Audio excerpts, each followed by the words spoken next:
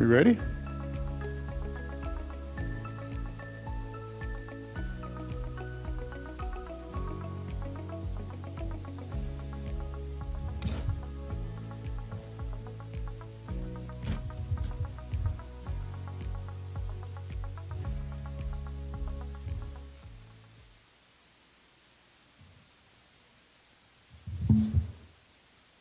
Good morning.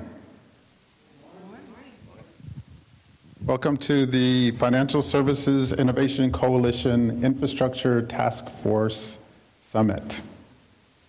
We're here today to talk about infrastructure and ways that we can work together to improve opportunities for diverse communities to be involved in large infrastructure projects across the country. We have an outstanding panel here today that'll be introducing us to new vision and new opportunities, talking about how they individually and collectively can work together to maximize minority participation in infrastructure across the country. So I want to give each of the panelists an opportunity to introduce themselves. Cece, do you want to start? Sure. Can everybody hear me? Okay. Hi, everybody. My name is Cece Wright. I am a citizen of the Klamath Tribes. I am originally from Oregon. I'm the policy manager at the National Congress of American Indians, and I also work on infrastructure issues for NCAI, which includes housing, telecommunications, broadband, utilities, you name it. And I've been with NCAI for a little over 3 years now.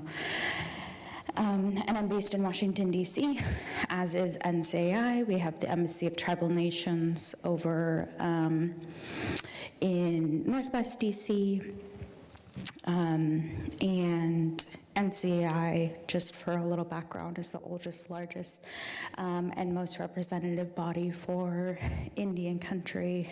We were founded in 1944. We're celebrating our 80th year. And the Congress consists of federally recognized and state recognized tribes from throughout Indian country, and it's sort of modeled in the same way as Congress. There are tribal delegates who represent their sovereign tribal nations and their interests on behalf sort of as delegates to the National Congress of American Indians. We have 3 meetings a year where the Congress convenes to talk about issues that are going on in Indian country broadly. We focus on issues in Indian country that are national in scope. So, or that generally affect the well-being of Indian country. So that's a little background on myself and NCAI, and I will pass it on. Ben? Hi, everybody. My name is Jen Steinfeld. I work for a fairly new organization called the Excessive Wealth Disorder Institute. And so what we're looking at is the ways that tax policy has been built to advantage wealth hoarding and to support the super wealthy in retaining their funding. One of the reasons that I wound up here is because we've been looking at the Opportunity Zone legislation and the ways that that did not really spur a lot of investment in communities, but actually was designed to create tax shelters for super wealthy folks to be able to take capital gains, so they already had a bunch of wealth, to be able to have enough capital gains to invest into these projects. And there was a lot of nice language in there about creating reinvestment without spurring displacement, but that's not what happened on the ground. Prior to going to work with EWDI, I worked for the National League of Cities and worked a lot with municipalities around their implementation of both the Infrastructure and Jobs Act as well as Opportunity Zones work, and looking at communities across the country. Most of those opportunity zones the selection of the spaces was extremely political, and so it wasn't necessarily the most distressed communities or the most distressed areas within communities. The legislation rolled out in really confusing ways, so the only thing that was very clear was that you could do real estate development, and so I think a lot of what happened was high-end real estate development spurred by extreme wealthy people and hedge funds and other investment firms. And it just really hasn't created that kind of community assets and community investment opportunities that some would argue it aspired to. I would argue it's working exactly as it was designed to work. So I think, with EWDI, when I was interviewing for my job, I said, I've spent so much of my career looking at what's happening at the lower income, what's the floor that people are living with, and I'm not really that worried about extremely wealthy people. If they're just, if they want to sit in a room full of gold coins like Scrooge McDuck and swim around in that, why does that impact me? And what our executive director said to me, she was like, if that's what was happening, that would be fine, but that's not what's happening. People who have this excessive amount of wealth, and I'm talking about hundreds and hundreds and hundreds of millions or billions of dollars, so more money than they can ever spend, even with the most lavish lifestyle. They're not just swimming around in a room full of gold coins. They're using that to influence policy. They're using that to influence the public agenda, even when they're doing good quality work, like, a lot of people point to the Gates Foundation and their work on malaria eradication. That's great work that they're doing, but that's private work, and it's not building a public health infrastructure. So at any time, those individual people could decide, I don't want to work in this country anymore, this isn't the issue that I'm interested in anymore, and just move all of that issue, their investment in that, into another idea or concept. Super wealthy folks are influencing what gets shown in art museums. They're influencing what departments get endowed at universities. They're influencing what new wings are being built in hospitals. And so they're really driving what is part of the public agenda, not to mention the influence that they're able to have on the electoral process, both directly as donors as well as with super PACs and other dark money work. And then finally, what we're looking at, the charitable giving reform and the ways that essentially that's been structured to create tax shelters, again, for wealthy individuals to aggregate and hoard their wealth and then continue to drive their agenda forward. And how much of that money then winds up tied up in an endowment rather than actually going to the issues that it's supposed to be influencing. So the way that charitable law is constructed right now is if you have a foundation, they only have to give away 5% of their revenue off their endowment each year. So that could be a tiny, tiny amount of money, and all the rest of that money stays invested and not actually driving whatever their public purpose is. So I think we'll speak more about all of those tax policies, but that really sold me on why I should be concerned about the tax implications of wealth aggregation and the super wealthy and the way that they're able to pass that down from generation to generation and keep that money from moving around and really driving additional investment in our communities, driving quality of life for people in our communities. And I'll pass it on. Thanks, Jen. Good morning, everybody. And for those also listening online, welcome to this awesome event. When I have a mic, I really feel like we need to start singing, "We're having a party," right? And so here I am, here in Washington, D.C. My name is Lynn Pinkel. I am the CEO of Mackey Company. We are a strategic consulting company, more specifically, industry-specific consulting company. And personally, I have a background in construction and real estate development, as well as highways and byways and bridges. I'm here today to really understand, or maybe perhaps redefine, the meaning of what leveling the playing field is for minorities, women, veterans, and to set aside programs that are being impacted by the recent lawsuits that are transpiring that removes race as a factor in consideration. And really my main statement here is if they are going after race, they could potentially go off after women and veteran and other set-aside programs. That's really the meat and bones of a lot of our certified small businesses throughout the United States. And I'm really looking forward to having conversation and sharing a little bit insights of what's going on in these specific programs and figure out really how we should define or redefine the leveling of playing field in light of the current landscape. So with that said, let me pass it off to Young. Thank you. Good morning. Wanted to start by saying thank you, Brad, for having me come out here today. I feel very special, getting on a plane and coming all the way across the country. I stood him up the first time he asked me to come to an event, so, just apologize for that. What am I? First, I'm a husband, a father of 3 kids. Second, I'm a hunter and a rancher.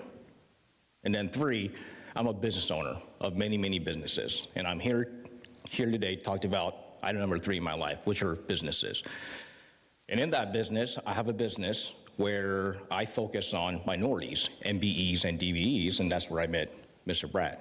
Some of the organizations, I was the president interim. I'm the vice president now of National Association of Minority Contractors, NAMAC of state of Washington. I've been involved with them for about 10 years, but I'll tell you loosely about them. They're an organization that started back in the 70s in Oakland, and they are the biggest contracting forum of minorities in the United States. So I represent Washington with them. I also serve as a founding board member for Association of Women and Minority Businesses, also known for AMBI, and I help minorities look for government contracting into both services and contracting. And then what makes me really relevant here is in the state of Washington, they have a Capital Project Review Advisory Board, CPARB, and part of that, they have what they call PRC, which is Project Review Committee. And it's a committee that was put together by the governor by law to look after the best interests of minorities as capital projects get born and sprout into funds, into projects. So as it's going through, they have representatives that represent schools, government, all these different agencies to make sure the whole state of Washington covers the right type of representation on these government funds.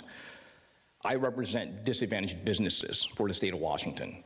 So the governor put me there to make sure as these capital funds go through that they're not forgotten about. So I'm a part of that. So yes, I approve capital projects in the state of Washington. And have I rejected school districts and certain, yeah, I have because of it.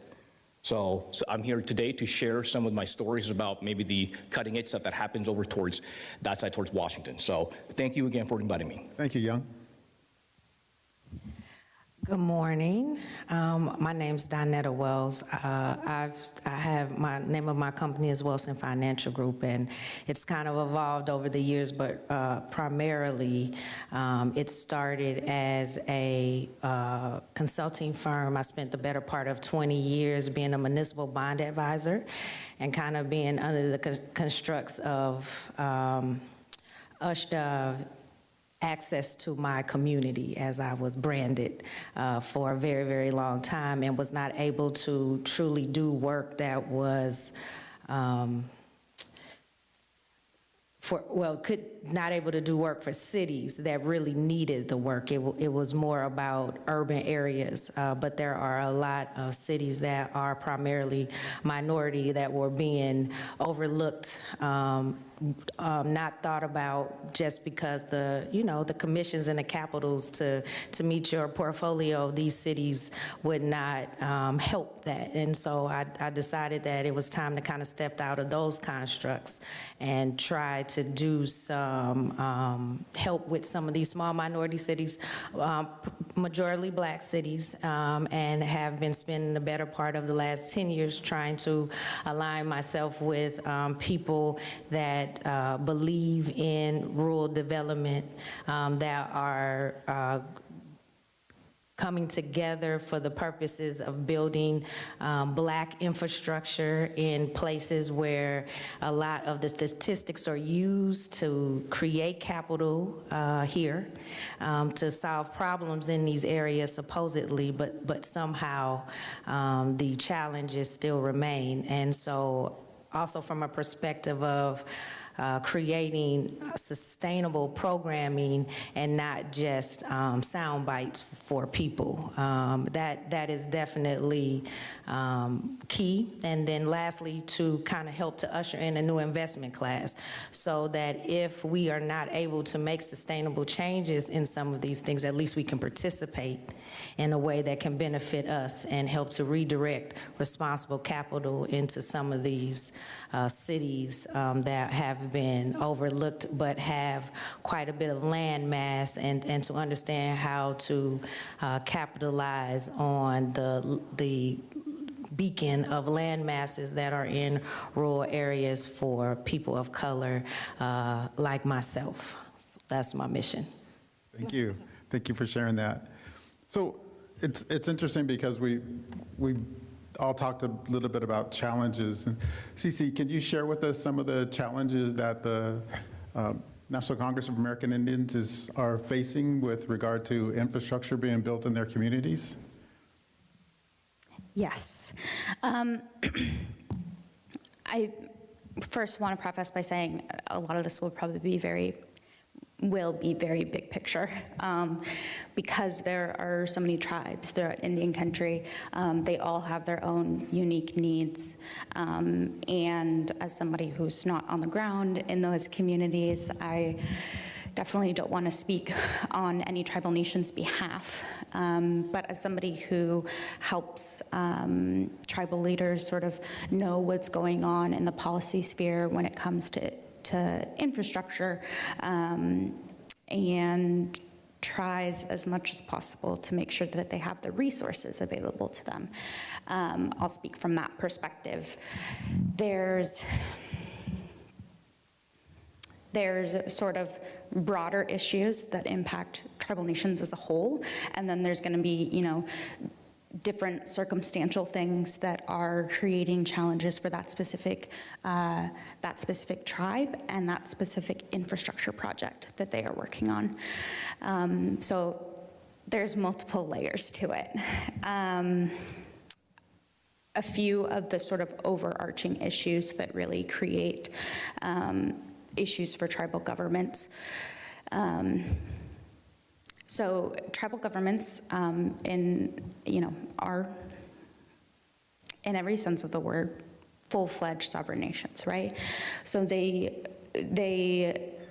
perform pretty much every essential government function, with the exception of currency, military, and one of those things that is a little bit more of a gray area is tax. So they don't have a tax base. They don't tax their citizens. And to the extent that tribes do have economic enterprises that generate revenue for them, whether they're in agriculture or gaming or real estate, whatever investments they're making as a sovereign nation, oftentimes,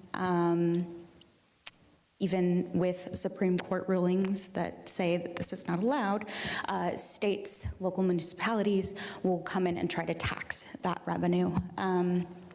And so oftentimes, tribal nations deal with this issue of dual taxation, right, where they're getting taxed by multiple outside governments on their enterprises. And so that really hinders their ability to make profits, to have their own capital that they can reinvest in their communities.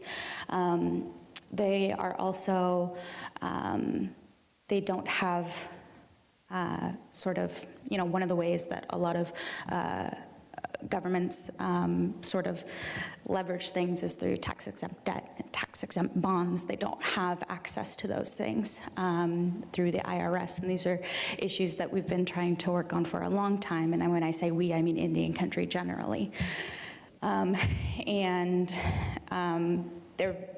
very complicated issues. But at the heart of it is really taking away that self-determination and that sovereignty from tribal nations and not allowing them to operate as the full-fledged tribal governments that they are and they're supposed to be in an economic sense. So tax and tax credits and things like that really hinder tribal nations' ability to access capital, to leverage capital. And I was just talking before this panel about land held in trust by the federal government. You're not able to leverage the assets on federal land, right? So a lot of governments, businesses, the way that they sort of access capital is by leveraging assets. When you can't leverage any of those assets that exist on federal land, that process becomes very hard and becomes very much a maze, and you have to, tribal governments are having a harder time navigating the space of accessing capital investments and leveraging the things that they have worked very hard to build in terms of their enterprises and capital. So, right off the bat, there's a ton of challenges just up front with accessing that capital. And then using it is always, a different story. So without a tax base, a lot of tribal nations are required to rely on federal funding, grant funding, formula funding, authorized by Congress, to really operate their nations and their government programs. That often results in, if there's an infrastructure project, whether it's housing or broadband or transportation, those projects become sort of a puzzle, right? You have to piece together all of these different government funding programs because one oftentimes isn't enough, right? So especially the past few years, if you want to do a housing project, you are using CARES funding, you're using ARPA funding, you're using, the regular formula funding that you get for housing, all sorts of things to sort of make ends meet when it comes to infrastructure projects. And tribal nations often don't have the capacity or the resources to really keep up with all of that, right? And so a lot of their time and energy isn't spent on innovation or doing the things that they really want to do, whether it's, clean energy projects or anything like that. It's spent on, dealing with a maze of grant applications, regulations, waivers. It's a really burdensome process to work on infrastructure projects. I work with the Intertribal Transportation Association. They have, I've talked to transportation directors that have, a $3 million project, but it's taken them 6 years to even get to the point where it's shovel ready. And if something is taking a lot longer because the process is burdensome and there's a lot of sort of red tape that you have to go through, sometimes, depending on what program it's coming from, the funding isn't even available for that long, right? So there's a certain amount of time that you have to obligate the funding, there's a certain amount of time that you have to spend the funds, and tribal nations then, if it's already taking too long, they have to turn around and request a waiver for extension on that time. So there's a lot of red tape, there's a lot of, and this goes for any infrastructure project, right? But as sort of under-resourced governments, and I'm sure for anybody who works in local government or state government, you already feel under-resourced, right? Or you already feel sort of stretched thin. So imagine that you're working on these, huge projects, these, really complex puzzles that, you're having to work with BIA, you're having to work with USDA Rural Development, you're having to work with the EPA, you're having to work with HUD, all of these things, and there's two people, maybe one person trying to do all of that. And so I think in a practical sense, these projects feel, sort of 2 steps forward, 1 step back. And that's when and if there is funding that is accessible.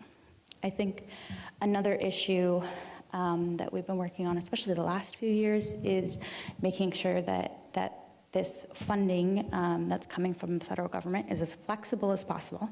A lot of the time, you go through the trouble of trying to find the projects. You're in the middle of the application and there's this one specific part that makes it not work for your project or your community or something along those lines. And so oftentimes, if there's a lot of, specific criteria that tribal nations have to meet, because they're all so different, they all have their own unique circumstances, the programs have to be as flexible and sort of vague as possible in order to really work for what they want to do. The federal government doesn't like vague. The federal government doesn't like flexible, right? They want to be able to track the money and sort of, they operate in this paternalistic way that really isn't, it's incongruent with sovereignty and self-determination, right? And so you're taking these sovereign nations and sort of forcing them, trying to box them in to fit to this program for, maybe it's $100,000 for this grant. And, it doesn't even scratch the surface of what you need for the entire project, but you're still having to jump through all of these hoops and, submit all of these waivers to make it work for you.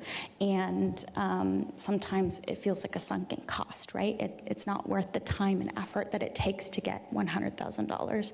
It's costing you even more to try and get that money, right? So there's tons of funding out there, especially in the last few years with the Infrastructure Act, ARPA, CARES Act, all of that.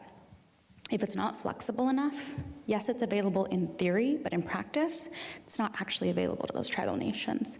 And one of the things that we have been trying to fight against for the past few years is we don't want Congress to turn around and say, well, we gave you all this money, but you didn't use it.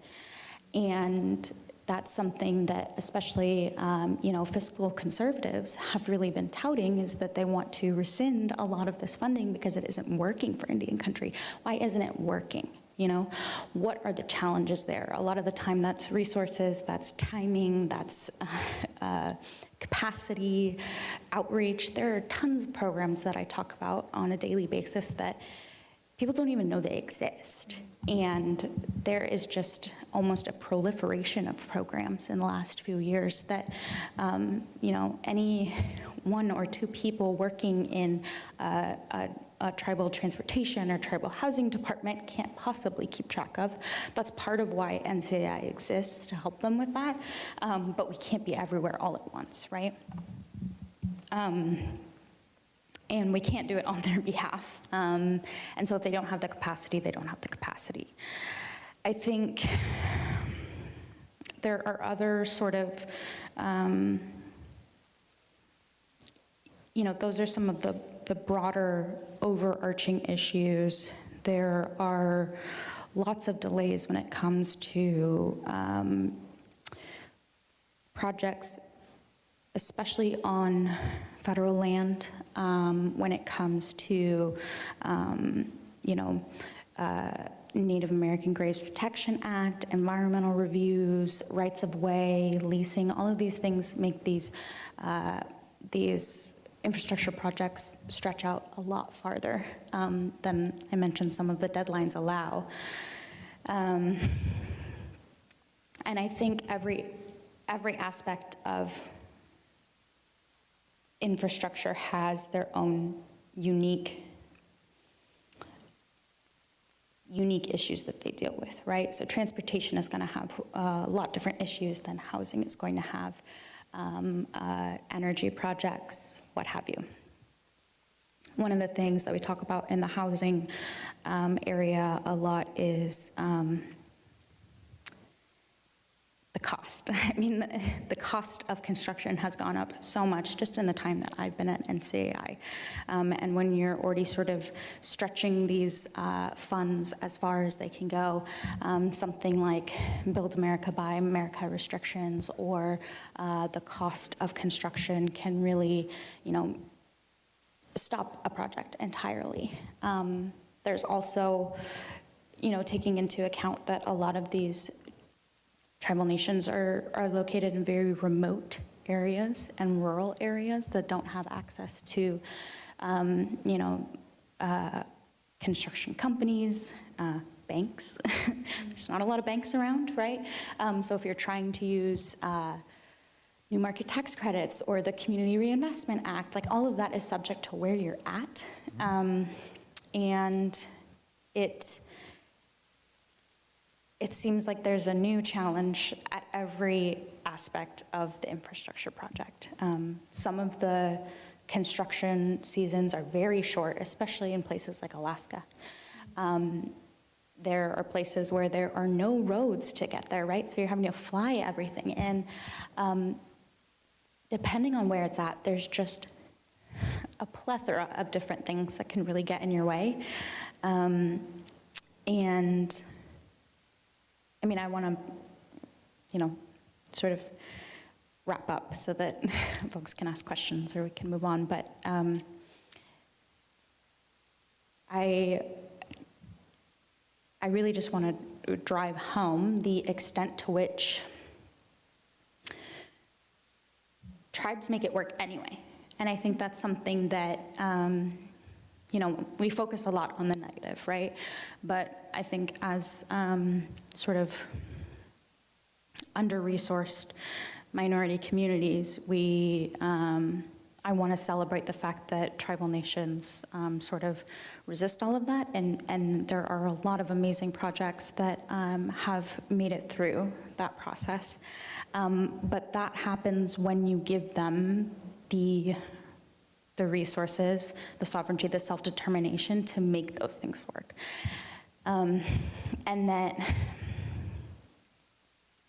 policymakers need to really commit it to memory that tribal nations are a part of the American family of governments, right?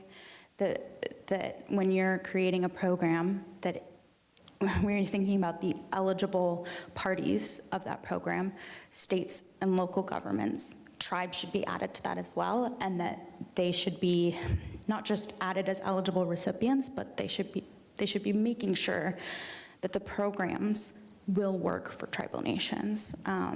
And a lot of the time, they sort of get added as an afterthought, like, oh, make tribes eligible for that.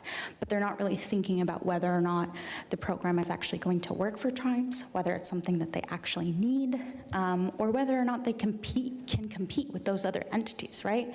When you're up against states and when you're up against, these metropolitan cities, you don't have the same amount of resources and the same amount of capacity to really compete for those grant monies.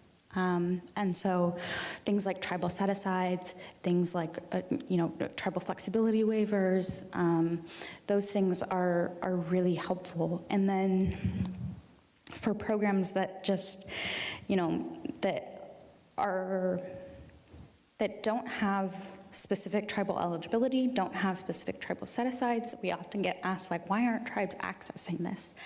And they're not, it doesn't necessarily preclude them from applying for these projects, but you also didn't include them, right, in a meaningful and useful way.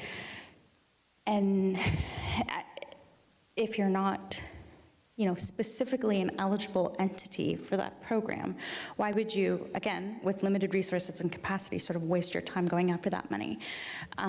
So if the way the program is structured and the way that the notice of funding opportunity is worded is more important than people really realize.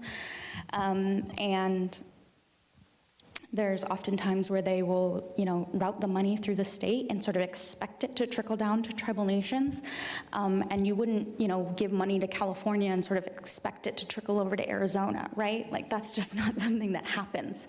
And so lawmakers and the folks who are writing these programs in Congress have to be very intentional about the way that they're including tribal nations in these programs.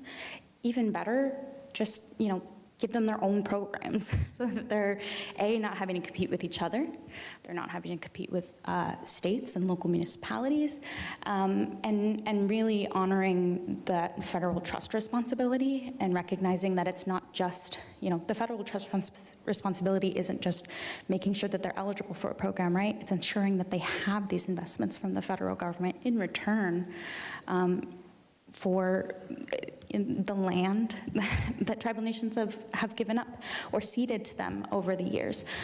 So that's something enshrined in the Constitution, right? But it's something that is such an afterthought because people assume that it no longer matters or that it's been long enough, right? But we don't treat our other sort of things enshrined in the Constitution that way. So I think commerce with tribal governments is something that really, it needs to be taken more seriously. And we've made a lot of progress in terms of some of the smaller issues, but a lot of those bigger things like the tax issues, those things still really need to be tackled, and we need champions in Congress who are willing to work on those and make it their life's work in Congress to get passed. We have a few people who are really passionate about them, but we still need some more support in a lot of those areas to really make sure that infrastructure itself and economic development is prioritized in these communities in a way that works for these communities. Because it's not always, a lot of these programs and grants focus on sort of the quantitative outcomes of these infrastructure projects and not really the qualitative aspects that they bring for these communities. And something about Indian country is that qualitative aspect is really, it's central to everything that we do. And we need folks outside of our community to really recognize that and uphold it the way that we do. Thank you for sharing that. That's really important for us to understand the unique environment that the tribes have and the situations that they're building their infrastructure in and the competitive situations that they deal with. And I know that the communities are so important when you're looking at funding, how the communities are going to be able to get the funding and how the communities are going to be able to process the funding. As you said, if it takes 3 years to build something, not only do you have challenges with the funding, but you also have challenges with the prices changing. So we recognize there are a lot of challenges for the tribes, and thank you for sharing all that with us. Jen, can you share a little bit about how you talked about how the wealthy aren't really investing in communities? Can you talk about some of the ways that they maybe should be investing in communities? I'd actually like to sort of challenge that framework, if that's okay with you. Sure. Because I think there's a point at which holding a certain amount of wealth as an individual or as a family it's just beyond the pale, right? It's unethical. So it's not necessarily, in my mind, that how people should be investing that excessive wealth, but that we need to have a tax system that recaptures that wealth and brings it back into our public coffers. And so whether we're looking at that as inheritance taxes, so that when, stopping that flow of intergenerational wealth between people, that's allowing, again, to recapture into government systems. Whether we're talking about the ways that capital gains are taxed and that they're preferentially, they're given a preferential tax rate over income. So no matter how much money you make if you're working for a living, if you're getting a paycheck, that's always going to be taxed at a higher rate than someone who isn't working and is getting that from, investments that were made from previous investment and previous dollars that are already held. I want to see more of that coming into our shared flow. And I say this as somebody who is often challenged by the priorities of our government. So I think we also need to be looking at the ways that our tax system allows super wealthy people to influence the economic system. And so I was just looking up the actual name of this. We're actually very supportive of a piece of legislation that was introduced by my senator, Senator Whitehouse of Rhode Island, and Representative Judy Chu, called the End Tax Breaks for Dark Money Act. And so this is closing a tax loophole that allows people to put up to $1.6 billion tax-free into dark money campaigns that influence our political system. I kind of feel like you don't ever need $1.6 billion. Like that's extra, right? That's what you have to recognize, is that's not the whole nut that somebody has. That's the money they're able to give away. So, just the idea that you can get a tax break for investing in having influence over our political system that then isn't even tracked directly back to you. So it's not like, oh, Jen Steinfeld bought that ad and, I don't have to stand behind it. I can put it into this super PAC entity, and it doesn't ever have to be traced back to me. And then I don't have to pay tax on that money. That's just bonkers to me. So, so I think that's one of the things that we're talking about, is the influence of excessive wealth on every aspect of our life, right? I think, we're having a lot of conversation about the cost of rent, whether that's commercial or residential rent right now. But I haven't heard, as part of that conversation, what happened after 2008 and the ways that hedge funds and wealthy individuals came in and scooped up all of these distressed properties, the ways that REITs were designed to be, they were designed to create community wealth, to let us pool our money together and buy something and keep it as a community asset. But now they have become essentially exchange-traded funds that are trying to turn, a 10% or more return year over year. I just got fired up about it because, I have a new job, so I went through the whole onboarding process and where our 401k money can be invested. And they had I don't know if you've seen this, I think they're called quilt charts, but just the different asset classes and what's at the top and what's at the bottom year over year. But for the last 8 years, real estate trusts have been in the top 5 categories, right? So they're turning the greatest return.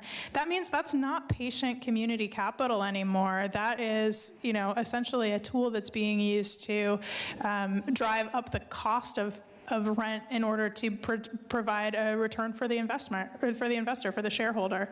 And so I think just the way that we're thinking about money, we need to change our mindset around money. We need to change our mindset. And, I think we can learn a lot from our tribal partners and our folks of Native and Indigenous communities about how we're even thinking about, what we hold for ourselves and what we hold for each other, what we hold for community. What's our safety net? I know I would feel really differently, just personally, if I felt like, when I'm old, there's something that will catch me and I'll be okay. I wouldn't feel like, oh, I have to save all my money and I have to keep it all for myself because I'm kind of on my own. So this individualistic mindset that we often have in America, it's allowed for a lot of innovation, it's allowed for a lot of really great things, but it's also cut us off from each other. And I think that we need to just do some real looking internally at what are the kinds of ways that we want to create shared prosperity versus just, I'm trying to get mine and you're on your own and, whatever I have, I'm keeping here, right? How can we invest in each other? How can we support each other? How can we look at ways that we can invest in a community that allows all of us to thrive? Because I think when we really have a thriving community, it feels a lot more robust and engaged. And, I don't have a problem. I like to live a comfortable life. I like to wear nice shoes. You know what I'm saying? I'm not saying that I want us all to be scraping by, but that's actually, I feel like it's really hard when you are the only person with wealth and you're living basically behind a barbed wire fence and keeping yourself cut off from a horde of people who just don't have enough. And that's not the world that I want to live in. I want to live in a world where we all have a little bit of comfort and we can all make sure that, all the children in our community have access to a great education, have access to learning opportunities outside of school, and can go on vacation, that we all can get our teeth fixed when we need to. All of those things that we just need to be able to take care of and not be stressed about as individual people. If we had more of that connecting all of us, I think there would be less pressure to aggregate, and I think we would all feel a little bit less stressed in our personal situation. We'd be able to take care of each other a little bit more. Amen. Lynn, do you want to talk a little bit about what's happening politically with the Supreme Court and some of the DE&I decisions that have come up? Okay, do we have an hour, 2 hours? How long do I have? No, here? no, we don't. Okay, I gotta do a high level.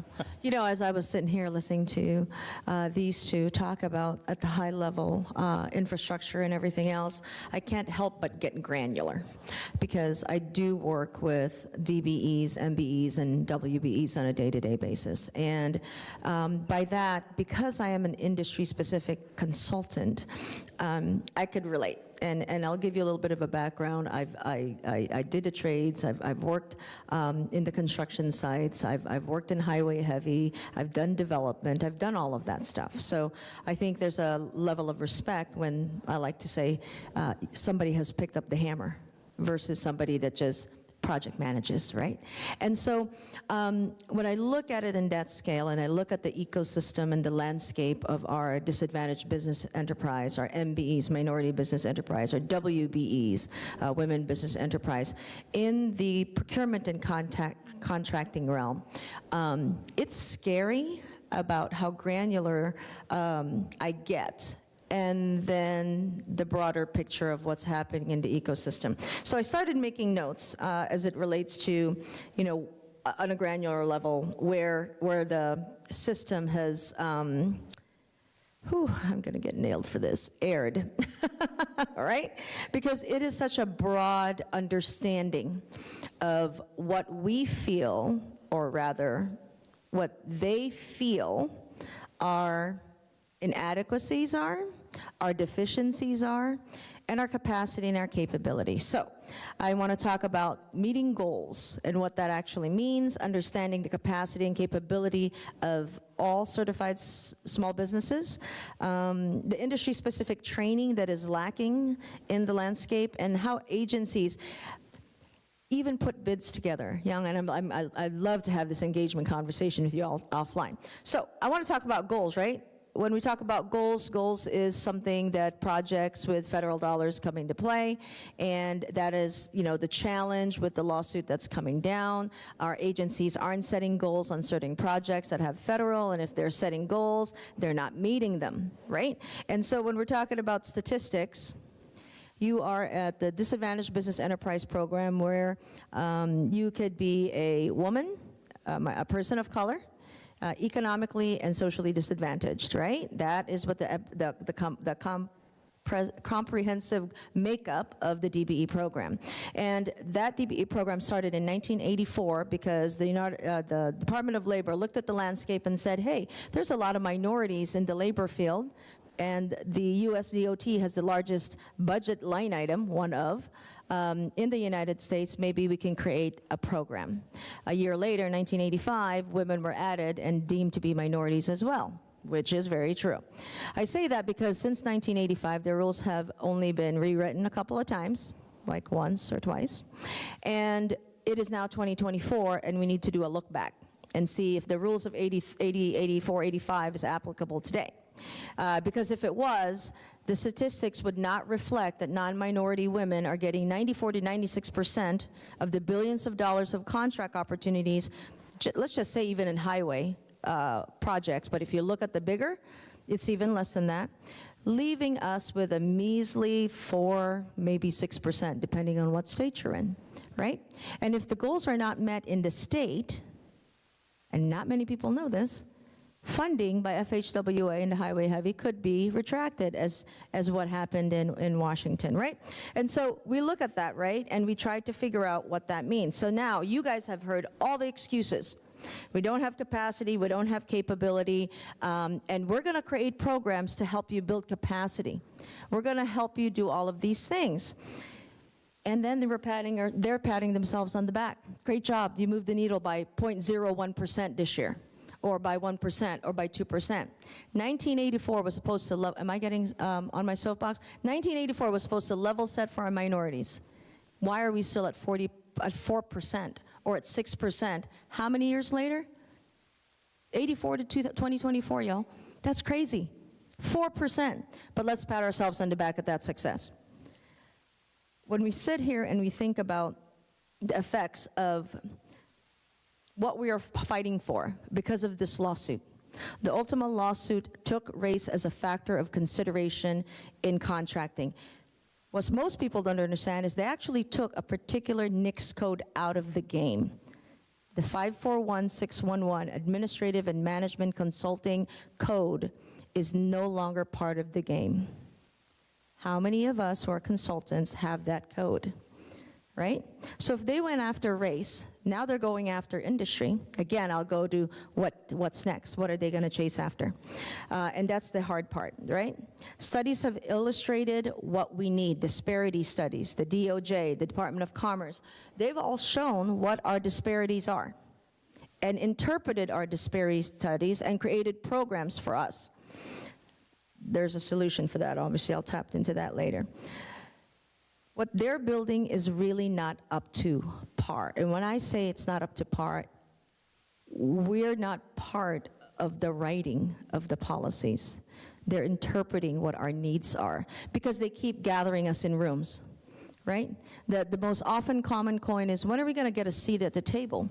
And yet when we get a seat at the table, they're harvesting our knowledge instead of paying us to put a program together. That's insane. Right? So I object to that. I encourage you to get a seat at the table, but make sure the seat is actually intentional to include you in co-authoring something, not just harvesting what they feel or what they interpret is your need, right? So I'll go back to another point. It's the shallow definition of capacity and capability of minorities, women, veterans, right? We meet with specialists, we interview with them, we tell them about our business, and we give capability statements, right? That's the norm, right? We attend events, we attend meet and greets, we hand over business cards, we try to get a meeting in, right? But did that equate to a contract? Folks, certification is not required in government contracting. It needs to be a strategy for your business. It has to be a strategy for your business because they're going to give you 150% excuses that you are not qualified. Why? You don't know a certified payroll. I'll go to construction. You don't know how to read plans. You don't know how to do bids. You don't have a safety manager. Your risk factors are too high. Your workers' comp you don't have. You don't have bonding insurance. You don't have financials that make sense, and so on and so forth. And this happens both in private and public sector, right? So right off the cuff, if you don't have your stuff together, you've already been disqualified and you didn't know it. But they're selling you on get certified, attend our 30 classes, and everything else. Again, studies show all of our certified small businesses attend business development classes. They work on business plans and marketing, create websites, create social media.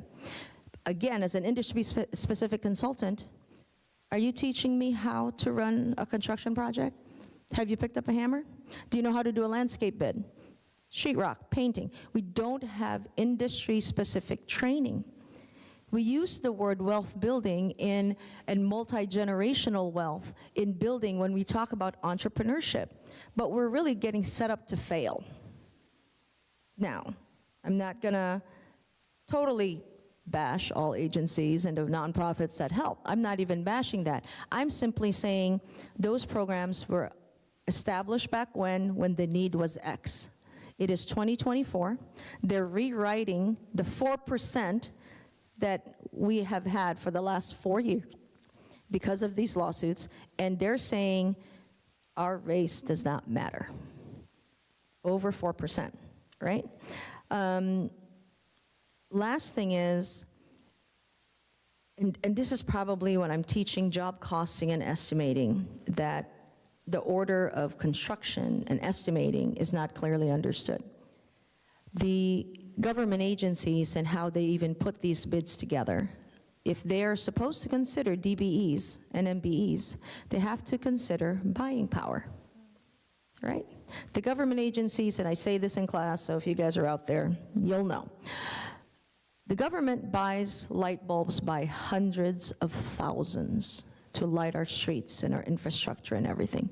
They have a membership at Costco, right? They buy light bulbs at, 10 cents on the dollar. Then you go to a Prime, the bigger guys. They have a membership at Target. They can buy light bulbs at about 25 cents on the dollar, right? Now they come down to the second tier, which most of our small businesses are. And we don't have membership at Costco, so we can't buy in volume. We don't have it at Target either. So we got to go to the dollar store maybe, right? Maybe Walmart, where we can get it 2 for $1, 50 cents. So if the government agency is bidding this project at 25 cents, and they're saying we want to include minority participation, women participation, why are you putting this bid on 1, low bid, 2, at 25 cents a light bulb? Shouldn't that pricing be inclusive at 50 cents so that we can play the game? Just the point of consideration when you're looking at all this. And so outside of that challenge is this lawsuit, right? So they've deemed us lack of capability. They've deemed us lack of capacity. They've created programs, and I'm not saying every program is lousy. I'm simply saying some programs have not been effective. And for others who took took the bull by the horns and ran with it, they were given opportunities. But in every single one community, I can count in one or maybe even 2 hands, I'll give it a benefit, in 2 hands, how many of black and brown and women have been favored, and they're willing to grow that. We don't build a continuous line for the next up, right? How many? I'll wait. That's the scary part. And if you go to every major city, there's always one person of color, another person of color who happens to be a woman, and then you have your women. They didn't intentionally want to be labeled as the favored, but you know which contracts go to which person of color or which woman. This is the divide that's going to happen for us, has been happening to us, and what's going on at the Supreme Court and the removal of race as a consideration is beyond words. And for anyone out there who feel that the level of playing field is equal, or that if the shoe was on the other foot, folks, as minorities, we didn't have shoes. We didn't have shoes. And the shoes that we have didn't fit. And the shoes that is on that other foot, as other people claim, is not even the right size. So explain to me how we are supposed to be at a level playing field. And I'll throw it back to, again, the Civil Rights Act of 1866 that is supposed to level all United States citizens and African American slaves. Back in 1866. At the time, that regulation made sense because of the state of where the United States is. If, in fact, that was leveled, why was it necessary to have a Civil Rights Act of 1964? The affirmative action. Because it was never leveled to begin with. The shoes never fit us. It never even made sense because we weren't invited to co-author anything. Period. If things are getting rewritten anyway, now is the time for all minorities and women to join together and push legislation to start including us in co-authoring. Let us help you write the bill. And I'll close with this. This lawsuit is so scary, guys. And we have to do our best to help the agencies not get sued. Because if the agencies get sued over race, all minorities will be screwed. Thank you.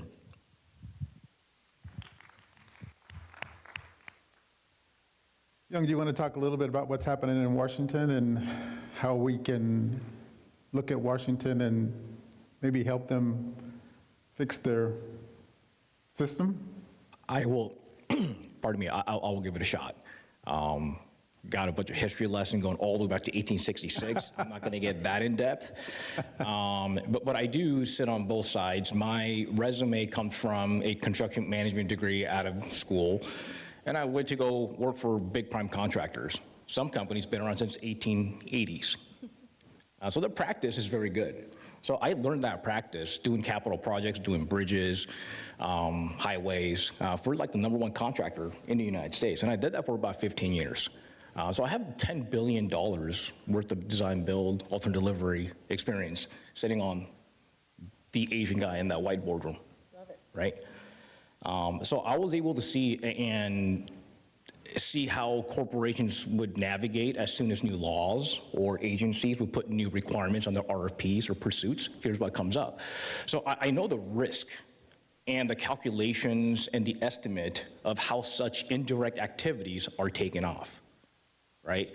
For example, in the RFP, if a client comes in and says, hey, this must be done, ... there's a level of action that requires resources, people, right, place, like everything else. So that gets taken off. So going back to what you said earlier, you have to catch it early. So in Washington, you have certain agencies that are better than others. The major departments like Washington State Department of Transportation, WashDOT, they have a great program where it's not. If it's over $25 million, WashDOT has to go through a process where they have to look at alternative delivery, design build or GCCM or whatever. Typically, they'll choose design build. If it goes that alternate delivery route, they have to look at now inclusion, and if it comes from state funds and federal funds, however the money comes from, it tells you how it's got to be split differently, right? Because like different states and counties and where the money comes from has different requirements, right, and goals. But Washington is more towards the requirement because there's also an executive order from the governor in 2019 saying that they're requirements going forward. They're not goals, they're requirements. So what does that mean? You have RFPs that are changing. The words are changing. You see key personnel from WashDOT. They used to typically ask for the construction manager, project manager, safety manager, design build manager, or quality manager, but they're typically the four major key players that they would ask for and look at their resume. So now the inclusion manager is part of that key personnel, and the safety and the quality guy, it is no longer, like they don't even know about it because now the client has figured out quality and safety should go without saying, right? So now they have this inclusion manager that's included. I'm on multiple projects, but I'm on one, on a $380 million design build, small little one. And on that job, it's a requirement, not a goal, requirement. 15% of design has to be MBE, DBE. 21% of construction has to be MBE and DBE. And in that specification, he also says, here's how many times you guys will meet a week. And they define guys. So every 2 weeks, in fact, yesterday, I was at that meeting where I sat with the head guy from WashDOT, head guy from the project from Atkinson, and we have meetings, and we know every single check of every single MBE as of 2 days ago.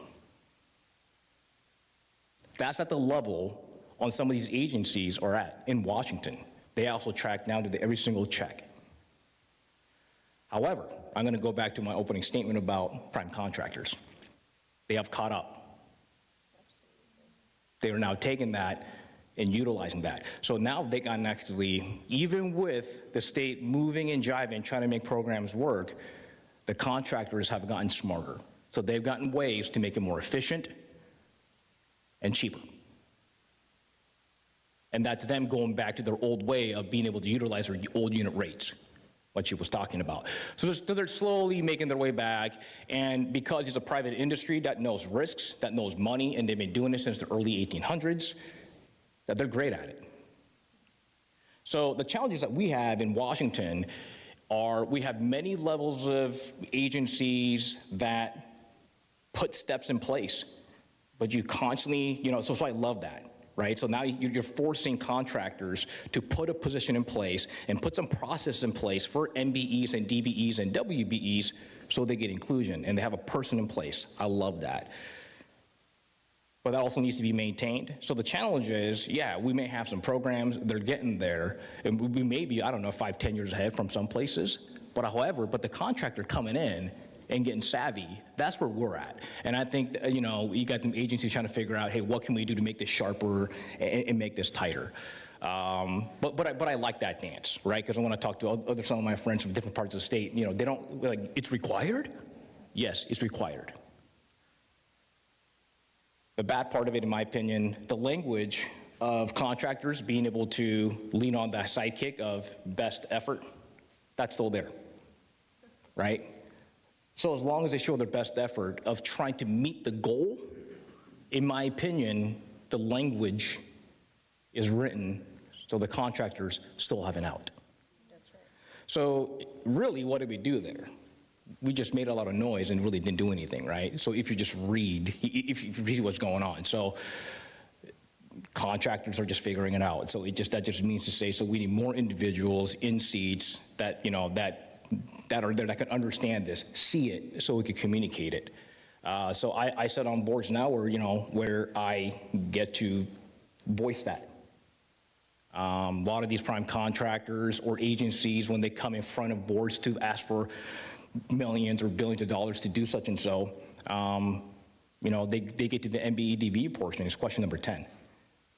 And a lot of times you'll see agencies and certain folks just point at a public-funded program, and that is their program. So, for example, they'll point at, hey, we're going to call these guys.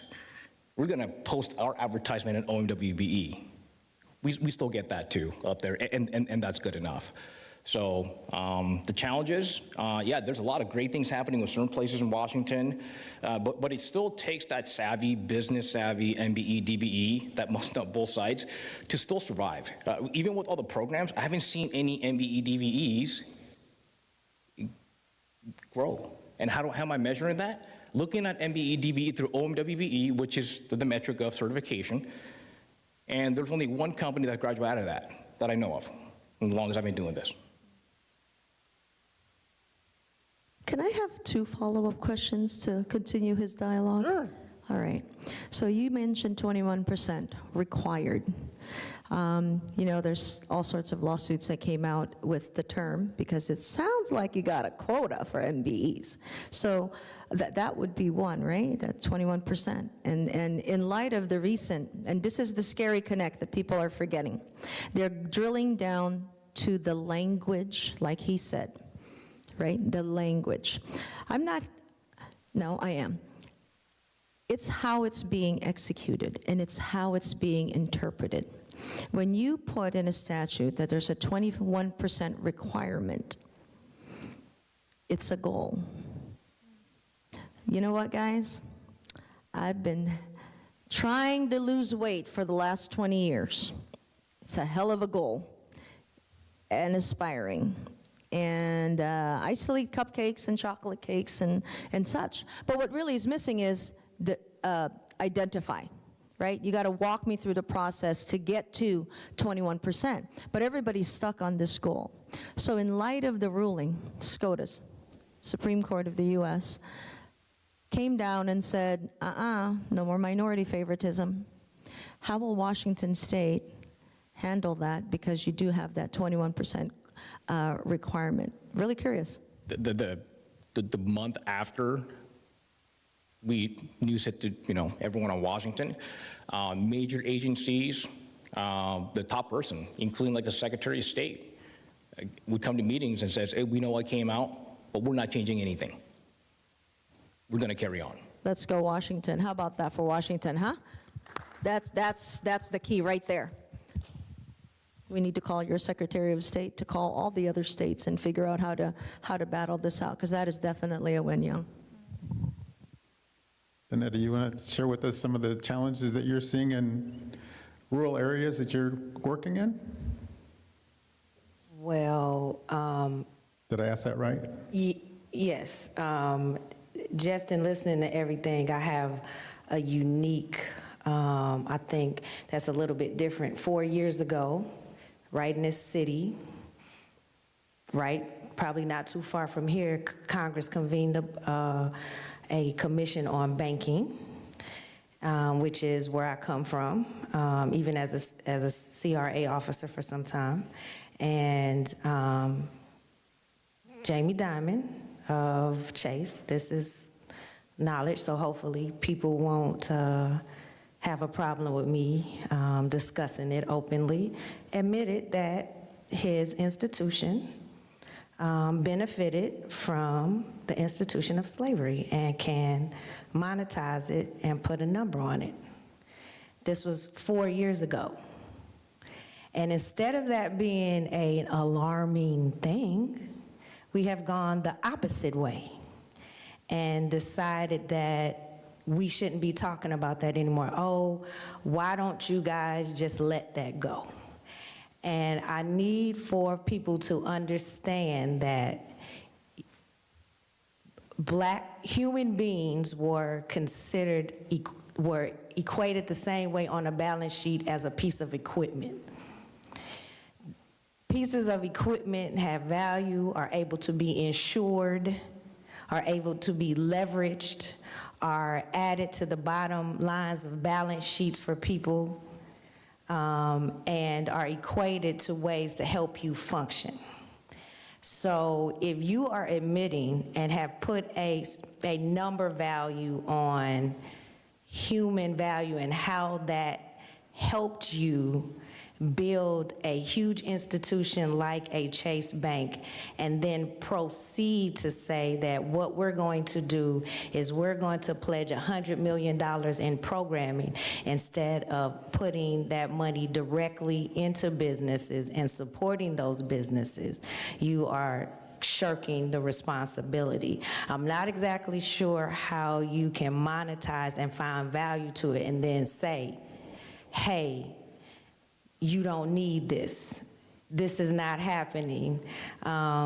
You should not have any type of set aside or special treatment when you can directly link the value of a person to things. So if you can admit openly in Congress that you have profited from it and still cannot get people on board enough to say, we should not be rescinding rights at this point, I think there should be some thought processes around, yes, we need to get a seat at the table, but I am of a thought process at this point that I'm gonna build my own table. Because obviously, the value that I bring to the society as a whole is never going to be fully quantified, and you are never going to pay me any type of return on my investment, whether that be intellectual property, whether that, and for instance, everyone spoke about how most of the things that we're talking about is not actually the skill set that are erecting the buildings, or that are building the vehicles or coming up with the technology. What we're talking about is the people that are able to manage the businesses. So how do we continue to put things in place, bonding requirements, insurance things, all these things, by the way, insurance companies included, that at one time insured people as property. So again, at some point, we were given some sort of value. So, but now that value doesn't exist and we don't need these things. So the fact that you can just admit, quantify, put a number on something, and we systematically take away those same rights. I'm not sure, and I think that we should all be like, yes, we all need to work together. Yes, we all need to write our congressmen, talk to our Secretary of States. There needs to be leadership to put, but at some point, you're gonna have to decide, hey, at what point can we divest and systematically work with each other? How can, and it's not just a Black thing, I'm specifically talking about slavery because it is quantifiable.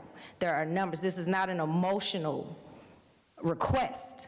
There are numbers that say these things, and then we systematically take away our pathways to this generational wealth that people are talking about, even though you can prove how your generational wealth was built off of other individuals. So I am not not trying to be or trying to come off as if this is not an important thing, that we don't need to hold our officials accountable. But you also need to hold yourself accountable. And what can we do to invest in each other? And especially in the Black community specifically, I'm part of an organization in Atlanta, a place where if you were born into poverty in 1965, you only have a 4% chance of getting out of that poverty if you are an African American. So please understand that 4% comes up a lot. And because you said it a lot of times, but understand that Atlanta is looked at the beacon of Black wealth, as a beacon of change for America, how things should be, how cooperative works. But the reality is we don't own the commercial real estate in Atlanta. We're not, there's a few companies, to your point, that will get, and you know these people, oh, we're not gonna, we know that so-and-so's involved, so we know that that's where that's going to. Okay, fine, we can navigate, but what is the purpose of putting these set-asides if it's only gonna make one generation of a family? That's not real. So the idea is, where we are trying to partner, where we're spending our monies, we have to be really deliberate in trying to spend it. And it's not gonna be as shiny all the time because we don't have the resources to hire a PR firm, but doesn't mean we're the ones actually doing the work. We're the ones actually building, we're actually the ones that are innovating. And then somebody comes behind and puts the money behind from this wealth that they generated unfortunately, off the backs of a lot of the people that they are now trying to take everything away from. So there is a little bit of, okay, yes, we have to cooperate, but at some point we're gonna have to build our own table, because, I mean, how long do you need to see that your seat at the table is so that, as I've been told so many times over my career, is just because we need access to your community? Stop telling me that. You need to, there needs to be at some point some investment directly into, I don't need another training program, which is great. Great. You're gonna show me how to, and it's free, so you should be happy, right? I'm gonna show you how to get your DBE done. I'm gonna show you how to get the certification, and it's free to you. We're gonna have meetings, we're gonna eat a little bit, we're gonna pass the cards out, we're gonna do all that, but I still don't have a contract. How is this when you can quantify that I built your company, I built the country? These are not emotional things. We have to not allow for it to keep turning into a conversation about you guys shouldn't feel that way. It's not about what I feel. These are numbers. This is real. There is a real systematic plan to take us back to before, when we were property. This is systematic, it's purposeful. All of these programs that we're all talking about, we benefiting as people of color, started with Black people, descendants of slaves, these programs to try to, quote unquote, level the playing field. So at some point, there has to be some directive directly into reinvesting some of the money that was made over the hundreds of years of free labor, and the insurance wrapping that was going on back in the 1800s, using people as collateral and people as part of your balance sheet. You were able to borrow against that. You were able to go to a bank and get money off to run your business, to scale your business, using people as part of your asset base. There's a systematic way to determine what you owe me, or what you owe us, or what you owe to descendants of slavery. And I'm not talking about reparations. I'm not talking about that in particular. There is a way for you to discover that, and instead of keep saying you're gonna invest these monies back into these programs, oh, by the way, which you decide who you're gonna get to educate us. You're gonna decide that. You're gonna put it into these agencies that you put together, where the people that run them do not look like the people that they're serving. They get those allocations to educate us about things. You have no idea what the struggle is that is inherent, because you don't live it. You're not on the ground. You don't understand it. There's no way. So again, you're allocating, and it's a tax write-off to them also. Let's be clear that this $100 million that they're putting in is also a tax write-off for money that they got off, that started with using people as an asset class. So like, I just want people to be conscious and understand, and it's not a black thing or descendants of slavery thing, because trust me, when they get done here, they're coming for you too. So let's not be naive. Let's not be, I'm not saying, talk about it. This is not a marching situation. Let's be deliberate, use the numbers to come up with real ways to properly reinvest and disperse patient capital responsibly. And of course, yes, support the people, but please allow for that support. If you're going to invest into some support systems, put it into some of the businesses or organizations that are on the ground that are really getting help. And lastly, we have to stop making it so that if I do apply for a grant, I have to get permission from 2 or 3 other people or support letters from other people that generally and systematically have never supported me before, but now they're supposed to support me to go get federal grant money, because if they don't support me, then I'm incapable of being a good fiduciary and dispersing the money to the people that I'm trying to help. So I have to get not only your permission, but your oversight in order for me to receive federal fundings to help the people that I'm trying to help directly. So that's I know it's little soapboxes, but again, even with the emotion, I'm still talking about the numbers of trying to create some real equality and equity in some of this government funding. Thank you. You're welcome. Thank you. If Dr. Steele were here, he would say racism. Real quick. Racism, which is exactly what we're talking about. We're talking about that with the tribes, the challenges that the tribes face in trying to access capital and build their infrastructure and protect their people and maintain their dignity and their sovereignty. And we're talking about the same situation with wealthy people who want to build those fences around their communities to make sure that people that don't look like them don't get to them. And the same situation with the Supreme Court. Makes absolutely no sense that we're going backwards as opposed to going forwards. And Young, when you leave loopholes in the policy that say that if you make a good faith effort, that's all you got to really do. You don't have to hire them, you don't have to pay them, they don't have to work for you, you just got to make a good faith effort. They tried. Yeah. They sent an email and had a meet and greet. I was going to say, put an ad in the paper, right? Exactly. But I will say this though, like some of the bigger agencies now have hired a specialist that looks just at prime contractors, right? So they have someone that would reports directly to WashDOT. So this person is completely independent, right? Another add-on would be like me, I'm the inclusion manager for that project, but my contract is with the prime contractor, right? So don't matter what business you have, am I gonna talk bad about my client? Yeah. So they're slowly figuring it out, and they're slowly to put people in the right places. So yeah, another thing I wanted to add, Brad, so they're constantly doing things.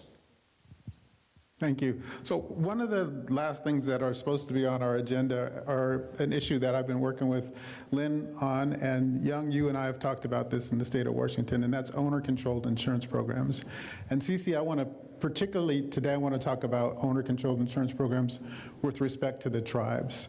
So an owner-controlled insurance program is a program that provides insurance for large infrastructure construction projects. And I'll use a specific example of the Nisqually tribe in Washington state. There's a Nisqually River that runs through the Nisqually tribe's land, and the I-5 goes over that river. So Washington DOT is rebuilding the bridge that goes over the Nisqually River. One of the opportunities that we have is for that bridge construction to be insured by Washington DOT and allow the Nisqually tribe to be a named insured on that insurance policy if they do an owner-controlled insurance program. And the owner-controlled insurance program provides insurance for all the contractors working on that project.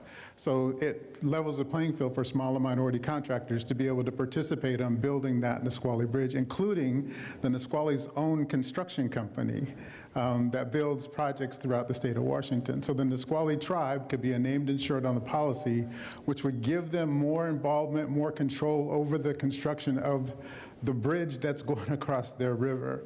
Otherwise, typically what happens is Washington DOT would hire a contractor.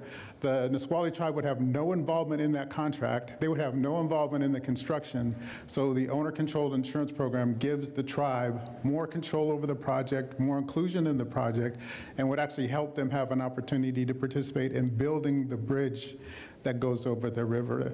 I didn't want to talk a lot about that because the conversation that we had was excellent, but I just wanted to share that with you. We invited the Native American Contractors Association to be here today, and I was able to spend some time at their conference here this week, and I just want to give a shout out to them for all the hard work that they do supporting Native American contractors. And we need to continue as we work with financial institutions to build coalitions.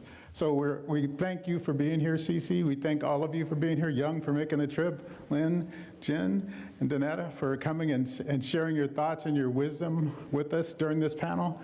And with that, we'll wrap it up. Unless you guys have questions. Questions?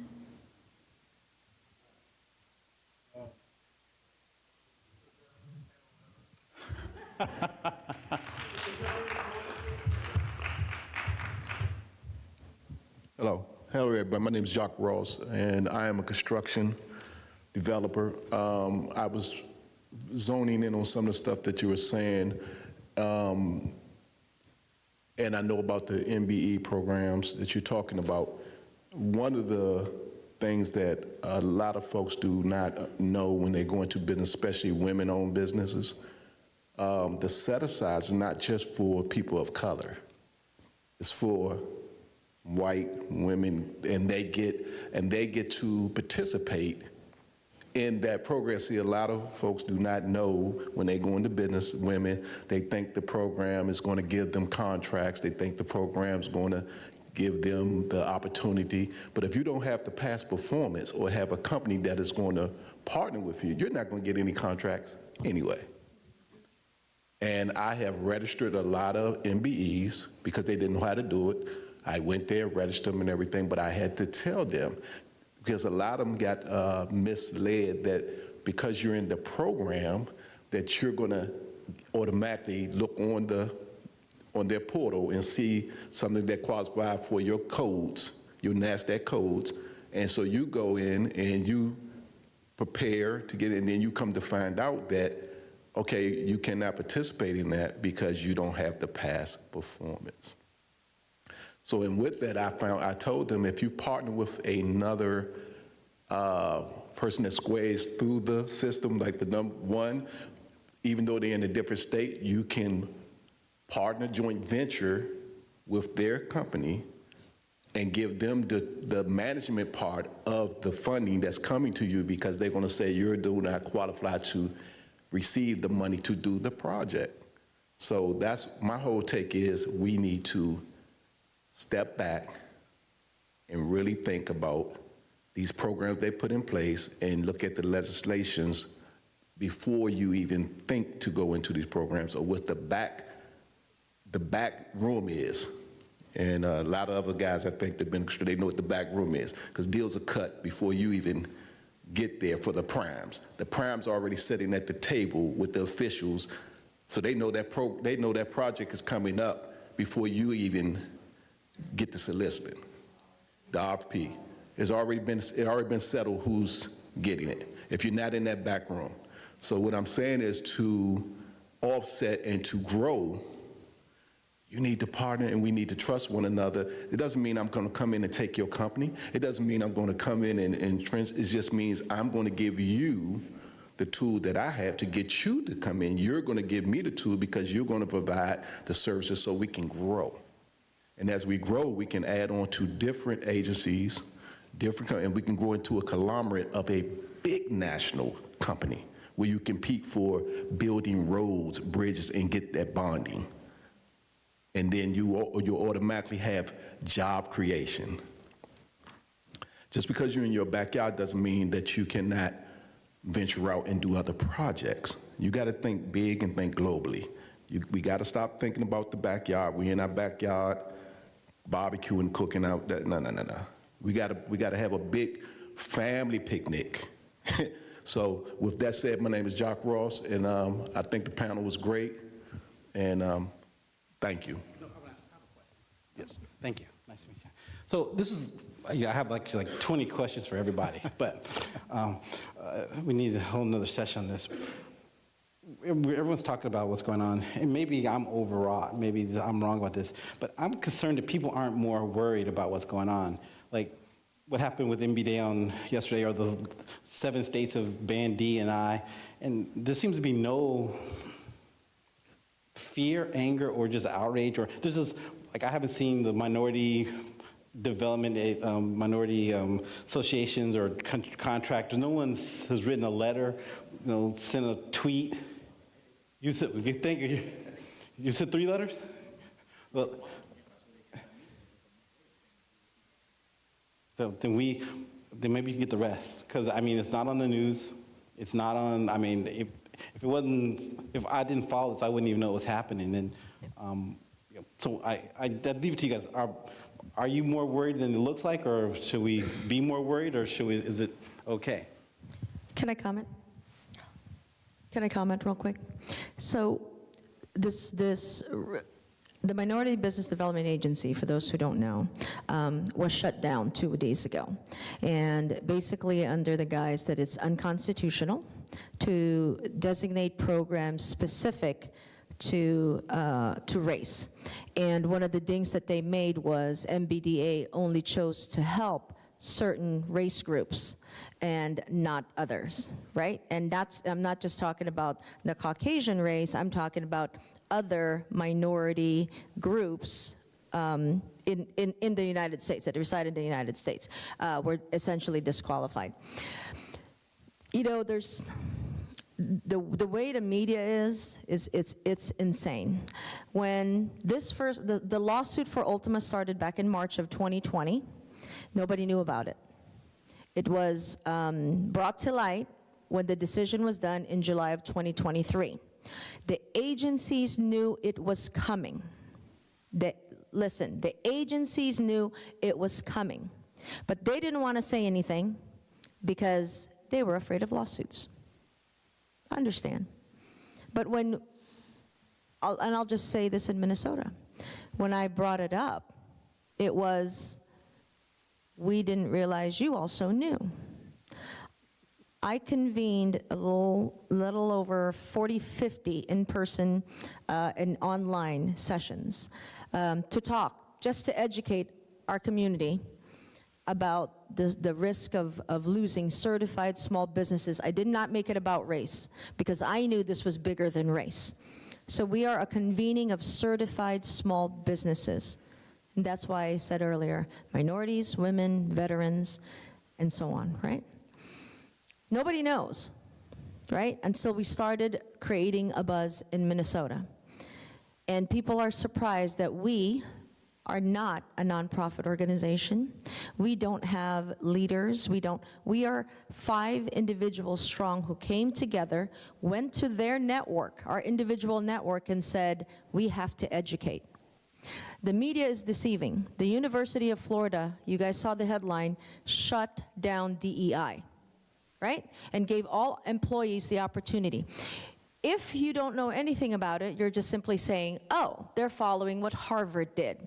Awesome. But when you don't click that article, you will not see the direct quote of the University of Florida's president, I believe, or a higher up, where they said, yes, we're shutting down DEI, and then there's this little comma at the end of his quote, and it says, and all DEI focus outside contracting. They are ripping our legs from under us, and we are not paying attention because we have the mentality of, that's really not my fight. That's really not about me. I'm trying to put food on the table because I have kids. I'm trying to just survive. And if we continue to have that mentality, it's not just their legs that's going to cut off, guys. We have to pay attention to anything and everything related to DEI. They're wiping us out one by one in opportunities. We're already hurting in health. We're already hurting in technology as communities of color. Guys, do you have if you haven't understood, broadband mirrors the map of redlining in our community. Do you know how many millions of dollars is in broadband? And we're not taking advantage of it. Most states, majority of the states, do not have IT goals for procurement. They don't have it. Are there Black, brown, women, veteran-owned technology companies out there that are qualified to do this work? 150%. We got to get out of our mindset. We got to get out of our mindset this is not our fight, because if we, and I'm not encouraging anybody to storm the castle either. Take a step back, look at their community leaders, and figure out, how do I stand shoulder to shoulder with you? And strategize to improve our chances. That's really what we need to do. And because no one is talking about it, I'm going to empower everybody online and in here to start talking about it. The Ultima versus SBA USDA lawsuit is taking our rights away and our existence away under the guidance of equality, when equality never existed to begin with. Thank you. So Kevin, I have one more question. can I give you an answer real quick? Go ahead. So I think we should write a letter.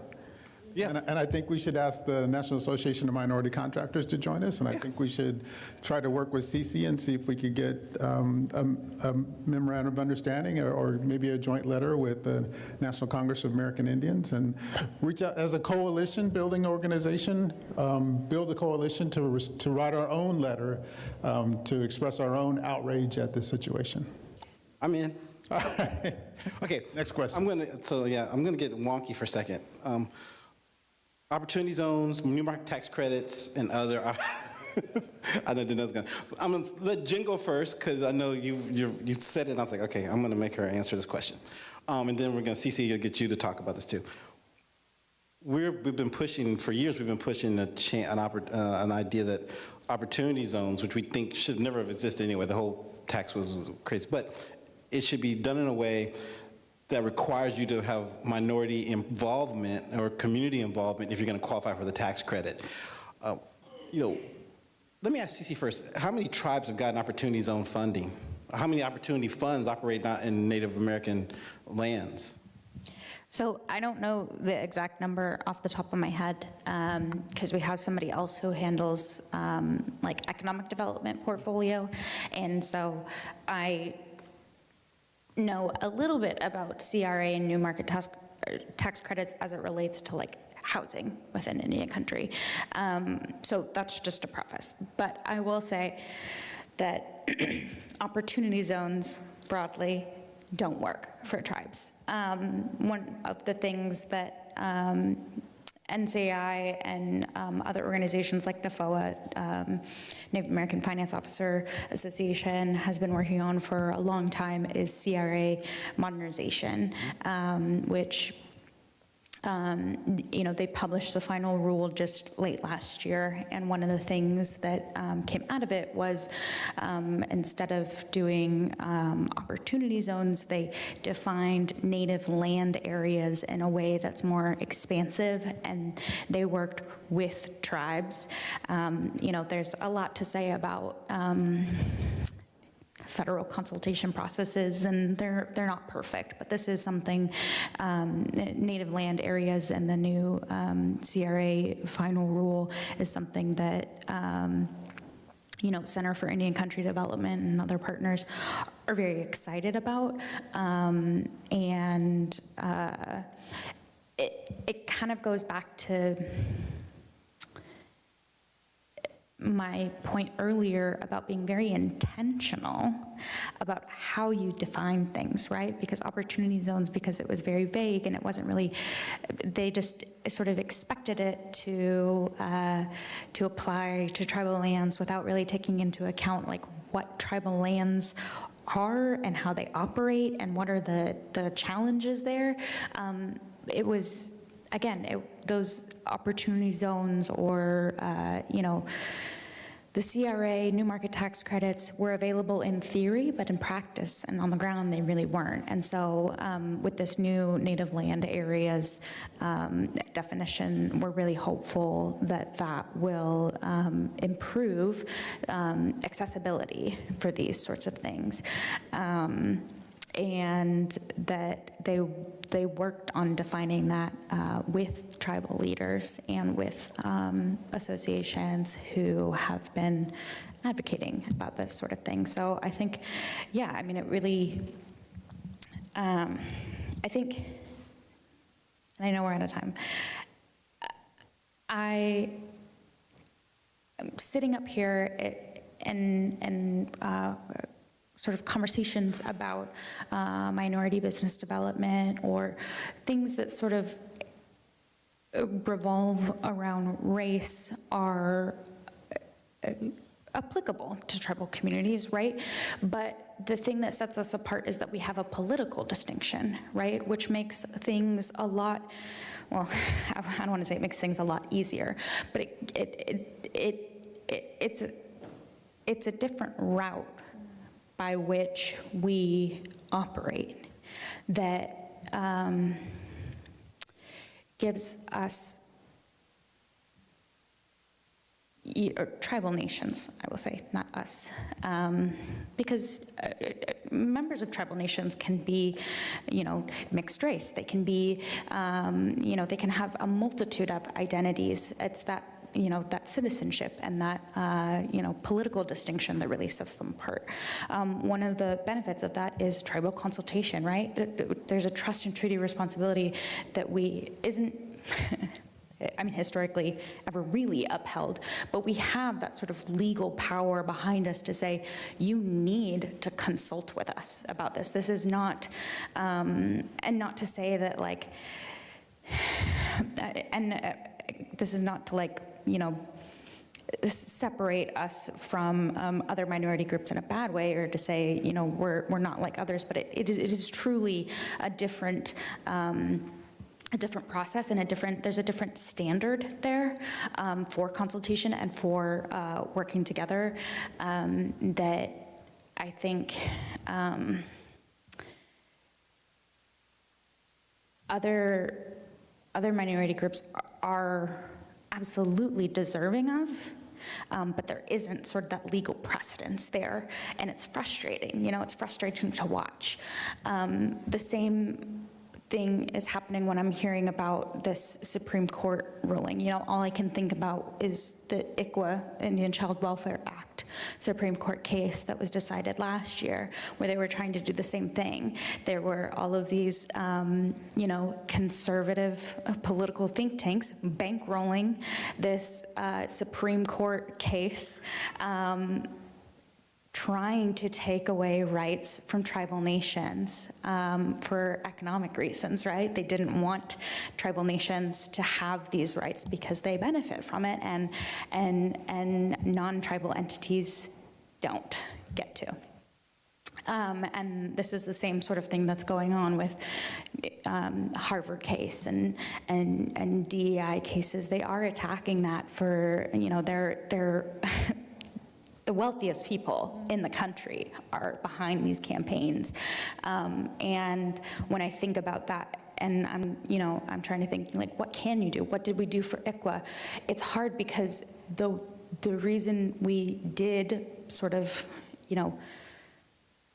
miraculously with the Supreme Court win that ICWA case was because of that political distinction and because of, the difference between, tribal nations aren't They aren't receiving this as part of building equity or equality. They're receiving it as part of the trust and treaty responsibility. And so when I think about like this new case, because they're not going to stop, right? Even if this one's decided in our favor, the attacks haven't ever stopped when it comes to these things. So from the perspective of NCAI, it's a little outside of our niche, but it still impacts Native people, on a personal level, and not necessarily, even if it's not necessarily impacting a tribal nation, it's going to impact their citizens in some way. That's another tangent, but I'll let other people answer questions. Yeah, I want to take a step back on opportunity zones. So first of all, let's remember that was part of the Tax Cut and Jobs Act, right? So this was a piece of legislation that was designed to reduce the amount of money the federal government was taking in. Now, I don't love paying taxes, right? I just filed my taxes. It's not a joyful time for me, but I do love living in a place where there is a public education system, where the roads work, where, someone's inspecting my food and making sure that it's safe, all of these things, right? So I think it's always important to think about what do we get out of having federal infrastructure, and remembering that there is right now a very real right-wing attack on the structure of federal government, right? There is a desire to undermine the existence of a federal government. It has are there problems with the way that the federal government is? Absolutely.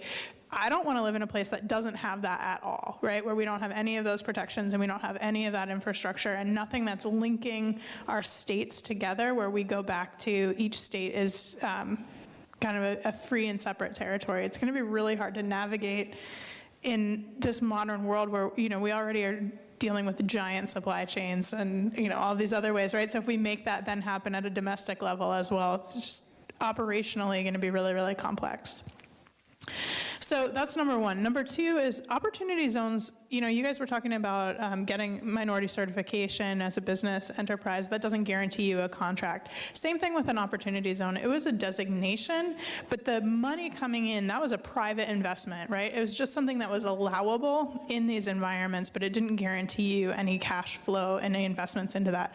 So I think, there were several hundred opportunity zones designated in tribal communities, but that doesn't mean that there's a pipeline then for private investment dollars to come in and for like shovel-ready projects to be developed. And again, these are people who are looking for a tax shelter now and an investment that's going to generate revenue quickly so that when they get their money back out, they're going to have a lot of additional funding over a 7-year period.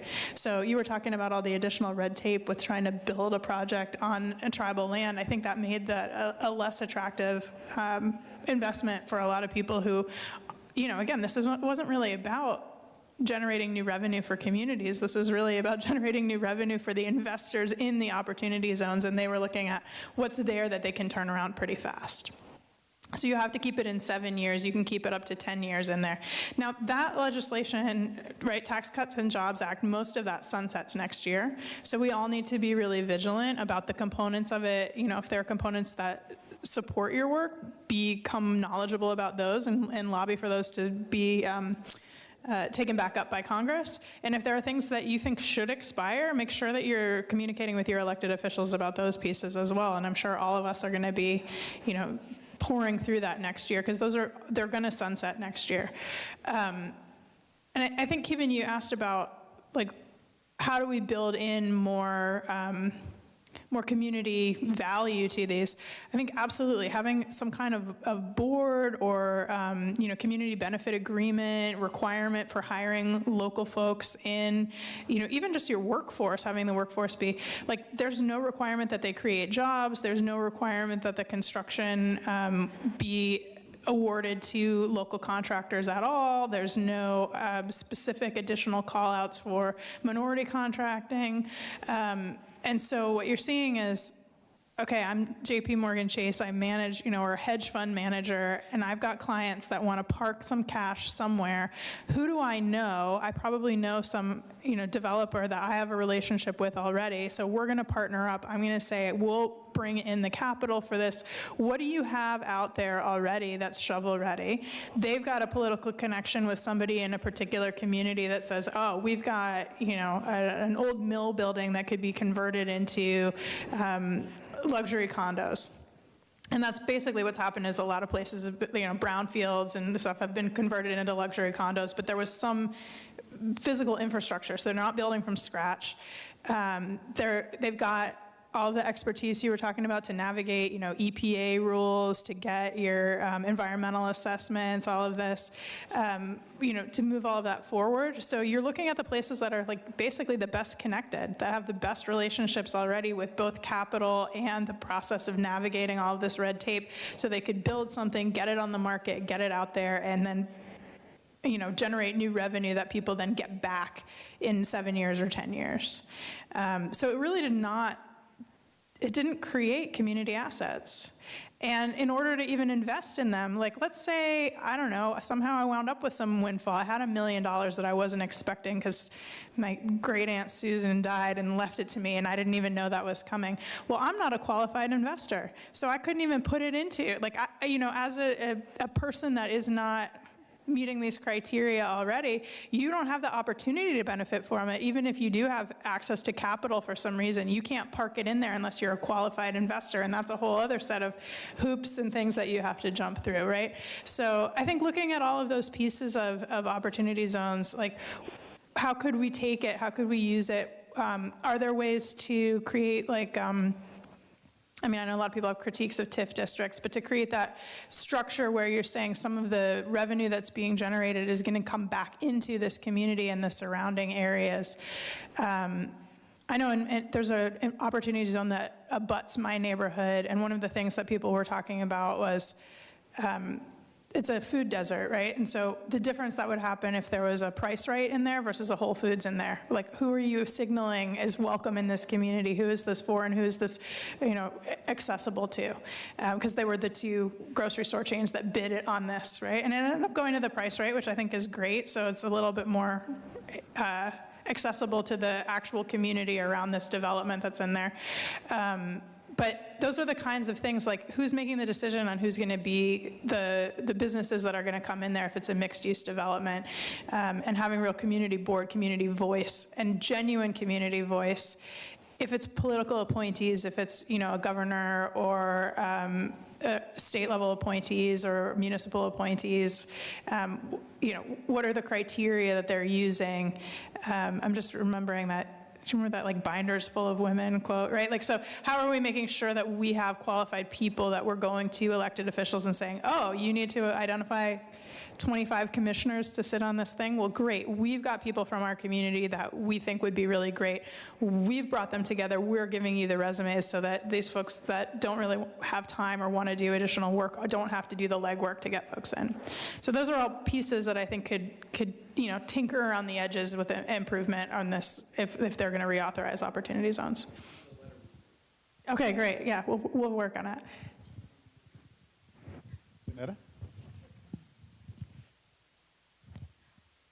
Well, inherently, this thing is just going to come back around in another name. I don't want to bust anybody's bubble, and I am so happy that we're talking about it, but this new market tax credit is just a reincarnation from when the affordability period ran out the last time. This is going to come back as something else because inherently some rich guy is going to need a tax shelter, and they're going to want cheap or free money from the federal government. That's just how currency works, the movement of money in this country, it goes that way. The reality is any program where you need a tax credit of that size, most of the people in the area where you're deploying it will never, ever have enough wealth to need a tax credit that way. And the banks that they're gonna be, there's so few banks that can really help them monetize the tax credits. And most of those banks are cronies with the developer that is friends with the guy that needs the tax credit in the beginning. So I just think inherently on the face, there is statistically always about the numbers, never about what you feel. Inherently, the idea that some rich guy that's detached from the area where they're supposed to reinvest in, that is all of a sudden going to be altruistic, and he's in a position where he needs $10 million worth of tax credits, that is never going to get to the people in the community. That is never going to happen. Like, it's not going to happen. It's not going to happen. Like, I do not want, like, we can figure out ways that we can tinker, and all of this stuff is great. And all of these, we have to have these conversations, and we have to get in rooms and get everybody's opinion, definitely.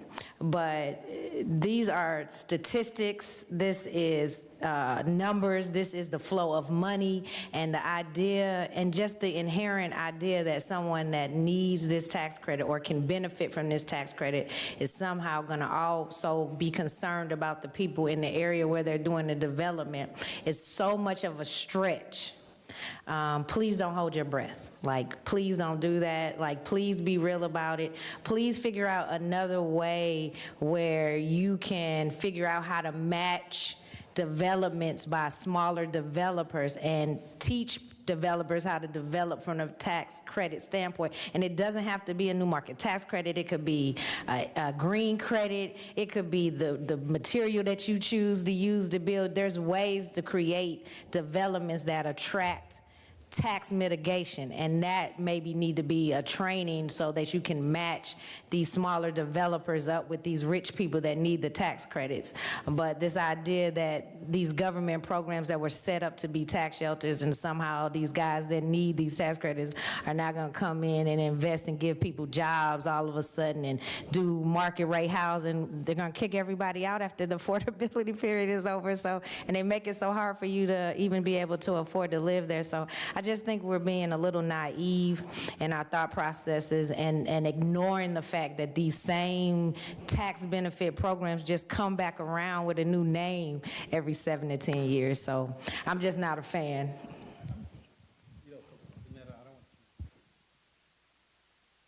So I don't want you to let everyone be too pessimistic, right? I mean, the fight is real, and we're losing right now, so I'm not going to pretend we're not. But remember, there was a time when there was a 7-day work week, right? There was a time when 12-year-olds, 5-year-olds worked in coal mines, and when the society as a whole decides they want to make changes, they can. And I do think we have to keep that in mind, too. I mean, the reason we do this is not because it's easy. If it was easy, it'd already be done. But to know that changes have been made slowly but surely. But the people on the other side are just as more committed to keeping their position than we are to fighting them. But it does happen. So Absolutely. Can I add a little bit to that, especially with what she said with regards to opportunity zones? One of the things with opportunity zones, it's the sell, right? And there are these investors are coming into our community to sell that we're going to increase jobs because we're going to build. One of the things that we suggest, and I'll go back to Europe and Asia, I have a background in Europe and Asian business, social economic conversations, is if there is, and I don't know that opportunity zones or new tax credits is going to go away. There's just too much money behind it to continue. And obviously it's designed to get the rich the most benefits in taxes, right? So, if we have an opportunity to make suggestions on how to make it better, it would be the requirement that, one, there is a community benefits agreement. And it's not just wrapped around jobs. It should be wrapped around innovation. It should be wrapped around technology. It should be wrapped around opportunities and entrepreneurship. And if those 5 things were constantly bulleted and defined, right? We have to redefine what community benefits agreements mean. Not because it's just helping jobs and helping our community and the food shortage and all these things, but let's be meaningful and intentional with those bullet points if this is going to happen. If some rich guy is going to come into our community and do this, sure, come on in, we welcome you, but here are your conditions, We want 10 cents on the dollar to come back to our education system, to our vocational schools, to our nonprofits that are serving the homeless, to all of those things that elevate our community. That's what community benefits agreement need to be. It cannot be the shallow community benefits agreement that is so broad brushed that just simply says, we're improving you. Get out of here with that. But again, like Kevin said, there are champions in our midst. You know, sometimes their hands are tied. And I think it's our obligation as a community to work shoulder to shoulder with them and, you know, walk the journey with them and continuously say, hey, we want to write this with you. We want to co-author things with you. Because until we have to stop saying, invite me to the table, I think, like she said. We're going to have to create our own table, and our own table, these are our rules. And every time you sit at my table, I am willing to co-author policies, procedures, regulations with you. I'm not giving you the power to do it by yourself. Thanks. Thank you. So with that, thank you, panel.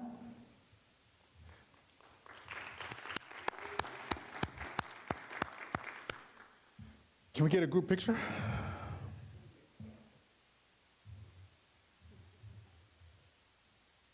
Oh, but not as a group. Yeah.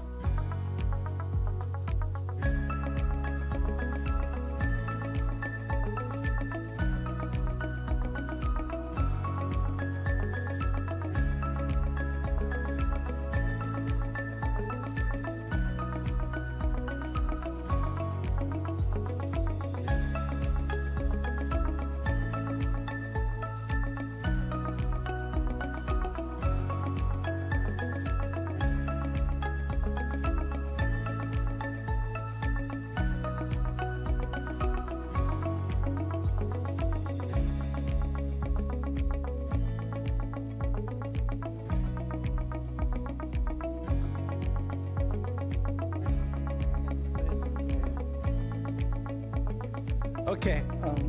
Sit here and here.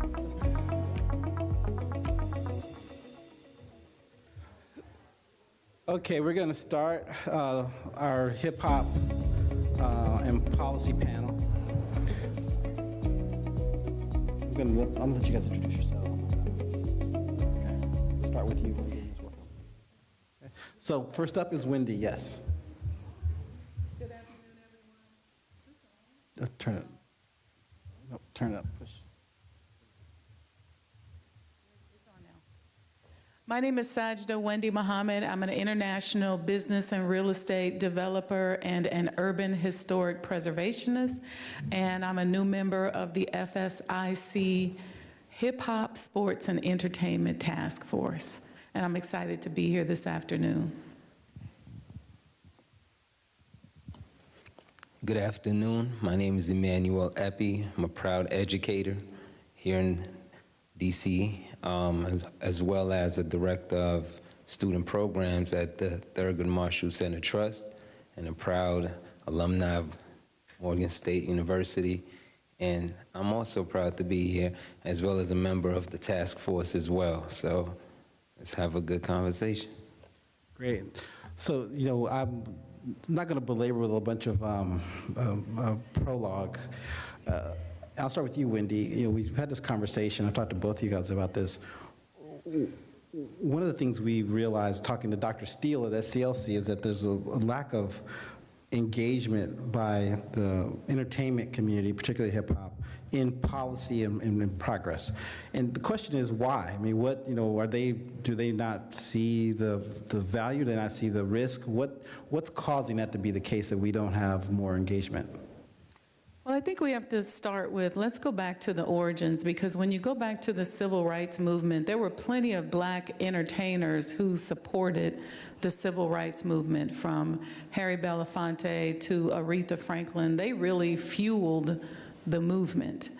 And then the civil rights members and the Great Migrationists, they had children who, after their parents had brought into the hope of the Great Migration, they moved from the South to the North into what became these urban jungles, and said, wait a minute, does anybody know what's happening up here in these cities? And so they started to rap about it, started specifically in New York.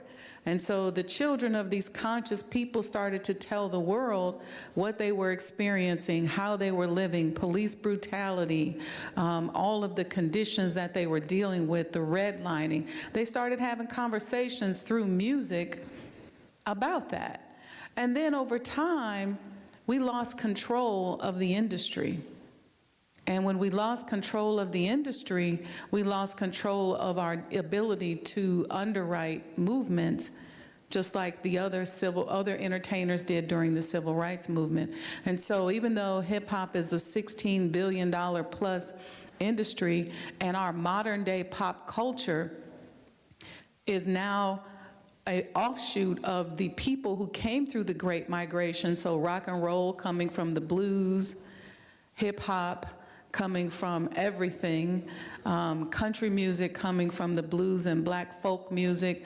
This is all us. This is all our culture that is now being monetized, but we don't own it and we don't control it anymore. So it makes it very difficult when you don't own the dollars to be able to put the dollars where it's going to benefit you and your people. Yeah.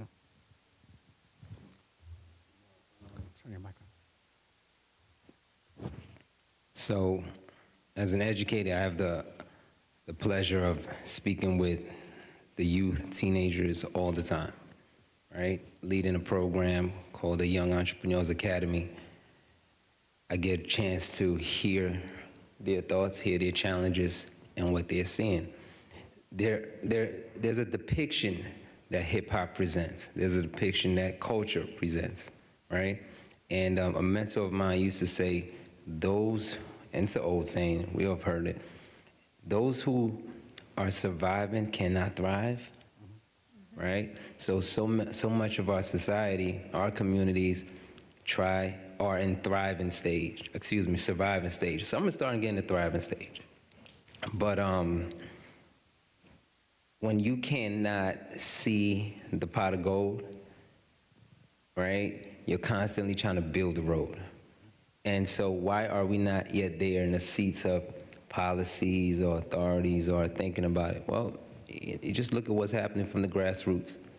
You got kids who are trying to get out of different circumstances, adults who are trying to get out of different circumstances. We have the jail system that's connected to hip hop. And so those powerful forces create a culture that keeps people distracted to a degree and also disenfranchised from true power. Yeah, that's you said that to me before, and I was thinking that there's a lot of truth to that. I remember I saw Dave Chappelle on a show one time say something like, when he goes to schools and talks to kids about, what their future should be. One thing he said, someone was like, I don't tell people to be doctors or lawyers. I say learn how to rap, and tell jokes, do something, because one of the hardest things to do in America is to get paid to be smart when you're black. Right? That is just so incredibly complicated network, I think, to navigate. But if we don't figure out a way to because quite frankly, entertainers, as we found in the civil rights movement in the 60s, those were some of the bigger funders of the movement. The billionaires who fund like the anti-D&I and the reverse discrimination stuff, who are funding all these lawsuits, that's where the money's coming from. We have to find rich. We're not going to fund it with a bake sale, right? We're going to have people with money helping us. So, what would be your, given what you said about the limitations, how do we strategically start trying to talk to these people? So, Kevin, there's a couple of things at play here. Those independent billionaires who are funding, for example, these DEI contracts are just that. The operative word is independent. Okay, when we have our hip hop artists and entertainers who they have money and they have the value, but they don't control it, it's very difficult to say to them that they should be on par with an independent billionaire who's financing these things that you're talking about. So I think maybe there's a different strategy at play. And no, we're not going to fund it with a bake sale. However, they have certain discretionary funds, and I always make a joke. I just made it over here, and I said, maybe you can't give us $1 billion, but give us what you just spent on that chain. Give us what you just spent on that Rollie or that last car that you bought. So that $250,000, that $700,000, obviously that's your discretionary income. Maybe utilize that discretionary income and apply it towards preservation of history, towards supporting legislations and task force and things like this. We get it that you can't empty the bank account because it's somebody else's hands in your pockets. We understand that. And I think that that was done by design. But at the same time, let's do something with the discretionary income that you are freely utilizing on a daily basis.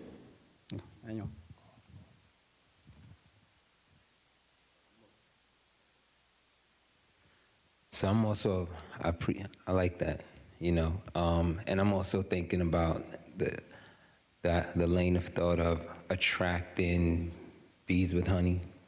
When a person is a salesman, everything's a transaction. Most things are transactions, right? So I think when folks rise out of poverty, I would assume, you're making $30 million a year, you don't relate to the person making $100,000 a year. You just don't. World is totally different. $400,000 Rolls Royce, dude. We're not in the same world. But the person who's making that kind of money, or artists and so forth, they also have an eye for value. So I'm thinking, constantly asking for the monies is not always productive, but creating or teaching our current young people to create value creates attraction. Okay. And now it brings folks who have resources to the table because it's something they want to be a part of or something they want to leverage. But then teaching our young people not to make the same mistakes as some of the predecessors, the former artists, who sold a lot of their intellectual property and rights and things of that nature, but teach them how to control what they create teach those skills. And then also when you have those folks, even within our community, who come to the table, now it's like, my man, let's have a realistic conversation. I know I'm only making 30 grand a year, but I have an attorney, right? Who can look over some of this paperwork, just what goes into growing your entity. And that's something I think within our culture, we have to improve that acumen.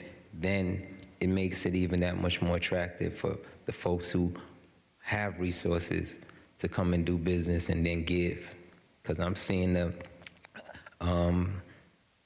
challenge at the same time. You hear people talking about, I think Jay-Z had a conversation with Kevin Hart where he mentioned the challenges he has of giving money to family, you know?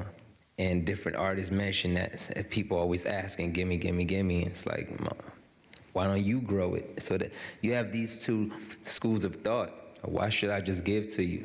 Because you're a nonprofit?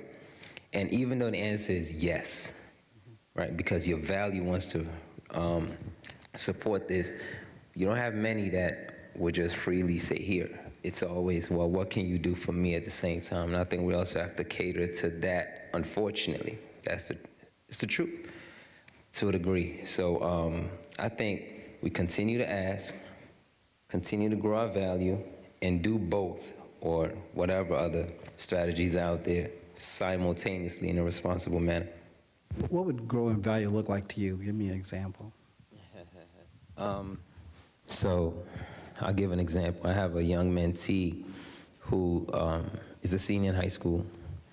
She's also president of her school, student government. She's also a designer, a model, captain of her robotics team. And we've put on now 3 fashion shows. And those 3 fashion shows, her shows, orchestrating everything. She included a whole bunch of different designers, vendors, local rap artists, DJs, and invited a bunch of different schools to come out, creating an atmosphere, as well as local city council members as well. So you bring in all the different stakeholders to the table. That's value. Okay. And this is a child, right? So it's possible that we can continue to see more of these efforts duplicated. I see. So invest in the young people, help them create value in that way, and then maybe some of the artists and entertainers will come and underwrite that. And then what do we do about some of the money that is needed from a policy change standpoint, though? Are we saying we continue to invest in the youth and ignore the money that we need from a policy change standpoint? Because what I'm about, I get what you're saying, and I understand we have to battle that school of thought, because I've heard that too. But somehow we have to convince not just our artists and entertainers with money, but people with a certain discretionary income to invest. And I'll use myself as an example. I invested in the preservation and creation of a museum. So I bought the Honorable Elijah Muhammad House Museum in Chicago. I invested $5 million of my own money because I knew I couldn't just go out and say to people, here, come and make a donation. But once I started doing that and people started to see it, then they said, oh, what's that? Oh, I want to make a donation, or oh, I want to come, or oh, I want to bring something to the table. So I think it's a multifactorial approach. I agree with you, getting value with the youth and all of that. But then also, you know, how much skin in the game are we putting in, those of us that do have a certain amount of money that we can invest? I know you have your own independent school, and you know, people need to see that as well, because sometimes when people see, oh, okay, they invested, they went all in, all right, let me go ahead and give something, because now they see you got skin in the game. It's like getting a record deal, right? In the 90s, you had to show how many sales you had before they would give you a deal. Tying in both of these conversations, because the people, like, so the independent billionaires who are spending money to reverse the gains, are you saying that they care, they see more value in hurting us than we see value in helping ourselves? I don't even know if it's that black and white. They just see more value in their agenda. And their agenda is a self-serving agenda that, yes, in fact, it does hurt us, but they see more value in their agenda than we see value in our agenda. Or if we have an agenda, it's not an agenda that is necessarily going to support us as a community or as a whole.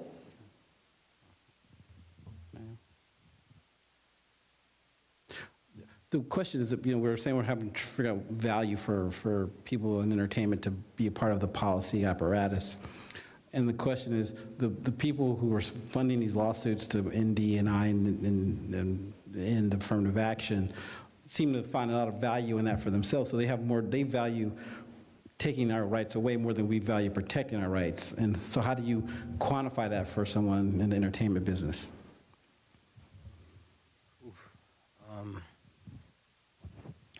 Within hip hop, right? I grew up with Tupac and Biggie, right? It's my era. Grew up with the R&B wars, right? And all that kind of thing. And people you want to have some sort of validation that you're somebody. And so I think, with the folks who already have the resources, they already have a set agenda. Like you were saying, I love that word. The agenda's already set. We're still trying to find ourselves. So we're already behind. Slavery is slavery. It happened. And a bunch of other stuff in between. It happened, so it sets you behind. So how do you get them to see or to support? Man, I think that's a great question. I think, it's a speculation point at this, because so many different groups are working on this and trying, right? A task force. You just have to continue evolving. That's all we can do, and keep asking. Well, Kevin, can I say something to that, to Brother's point? I think we also have to tell the truth, because we have a lot of sugarcoating, and we're so caught up in trying to be phony, and we don't really tell story. We don't even tell our own history. So most of us couldn't name our 4 great-grandparents because nobody told us. So we don't really tell the truth. And I think what we have to understand is that this system that we're in is morphing and falling into something else. And so we have to accept that. It's done that in the past, and it's doing that now. Yeah. And unfortunately, because we don't have an agenda, we're just kind of sitting here like, wait a minute, hold on. But there are these people with these agendas who know, oh, this world that y'all living in, that's already gone. So we're going to have different ways of valuing things. We're going to have a different way of looking at things. Other things are going to be important. It's like going from horse and buggy to cars. At some point, the value system changed.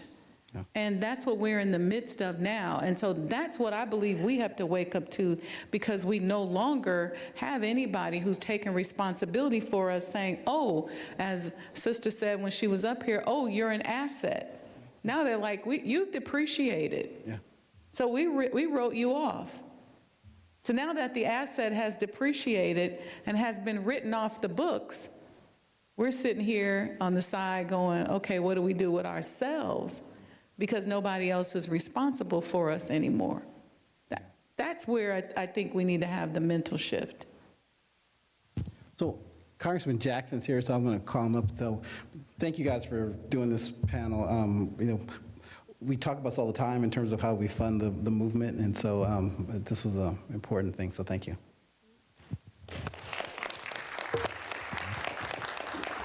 So we're very lucky. Our sponsor for the day is Congressman Jonathan Jackson from Chicago, Illinois, 1st District of Chicago. And he's a true champion and economic guru and true leader. So he's gonna give us some comments. And oh, hold on a second. I want to get a picture.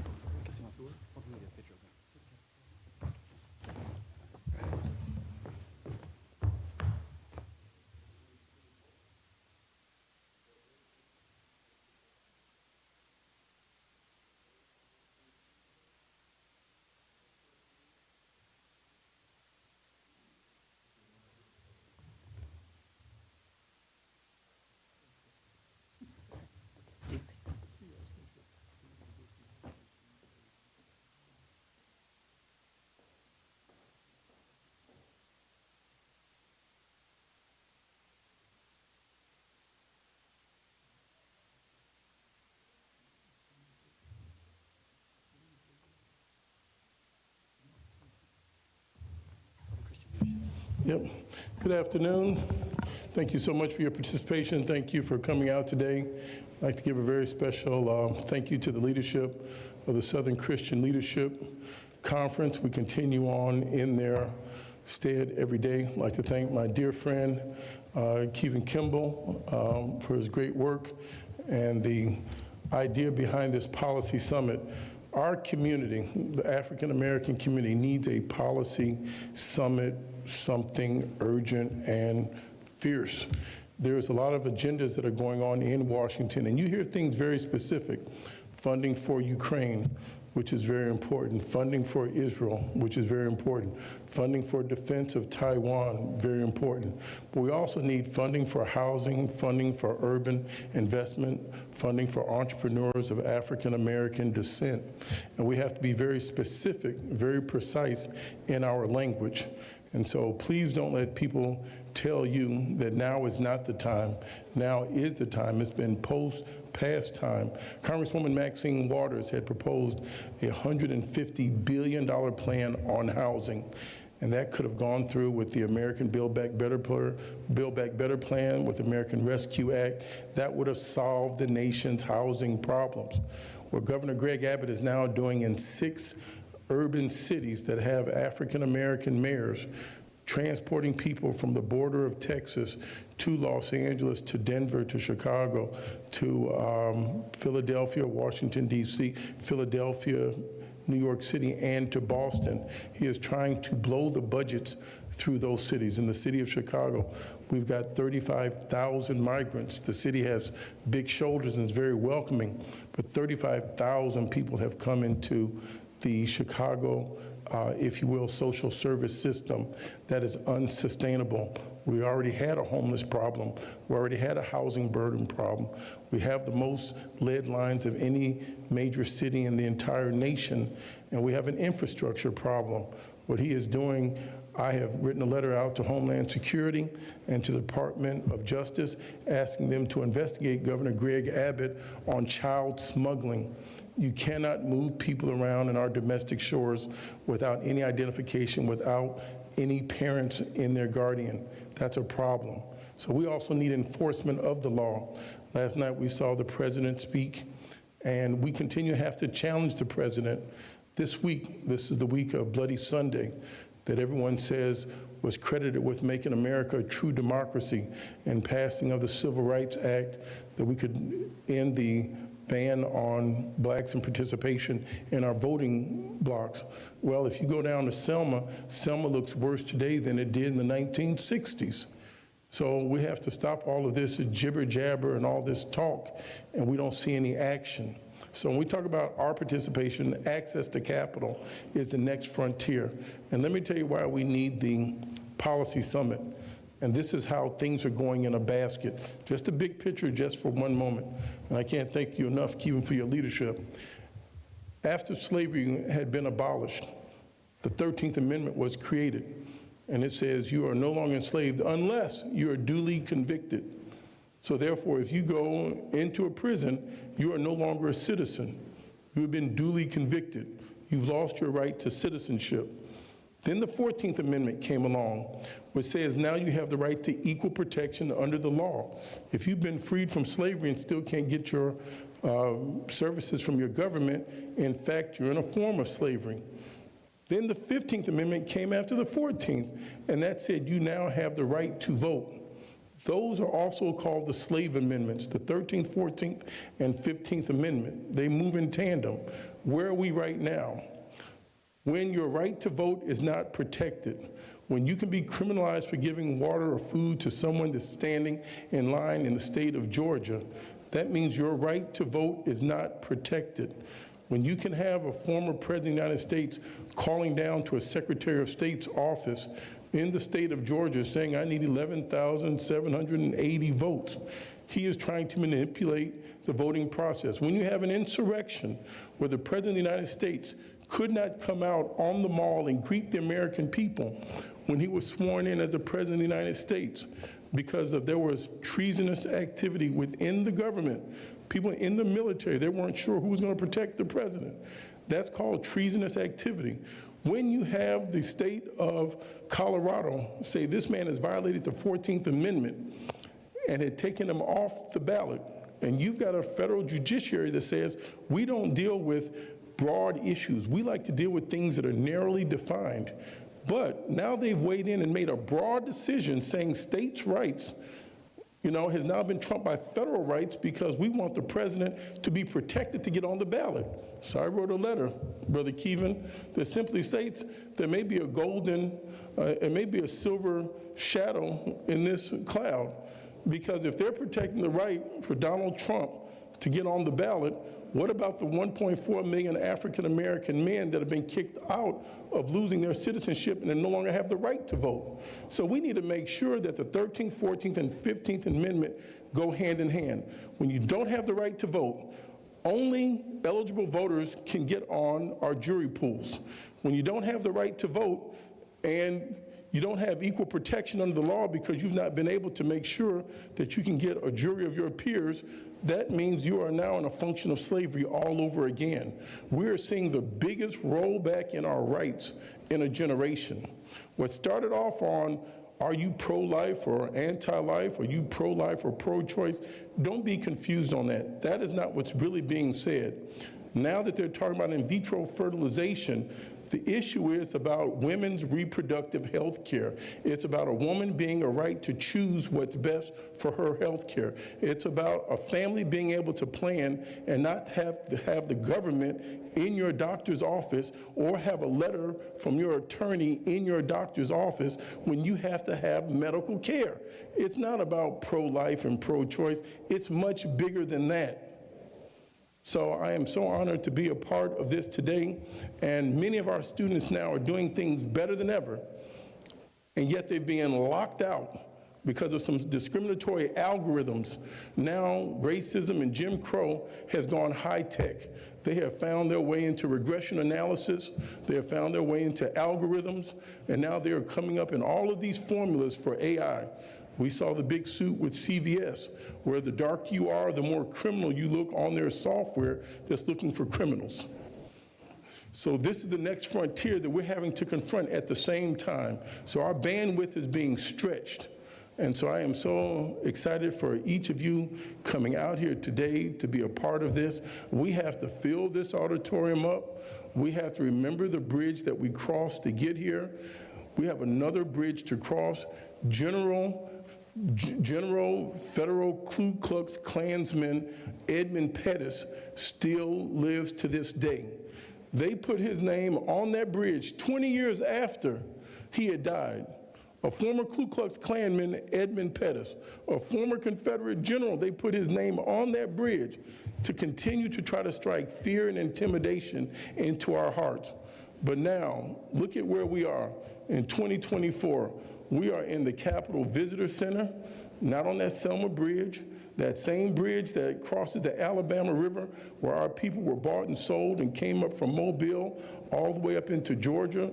Alabama was a very particular place because you could transport African Americans up and down the coast, up and down the interior part of the country. And I just don't call somebody a slave. I say an American that was enslaved. I don't know what just a slave is. My grandmother was not born a slave. She was an American that someone did not validate, but she was always God's child and didn't need to be validated. She still is somebody. So I need you to believe that in your heart of hearts.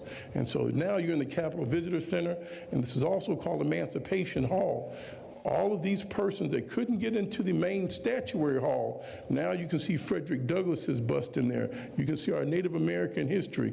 You can see women that weren't originally in statuary hall. So we have made progress, but we cannot let this go back, and it's going back on our watch.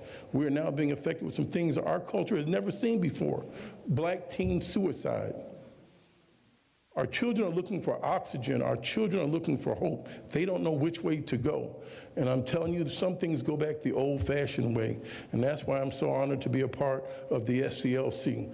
You can't Facebook everything, post everything, Twitter everything or X everything. I don't know what Musk has now called that device and that platform.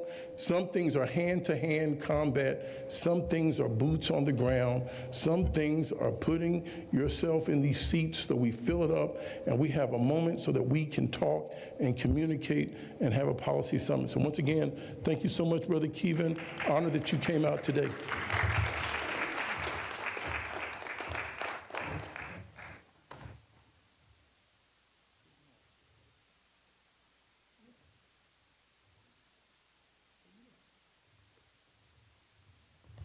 Thank you, Congressman. Just one last thing. I feel oftentimes more like a man in the Congress than a congressman. I feel very comfortable in this setting. This is where I come from. This is where my heart is. Kevin and I have got 30 years of friendship and this work together. So let's do our part to fill this auditorium up.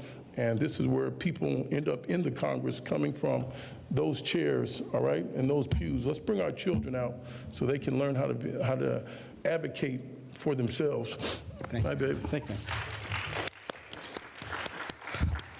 So our next speaker is Herb Tyson from the NTIA. He's going to talk about broadband and the future. The Congressman mentioned AI and tech, and so Herb's going to come talk about what the government's trying to do to make sure we get our fair share of the internet money. Thanks.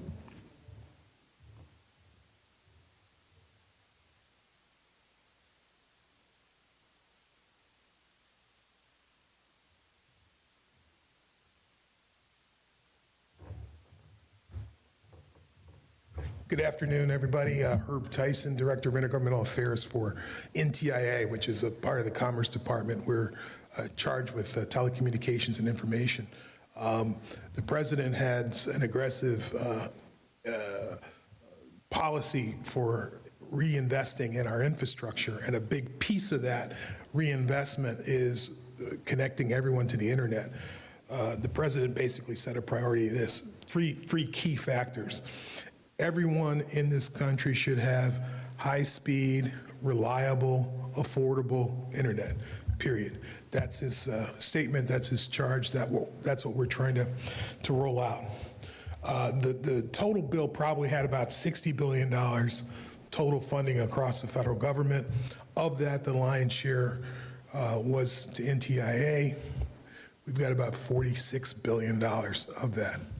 The biggest chunk is called BEAD, which is Broadband Equity, Accessibility, and Deployment, and it is $42 billion. There's also $2.5 billion for digital equity, and there's another chunk for tribal broadband services. So last year, we were active trying to recruit states to apply for the funding. We were successful. We've got 50 states and 6 territories that have applied to be involved in the program.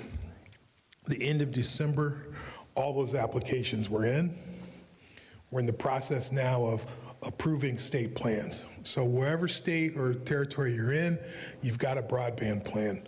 You've got a state broadband office. And that office has looked at your respective communities and said, in this territory, this state, for argument's sake, let's say Georgia, they'll look at Georgia and say, these are all the residents in Georgia that are unserved, that need to be addressed. And then these are the residents in Georgia that are underserved, which means you may have some broadband access, but it's a lower speed or not reliable, that sort of thing. And then those are the priorities for the state plan. The next 2 months or so, state plans are going to be challenged by 3 cohorts, if you will. Local governments, NGOs, and internet service providers. So those are the 3 categories of folks that can look at the plan, kick the tires and say, yeah, I think it accurately reflects what's going on in the state.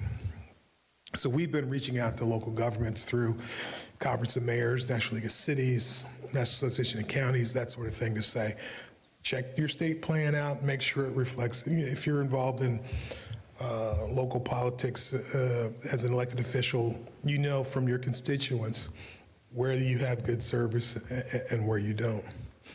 I just saw a joke today. Somebody tweeted out about an elected official went to a community, and they said, well, what are some of the problems you're having? How can we help you? And the mayor from the community said, well, we've got two major problems. The first one is we've got this hospital but don't have a doctor. So the elected official said, hold on one second. He took out his phone and he had a quick conversation with someone. He said, I got that one fixed. Now, what's the next problem? He says, well, we don't have any cell service. So it's one of those things where people know where you know, they're right here in D.C., if you drive along Canal Road during certain times of the day, you don't have, you know, your cell service can go in and out, that kind of thing. So we're trying to address this on a national basis. This is a chance for you and your state level to kind of kick the tires hard, figure out what's next. Once the challenge process is done, we go into a sub-grantee selection process, which means every state will look at the state and say, okay, we've got a plan. Now, who are the internet service providers that are going to come to the table and help us implement this plan? So there can be the big household names that you know who provide service. It can be mom and pop SMPs. There can be, in some instances, there'll be municipal broadband services, that sort of thing. And so they all will have a piece of the pie. And the hope is that the state plan will encourage or incentivize some of the private sector actors to say you've got this community over here that's been unserved or underserved for a long period of time, to push them to take up that piece of the map in exchange for a more competitive piece that they wanted to do business in. So we're hoping that that kind of exchange occurs. So that will happen over the next year, and then once that happens, we'll start, you know, deploying. So the plan is probably pushing most aggressively toward fiber, because fiber is future-proof in the sense that the more data that we as a community can kind of push through a glass tube, it's limitless. So it will go for a long time. However, there's a recognition that fiber isn't appropriate for everywhere. So in many instances with rural topographies, with mountains or what have you, you know, you have to have wireless technology. So that's also something that is being looked at in every state plan. In certain instances, you may have a state highway, and the state has done water and infrastructure and broadband on that highway. It's dig once, right? Do it all at the same time, so you economies of scale as well as efficiency. But if you've got a little community of 50 people a mile and a half off the highway in the mountains, then they may not, from an economic standpoint, you may not want to run fiber up there. But you could have some sort of wireless transponder, if you will, that provides everyone with high-speed service. So that will be happening over the next 3 years or so. We hope everyone will have high speed. I think the COVID pandemic really highlighted between education, working from home, telemedicine, kids trying to do school from home, the absolute need. I mean, it's a utility, if you will, now. And so that's where we are. Happy to take any questions, comments.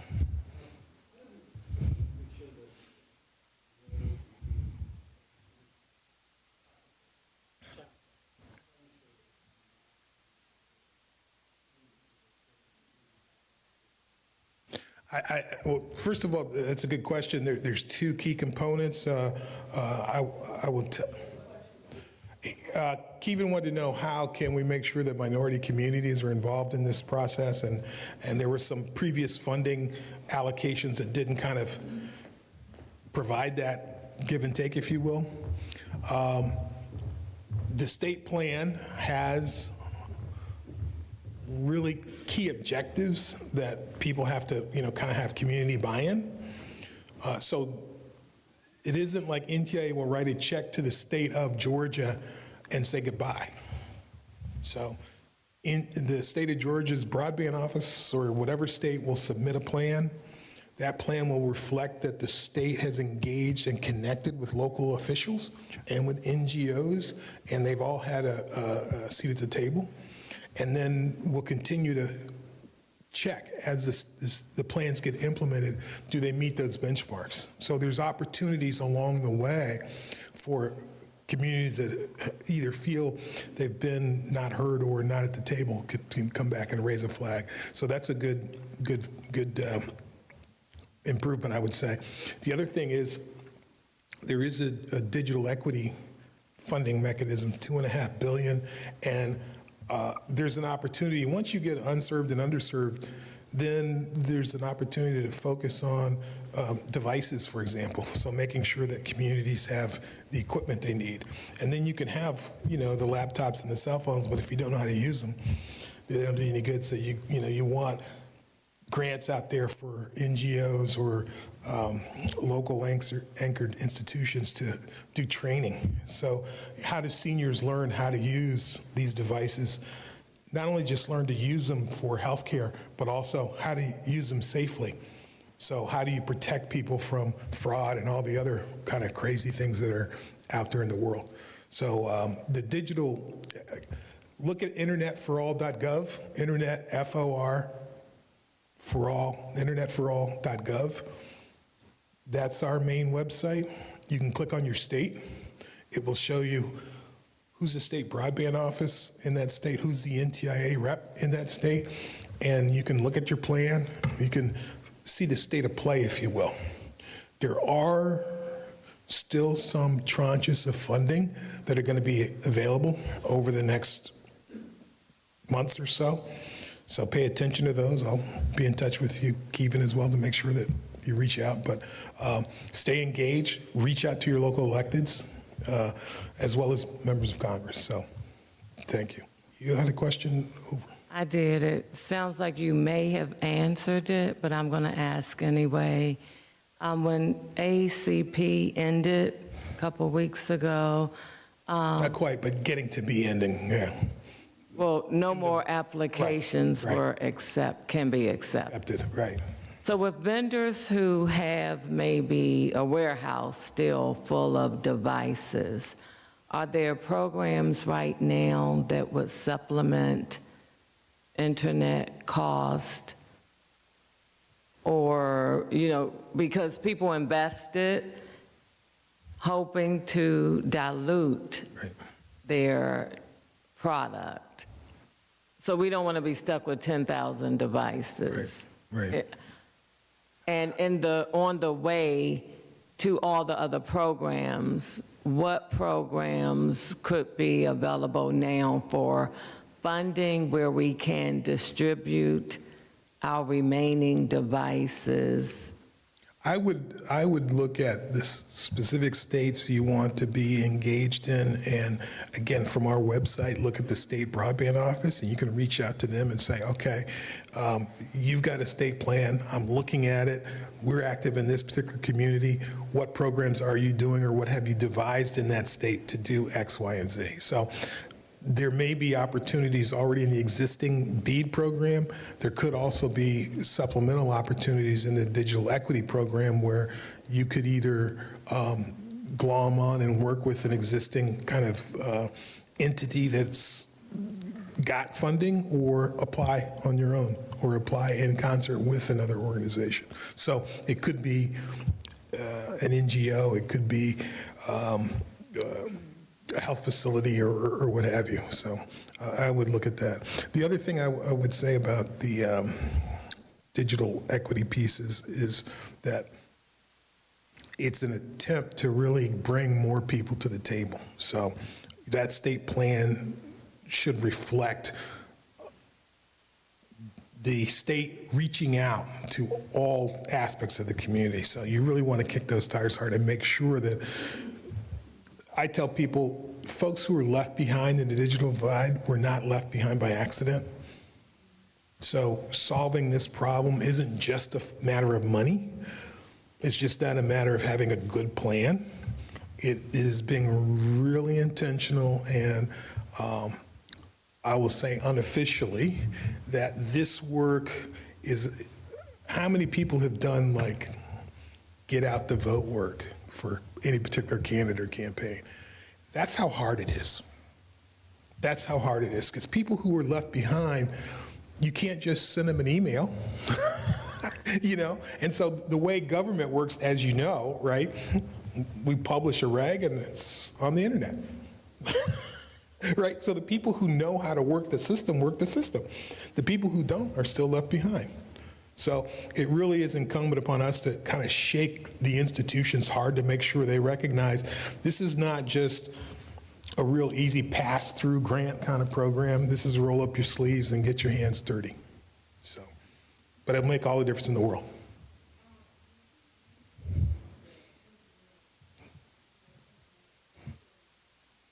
Yeah, it's Internet for All. So internet, FOR, all.gov.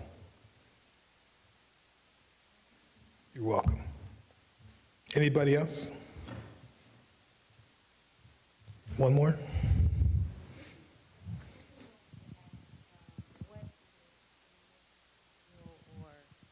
This program.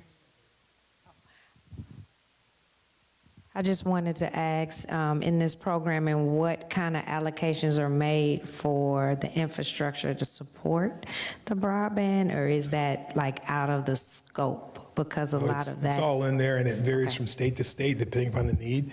Certain states have already invested a lot in, for example, fiber build out. So, you know, what's left to do is peculiar to them as opposed to other states. You know, for example, a Delaware or a Massachusetts, by and large, has got a lot of the fiber stuff done. There's still some rural pockets that need to be reached, but a lot of that's been done. You look at a state like Texas or Montana, where you've got the geography and you've got the topography and all those issues, and then you've got huge urban centers, and then you've got sprawl.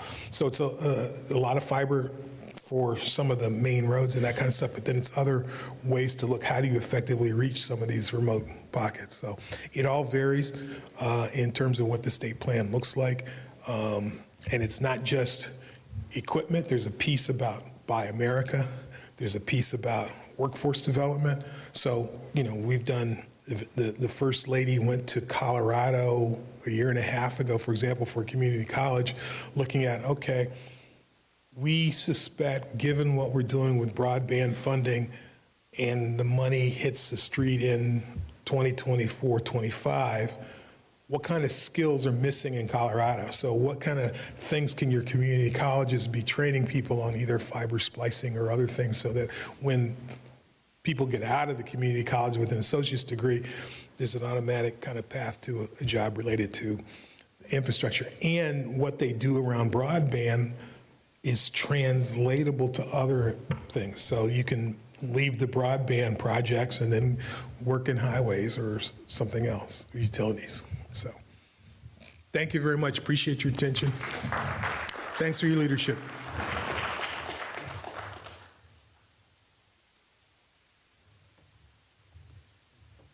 What Herb said was really important, because we've talked to people in other states, and for the most part, people don't know that the broadband process is even going on, like NGOs and small communities. So if you have contacts with anyone, make sure you reach out and find out. Like, we talked to one group, and they found out that on the internet, if you went to the government website, you could find out that they had actually, and you knew what you were looking for, you could figure out that they were having these meetings, but if you didn't know, you didn't know. So a lot of people things were happening before they even had a chance to figure it out.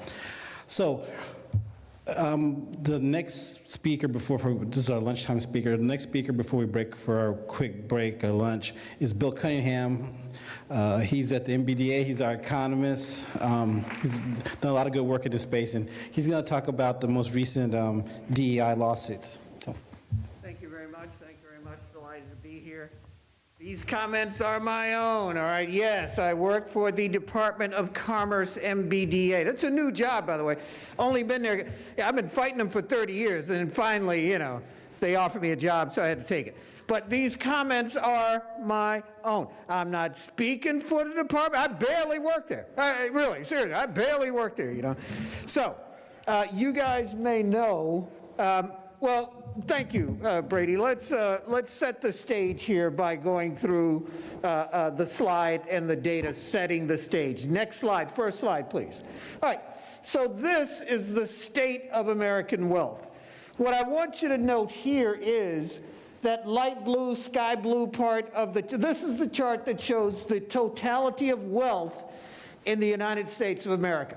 This is from the Federal Reserve Board Survey of Consumer Finances. Federal Reserve Board Survey of Consumer Finances. If you haven't seen it before, you really should keep track of what they're doing. Now, the deal is this. There's $140 trillion of wealth in the United States of America. The little blue part down here, this part, that's us, the little sky blue part, all right? So this places our positioning economically in context, all right? We basically have nothing. Everybody talks about $2 trillion and how, oh, black people got $2 trillion. Yes, we do. Congratulations. We shouldn't even have, they don't even want us to have that, you know, relatively speaking, because if you look at the totality of the chart, you see how much other groups have. Now, here's, again, I'm speaking on my own because I'm about to say something that's pretty controversial.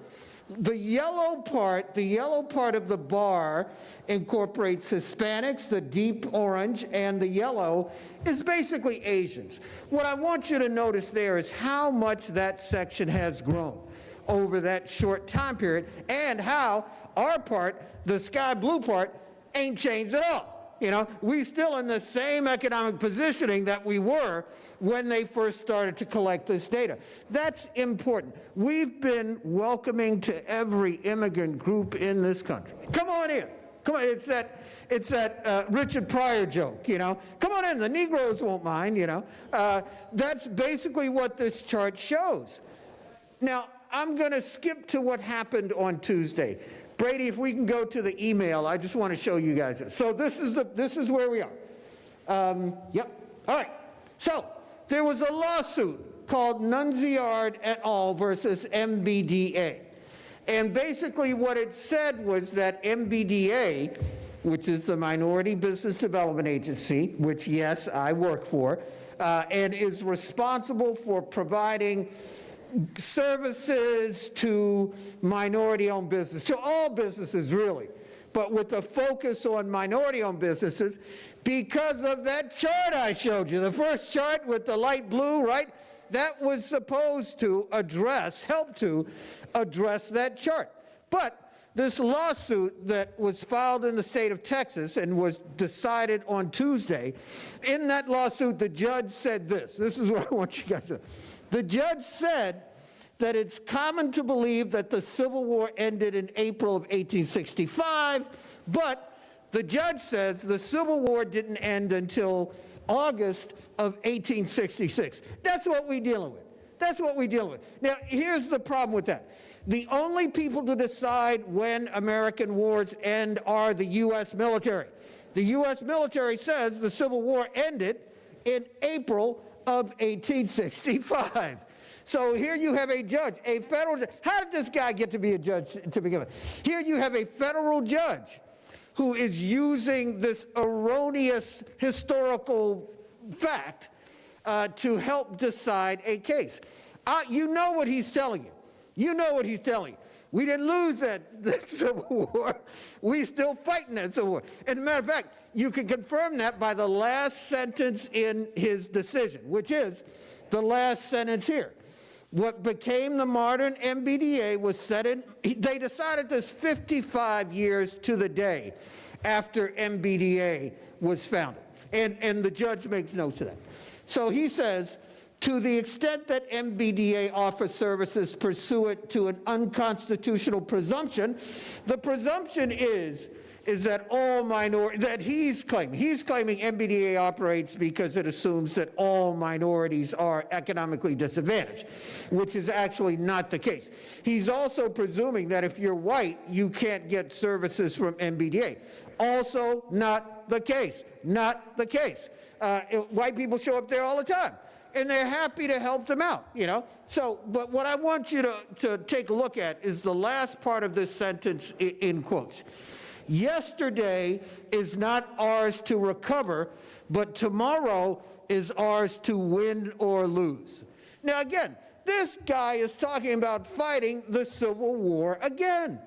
that when you take these two statements in context, it's clear that he's saying, hey, look, we lost that Civil War that first time, but you know what?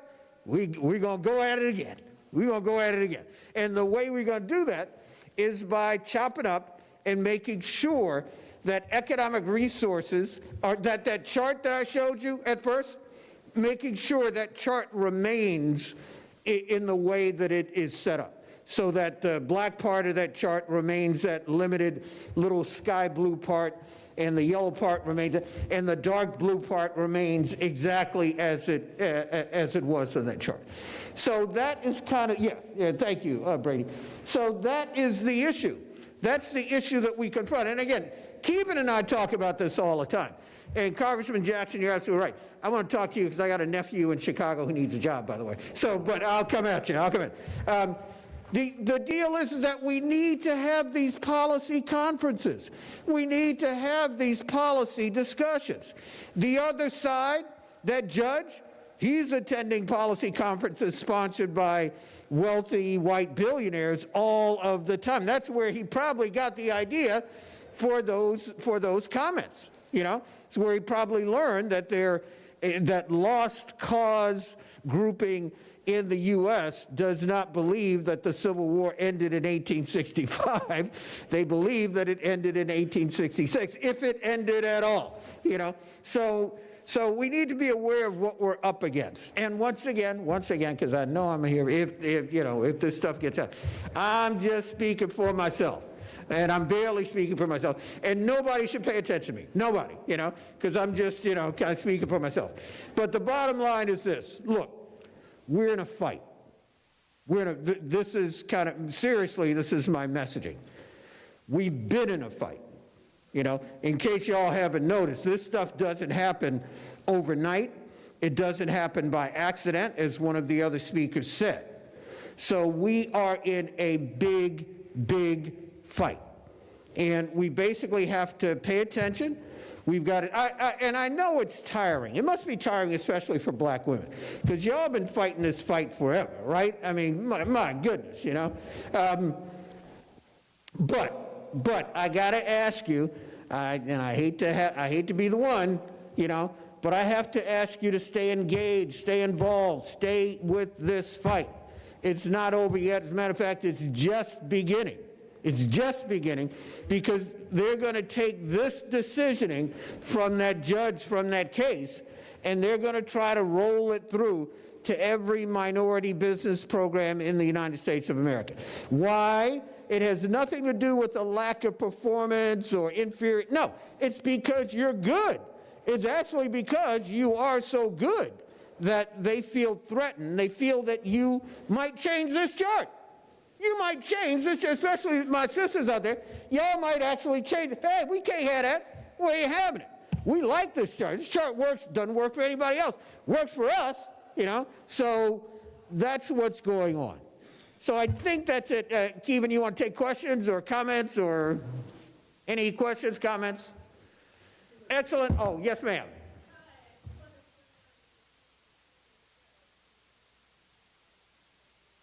I agree wholeheartedly. Thank you. They're typical of the quality of the personnel that this guy's responsible for. So I want to thank you all very much. Hello, young lady. I see you there, too, all right? Thank you for coming out, young lady. I really appreciate you, all right? Thank you all. I'll be around if you have any comments or questions. Thanks, Bill. Listen, we'll take a little break grab something to eat, drink, whatever, and then we'll come back in for the next panel. So we're about 15 minutes.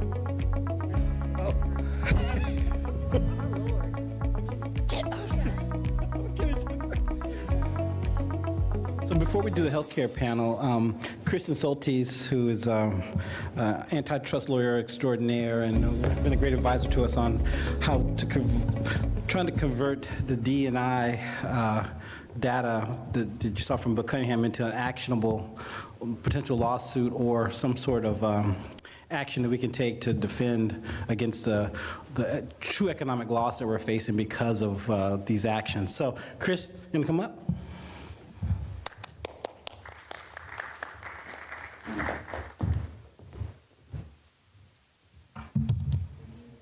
Hey, good afternoon, everyone. I know there's an awesome healthcare panel that's about to come on, but I will borrow 5 minutes of your time because I think it's very important that we talk about this and don't leave the summit without at least touching on the topic of antitrust, and I'll explain why. Brady, if you can bring back the chart that Mr. Cunningham showed us. I mean, it's such a powerful, if we find it.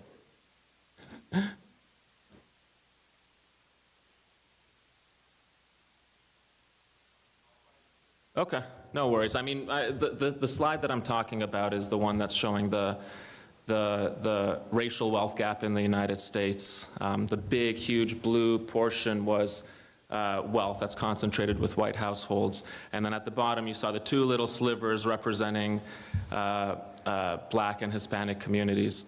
And that has held constant, throughout time, which is, I think, incredibly important to keep in mind, because what that chart ultimately shows and encapsulates is structural racism. No matter what you do, no matter what market you're talking about, no matter what activity, business you want to engage in, you are not starting at the same starting point as white counterparts. And that's structural racism in a nutshell. Perfect, thank you. And often when we're at these panels, we talk about, healthcare or AI or cannabis. And we really like to focus on that specific industry, and we're really good at identifying the competitive problems in that industry. It's important to us. Entrepreneurs in the cannabis space who care about social equity when cannabis is being rolled out, they totally understand what this means, because if you're not able to access the same capital, the same labor at the same cost, you're not able to sell your goods or your services competitively. And that is structural racism. I've asked several people what it means to them when you say, like, what is that, how does that impact you in your daily lives? And what I hear often is, I can't get a job that pays the same. I can't hire workers. I can't access the same cost of capital. I can't access the same infrastructure at the same price. And we just heard about broadband. But it's pervasive throughout industry. So what I want to really hammer home is that, yes, we have to focus on the specific industries and try to correct them one by one, absolutely. But we cannot forget that these are failures of competition. And there is something that we have in this country that's supposed to ensure that the U.S. economy has a robust competition for everyone. Everyone's at the same starting line. Everyone has a chance to make it. That's antitrust. That's why it exists. It's supposed to foster competition. And if it fosters competition, everyone is better off, which is the big farce in this, is that just because, there's a more equitable distribution of wealth doesn't mean that white people are going to get all their money taken away from them. That's just not how it works. Competition grows a pie. It grows the whole economic pie. So it's very interesting that leading with racism leads people to act against their own economic interests. And that's just dumb. So I wanted to make sure that I drive that home, that it's in every industry. One that is crazy, and it's in the healthcare spaces, something called pay for delay as well, where large companies with market power can pay to ensure that certain drugs, generic versions, don't come out. These are cheaper, people need them, but they're paid so that they don't come out, including HIV drugs. There was a huge case last year and the year before on pay for delay, where people couldn't get their HIV medicine and were forced to pay way more just because a company didn't want generics. And these things happen everywhere. And it's a very complicated issue, but it has to be something that you care about. When there are market failures, disproportionately it is minorities and traditionally disadvantaged communities that feel the brunt of it. And that's why. And it's also those people that don't fully appreciate antitrust. I spoke last year at the Minority Policy Summit, and my big takeaway was what I was talking about resonated, and very few people actually knew what the heck antitrust was. It's like, what is this thing? I've heard about it, but I don't understand. But really, it's the best tool we have, in my opinion, to be able to facilitate economic mobility. If you can't compete against someone else, you cannot move upward in the social ladder. That ceiling is going to stay above you no matter what you do. There's no other way to get around it unless we're all on the same competitive footing. That's what informs affirmative action, too.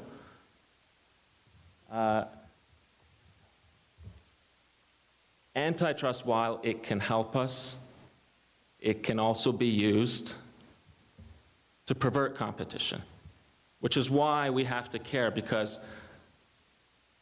the powers that be, the incumbents, the market power, that's consolidated over here and concentrated and entrenched. You can't get through that without antitrust, and those incumbents know that. That's why big tech, I think last year, spent about $100 million on lobbying on antitrust issues. Imagine the value that's at play here. They totally understand it. It's $100 million just on big tech antitrust lobbying. Forget the litigation and all the other things that the advocacy, all the other ways that advocacy occurs. So every day that we don't care, we lose. There's no other way around it. Our elected officials are overstretched. We're all overstretched. But that's why this has to be not just something on the table, it has to be priority. And they're not going to feel that priority unless they're made to feel that priority. So I just want to leave you with one very simple, it's not a fix, but it's something we can all do, and we don't have to be experts about antitrust. We don't have to be economists. And that's just to educate ourselves, to care about it, and then just talk to your communities, everyone you know, your neighbors. Let them know that this matters across industries. And then only then can we make it a priority for our elected officials to actually do something about it. I mean, a lot of this is bipartisan. There were some great bills that could have been law and were supported on a bipartisan measure, advanced by people like, Elizabeth Warren or Klobuchar or Hank Johnson. But some of those bills didn't even get a vote on it. They didn't get a vote.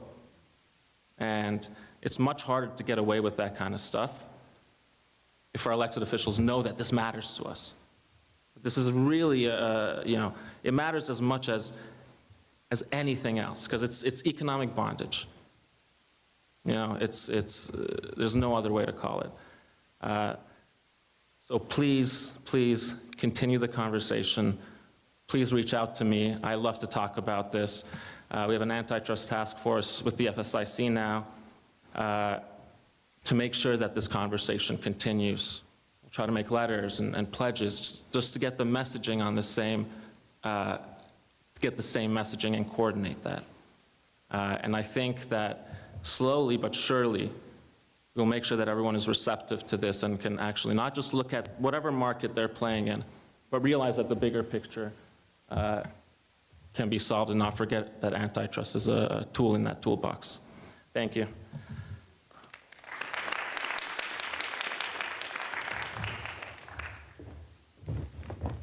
Will all the members of the healthcare panel come up and take a seat? And if we need an extra chair, let me know.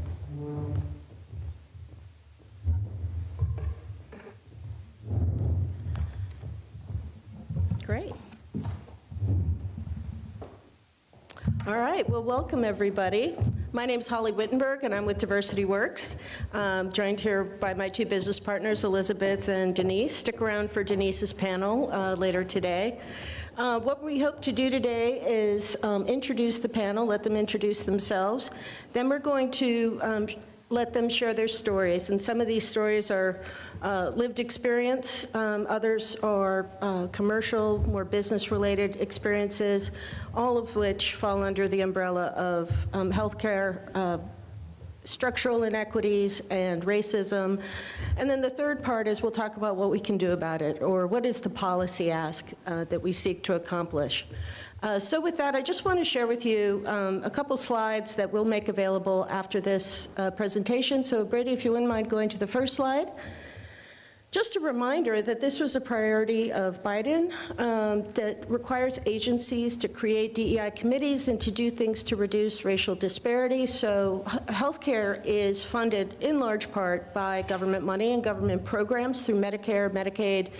And so if we're not seeing the progress that we need to remind HHS that this is one of their priorities and we need to see progress further down.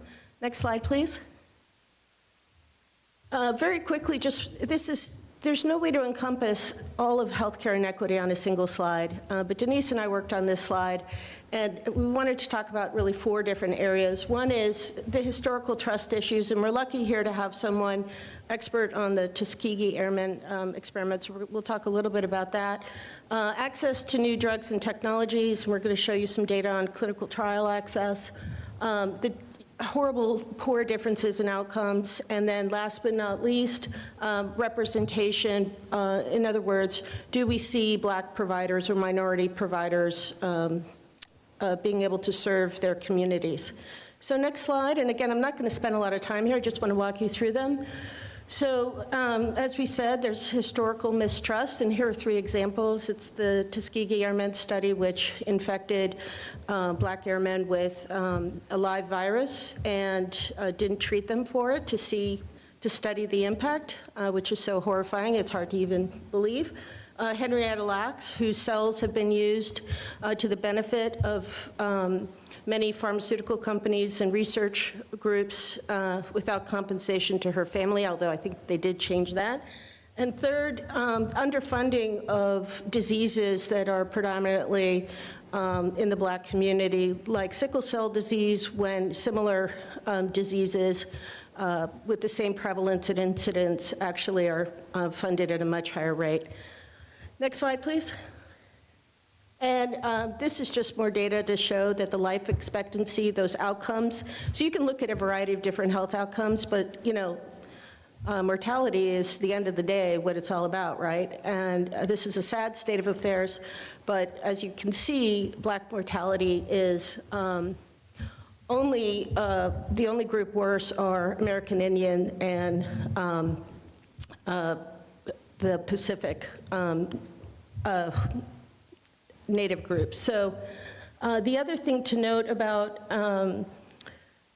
the life expectancy is the Hispanic and Asians are actually exceeding the average, which is some positive news in the scope of minority health outcomes.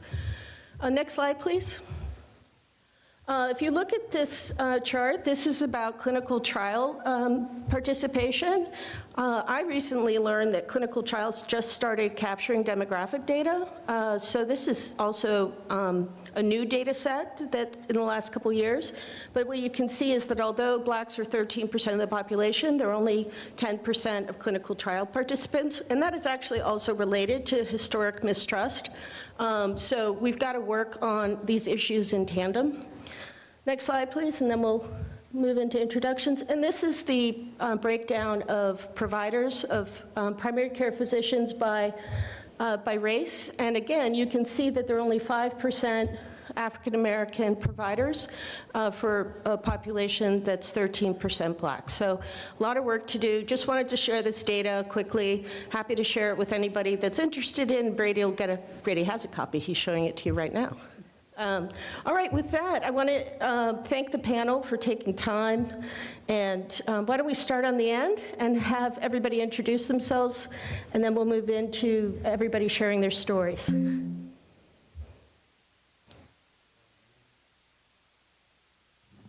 Good afternoon. I'm Wesley Hodges of the Hodges Foundation, Rural and Economic Development Foundation in Alabama. That's where it's based.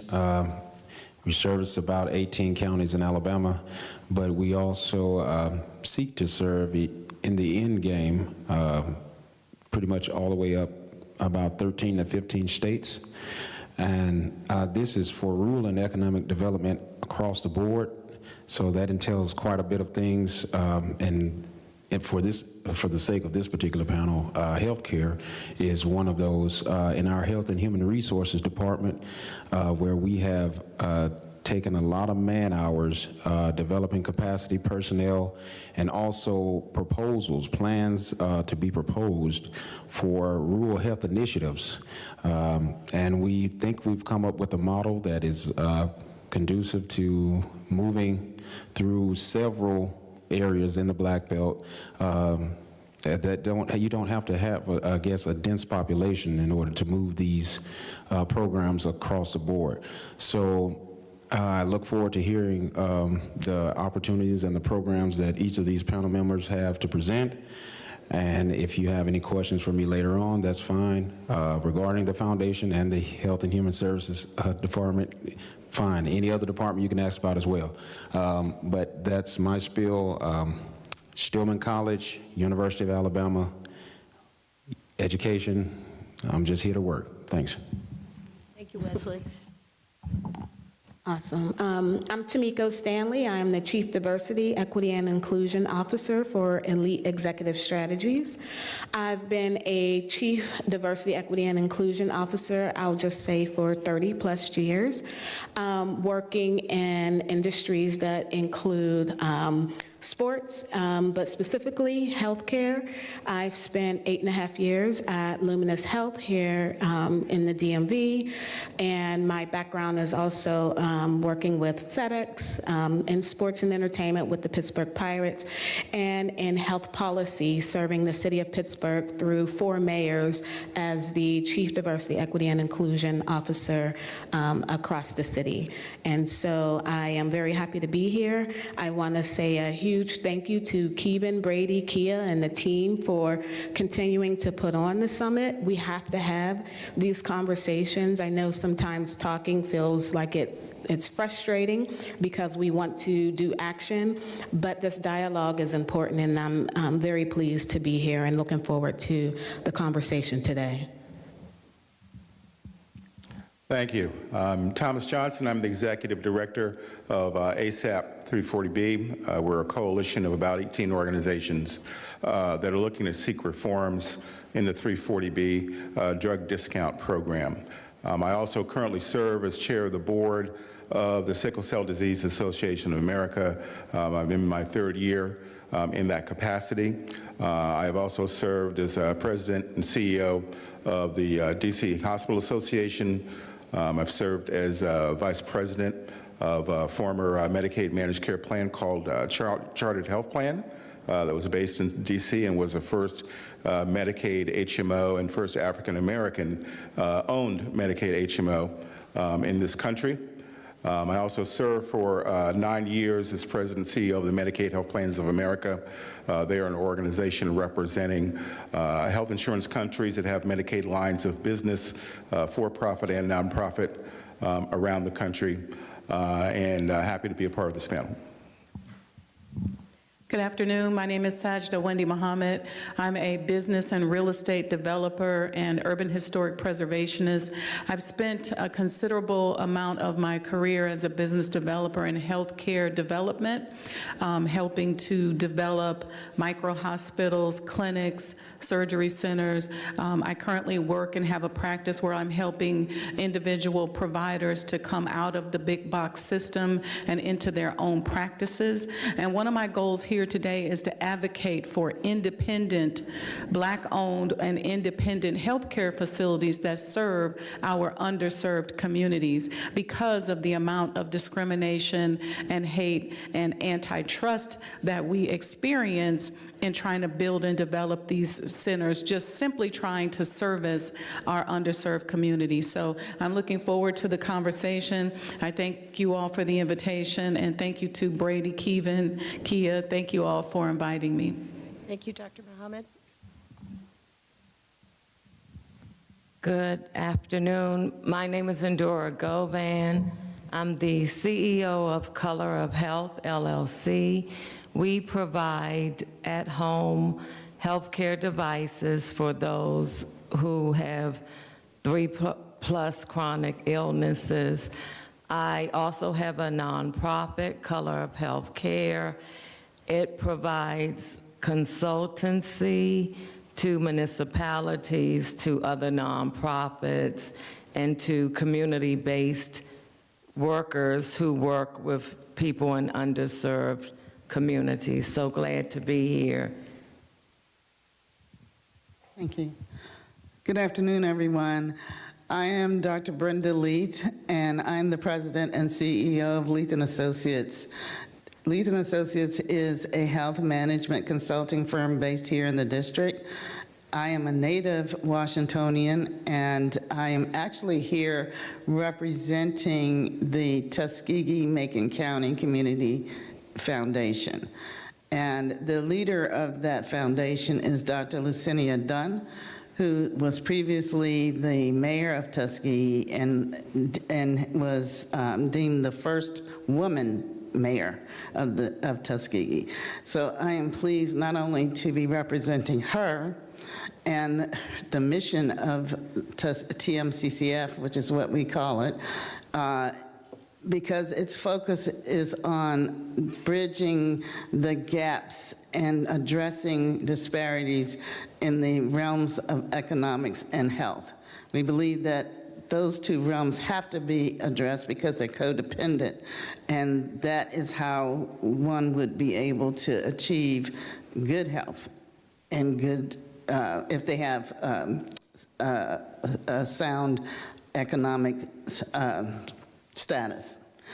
I also want to say thank you to inviting me to. Okay.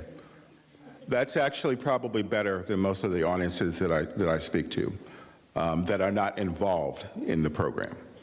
I'm going to talk to you about what this program is, why it's important to those who are underserved, what's been taking place, especially over the last 5 years, why we have come together as a coalition to try and seek reforms, and kind of what's at stake overall and where we think the program should go. So this program was created in 1992, and the statute says that this is a program that requires drug manufacturers to provide outpatient drugs to eligible health care organizations and covered entities at significantly reduced prices.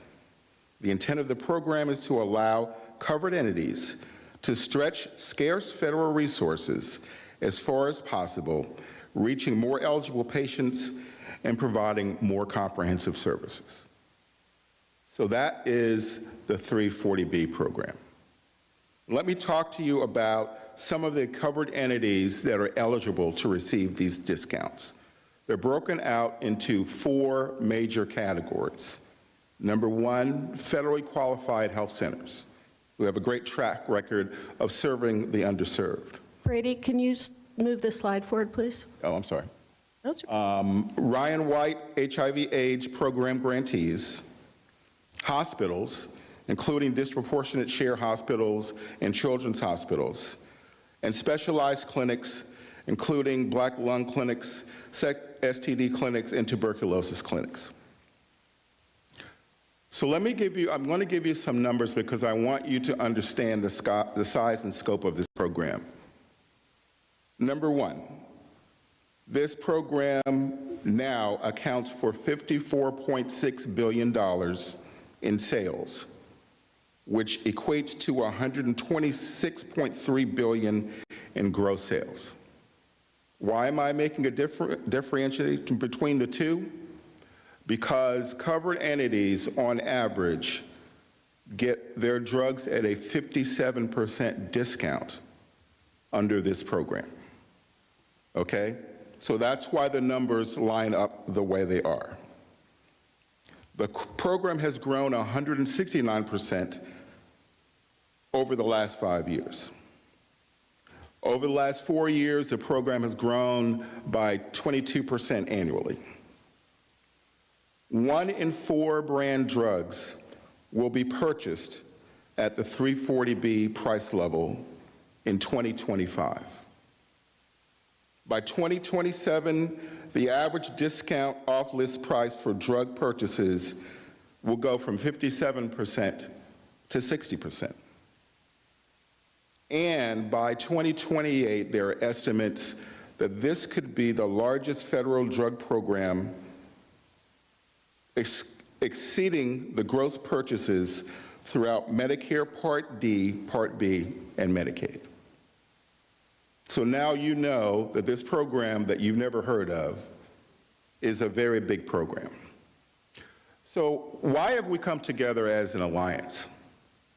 We've come together as an alliance because the nature of this program, to make sure that those who are underserved receive a benefit from the discount that covered entities receive, that is not being applied consistently to the needs of the patients. And unfortunately, when you have a program that has very little oversight, you have 20 people in HRSA that are attempting to watch how $54 billion in money is spent that is not coming from federal funds. Okay, there are not enough people to audit to make sure that these covered entities are following the rules that they're supposed to follow. And there are not enough for them to see how this benefit, this drug discount, is getting to the patient. So we have a number of groups that have come together. The coalition's led by the community health centers, and they're led by pharma. And what the community health centers have told us, one of the concerns that they have is that by law, they are required to not resell the drugs that they purchase in this program by more than the federal poverty level, for people at the federal poverty level, at 200%. However, those same laws do not apply to hospitals. And we have seen hospitals mark up those same drugs that they've acquired at a discount of close to 60%. We've seen them resell those drugs at up to 500%. Okay? That means that if you are a payer in Medicaid, Medicare, commercial, that's the rate you're paying. You're not paying for the discount. Only the covered entity receives a discount. And there are some covered entities that are not marking up drug prices in this manner, and that's why they're part of our coalition. 87% of the dollars spent in this program go to hospitals.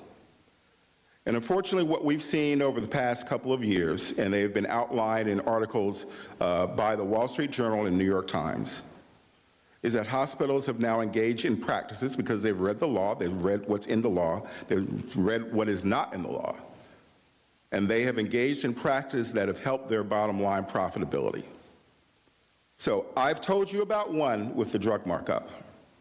I'll tell you about another that is just as disturbing.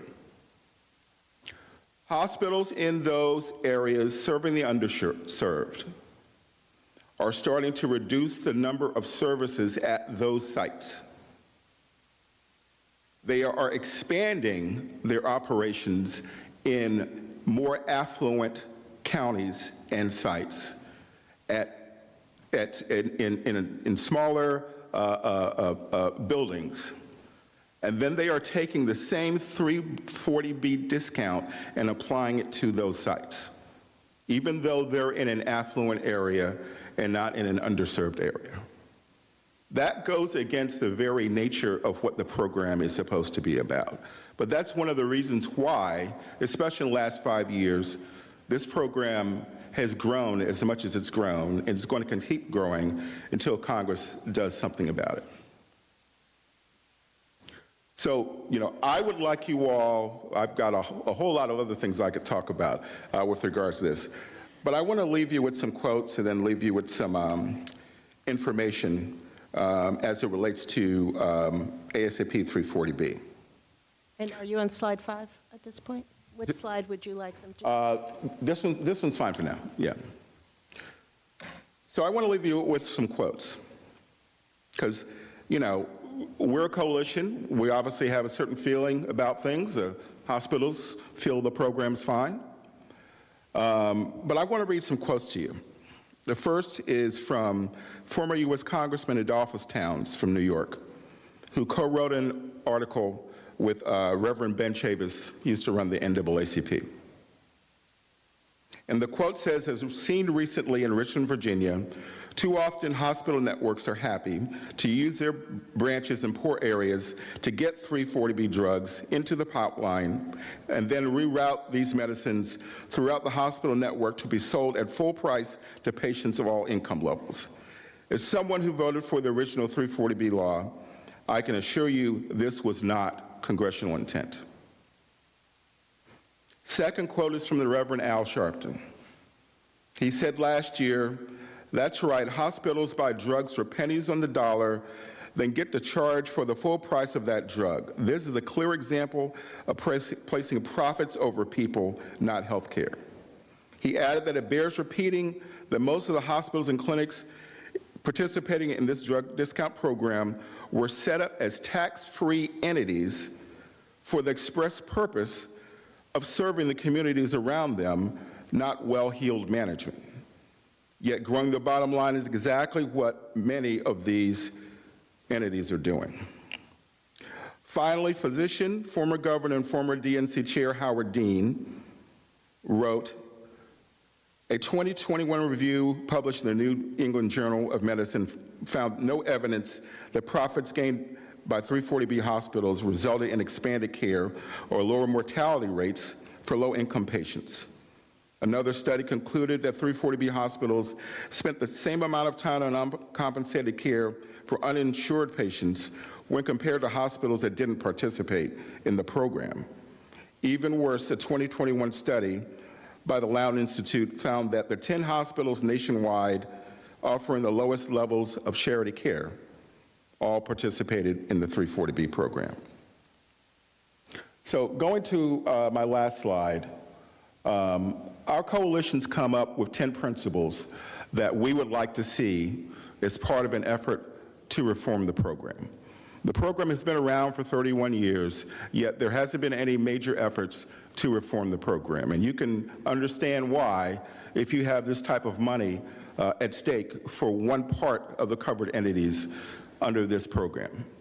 But we have a very diverse coalition of groups representing consumers, representing patients, representing providers, representing those who treat the underserved, including this group, that are members of our coalition and want to see real change. Now, fortunately, 6 U.S. senators have already issued a draft of a bill that represents comprehensive change to this program. And that's the first of its kind in many, many years. The comment period is open up until April the 1st. There are things we like about the draft. There are things we think need improvement. But this is an issue that should be on everybody's radar screen just because of the size and scope of what it represents and the fact that this program is designed to help the underserved. Thank you very much. Yeah, thank you very much. There's an old joke, or it's not a particularly funny joke in healthcare, that nonprofit hospitals are really non-taxed. They make plenty of profit. So thank you for that. Why don't we start on the end again with Wesley? And feel free, you know, I said that you could start with your sharing stories and then policy, but if you'd like to combine, feel free. We're very flexible here. Not a problem. Okay, so once again, I'm from Alabama. I've lived in D.C. and done work up here federally. But back at home, there's a lot of work to be done, especially on the healthcare side of things, where, man, it's it's a challenge. And I mean, listening to programs like the 340B program, although, you know, we always promote medicines and think that those are the, and pills pushing is the way to go a lot of the times. The overall wellness of our communities is not good, and that may be due to the economic struggles that a lot of us have down in those areas as well. But the access to just generalized health care is a pressing topic right now, because it's, for instance, where I live, the nearest adequate healthcare facility that has, you know, things that'll cover most of the things that you need medically is over 40 to 50 miles away. So if I have an emergency, and I'm already going to wait in line usually about 3 to 4 to maybe 5 to 6 hours, you know, for just someone to just take me in, or a receptionist to take me. By that time, you might be dead. And that's usually the case with a lot of the things that are going on in these counties, especially where I am. I'm on the west side of Alabama, so you heard of food deserts. I mean, it's pretty much a healthcare desert, kind of, if you, so to speak. So UAB, they are wonderful with what they do. The University of Alabama, Birmingham, the hospital there is one of the top in the world, if not the top in the world. So what they have been doing, some programs that are now looking more towards extending their arm to the rural areas. What they have been doing is establishing their arm by buying out the established rural hospitals. So that sometimes they'll buy it out, and sometimes they'll figure, like, to keep the politics out, they may just, you know, extend the branch arm there and help them with some things financially, or programs financially that we don't have. But in my own county, in Greene County, we have getting an X-ray machine, or getting an X-ray machine, or getting someone to be able to operate that X-ray machine. That's a challenge. So you have these areas where, and I'm not shooting any of the DMV, the things that the DMV have going on are wonderful, and there are also some sides of the DMV that also are dilapidated, that could be updated. But where we are down south, the dynamics are totally different than up in the northern areas. Like, we are in the southeast, and if you've ever been to the southeast, and especially the rural southeast, you know as well as I do that there are things that you are in awe of, because it's the lack of resources, and the lack of networks, and the lack of information, the lack of knowledge, the lack of just knowing that these type of programs are available. That is the main thing that is killing our communities. Like, my community is almost extinct, so to speak, because of the fact that we don't have access, or we don't have an infrastructure that has these amenities. So people it takes flight. You know what I'm saying? And despite that, now there's a little bit more of an effort for those who have been out and seen more of the world to come back now and have an interest. But our lack of resources and amenities have caused us to be an almost extinct people on my side of the state. But at the same time, thanks to programs like Hope Credit Union, they work diligently in the community and try to find out what can they support financially, or they even have tools for the communities and resources to figure out what can they do financially to help these types of situations. The foundation, the Hodges Foundation, our Health and Human Services Department has also developed, as I said in the beginning, a rural health initiative. And this rural health initiative goes as far as down to the wire of training students, having training courses for college students and high school students to be able to transfer into those communities and be that go-in between the hospital and them and the hospital, between a community access resource and the hospitals. Because sometimes you need immediate attention, and sometimes you your attention is not as immediate as others, but you still need to see a healthcare professional or a healthcare provider. You know, so we want to have that rural health initiative program to be there and to service as much as we can, to be like the nucleus for a web, so to speak, of the counties that surrounding that. So you have a centralized location, and this is a model that we've developed, by the way. And if you, after this summit, if you guys want to get more information on that model, I'll be glad to give you that. But it was developed by our co-chairs of the Health and Human Services Department. They are in the mental health field, and they've been on the assisted living care and living care facilities as well. So they have witnessed the difficulties that have been taking place in trying to get adequate health care to these people in these rural areas. And now it's even more personal for me because my mother, and most people in her age demographic, the baby boomers, we know, have been experiencing high levels of dementia lately. So these baby boomers that are in the dementia stages, once they get into this assisted living care, or, you know, they send out occupational therapists, they send out physical therapists and whatnot, but the services are so low, it really takes away from even having them there, because if they're not able to get the financial resources or access to the resources to have them out there on a consistent basis treating these people, it's basically for naught, because once you start something, you already know how it is with a person with dementia or any mental health issue. Once you start it, you need to continue it at a consistent basis. But if it's a lack of consistency there, then it's almost like it's been diminished as soon as they leave out the door, you see? But it's more so of just a continued fight in trying to figure out ways of partnering, networking, establishing coalitions, however you all want to justify it here, and then moving in a plan of action, finding someone who can actually come visit these areas, or finding someone who knows people to put there in those areas to come back and get those resources for these communities. That way, we can promote centers for wellness and rural health initiatives all throughout these dilapidated counties and deserts. That way, we won't have that issue coexisting in the future, if you know what I'm saying. Yeah, thank you for that. I mean, it brings in so many other issues like broadband access to rural areas so that you can do things like televisits, and, you know, I'm sure Tamika knows about all of that, and the STEM education development of the workforce. Oh, is that better? Hello.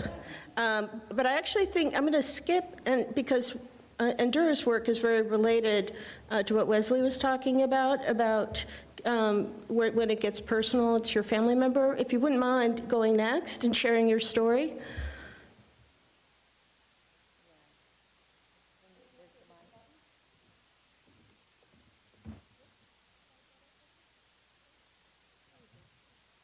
Hi again, Endura Govan. So for 34 years, I had a wonderful business that I loved, teaching children, kindergarten through 12th grade, how to start their own business. Thought I would be doing that to the day I died or something else. My oldest brother, who had been diabetic for a long time, was in end-stage renal failure. He had just started dialysis. Didn't hear from him, went to his house, he was passed out. One more day, I think I would have walked into a corpse, a dead person. So as a good little sister, I told him I would give him 30 days of his 90 days proposed rehab. Well, 6 years later, he transitioned. And in those 6 years, I was able to have a front row seat to what it's like to work with somebody that the National Disability Institute called Black and Brown, Sick and Poor, Living Under the Bottom Rung. So their take is that you're not even on the ladder of life. He lived in Ward 8, DC, so just being in a zip code that's overlooked, having multiple diseases. So I had to manage 8 chronic illnesses. But thankfully, as an entrepreneur that so many of us are in this room, we go through life using those same principles that we use to thrive in business to even govern our own lives. So these entrepreneurial eyeballs had to take my brother from being underserved to overserved, and it was not easy. It was dealing with several doctors who didn't know each other or talk to each other. So how can you get a holistic program going for someone's life when there's no connectivity to any agency, any set of doctors? Thankfully, though, I'm very persistent. I was able to get his A1C down from 11.5, which is really walking deaf, to about an 8. And that was without his help. So that was with me being what I call a sneaky chef. I'm just going to put it in your food. You're going to eat better because I now have the authority to fix your meals, to take you out for exercise, to help with your mental health. You had mentioned the growing cases of dementia. And as many of you in the health field know, dementia, they're using the term diabetes type 3. So my brother had early onset dementia due to diabetes. So when your glucose levels fluctuate, it's high one day, low one day, that takes a toll on your brain. So that's why we're seeing so many younger cases of dementia. I felt like, and I mean, I'm saying this jokingly, but I'm very serious. I felt like I was stuck in the episode of Good Times. It was just so stressful every single day that I now understand why caregivers often go out before the person that they are caring for. So if I didn't know how to use my network, which was calling the mayor, calling the deputy mayor of health, talking strong to healthcare people who wanted to over-medicate my brother on 12 medications, and I had to say, tell me what each one does. I mean, the normal person, we don't know that super long name and what it means. So I found out he was on 3 high blood pressure medications. That was unacceptable. And when I asked why, we want to get, this will get it down 1/4 of a point. Well, I can do that through diet. So in this world of healthcare, we, of course, have to put our own oxygen mask on and take care of ourselves as we fight for all of what we're doing in the community for advocacy. It's very expensive to be sick. My wallet was being drained, and I constantly asked, are there any funds for me as a caregiver? No, there's no money for you. Well, a year later, I found out that the District of Columbia is a direct care state, and if there's anyone in here that is a caregiver or deals with caregiving, find out if you are in a direct care state. There was $100,000 a year for me to take care of my brother. So when I asked the agencies, was there money, and they said, there's no money for you, I guess that's a true lie. There was money for them, but not money for me. And so what I found that was best in helping people, healthcare, I call it, is more Del Frisco's, it is not Ruby Tuesdays. So don't look at it as my main course and 2 sides for $29.99, because that's not how you're treated. Every single doctor got paid for doing something that the other doctor didn't do. So as you look for resources, don't allow agencies or even doctors to bundle up what you're looking for. Find out what's available for diabetes, for those in end-stage renal care, whatever the issues are in your personal life. So there are monies for every single chronic illness. My background is financial literacy. So the first thing I did was I got his life in order, and I saved him about $200 a month on unnecessary spending. Well, when it was time to recertify my brother for his food stamps, they reduced them to $31 and said he can't have all that extra money walking around. And so then that forced me, because a diabetic cannot eat off of $1 a day and remain healthy. So then that forced me to find supplemental food programs that he qualified for. One is the farmers market vouchers, and it's seasonal, but it's $80 to $100 a month that he could use at farmers market vouchers. And I'm just giving examples of how, as we advocate for families and the communities, these are programs and services people don't know about. So every day we have senior citizens signing over the deed to their house to go into a nursing home because they don't know there's money available for their friends and families to take care of them. And when that person dies, it's not like they turn the house back over to the family.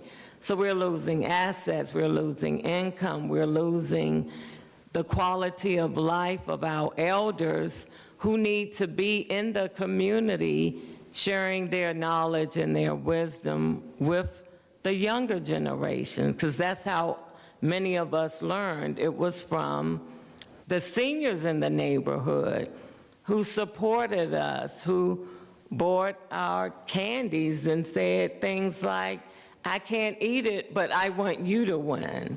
And so as we advocate to keep our communities healthy with everything that we are forced to deal with people coming at us with guns blazing. I think I said on Monday, the new case of diabetes is a 10-year-old brown or black male.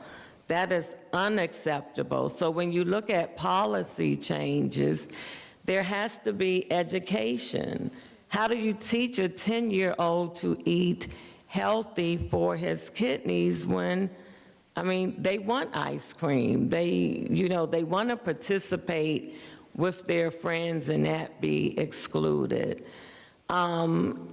So as an entrepreneur, that's how my 2 companies came to be, Color of Health, and I've always run nonprofits. So Color of Health Care is the nonprofit where I can share my knowledge, and that always have to be on the money clock, where I can get monies that are out here from health equity funds and give back to my personal community.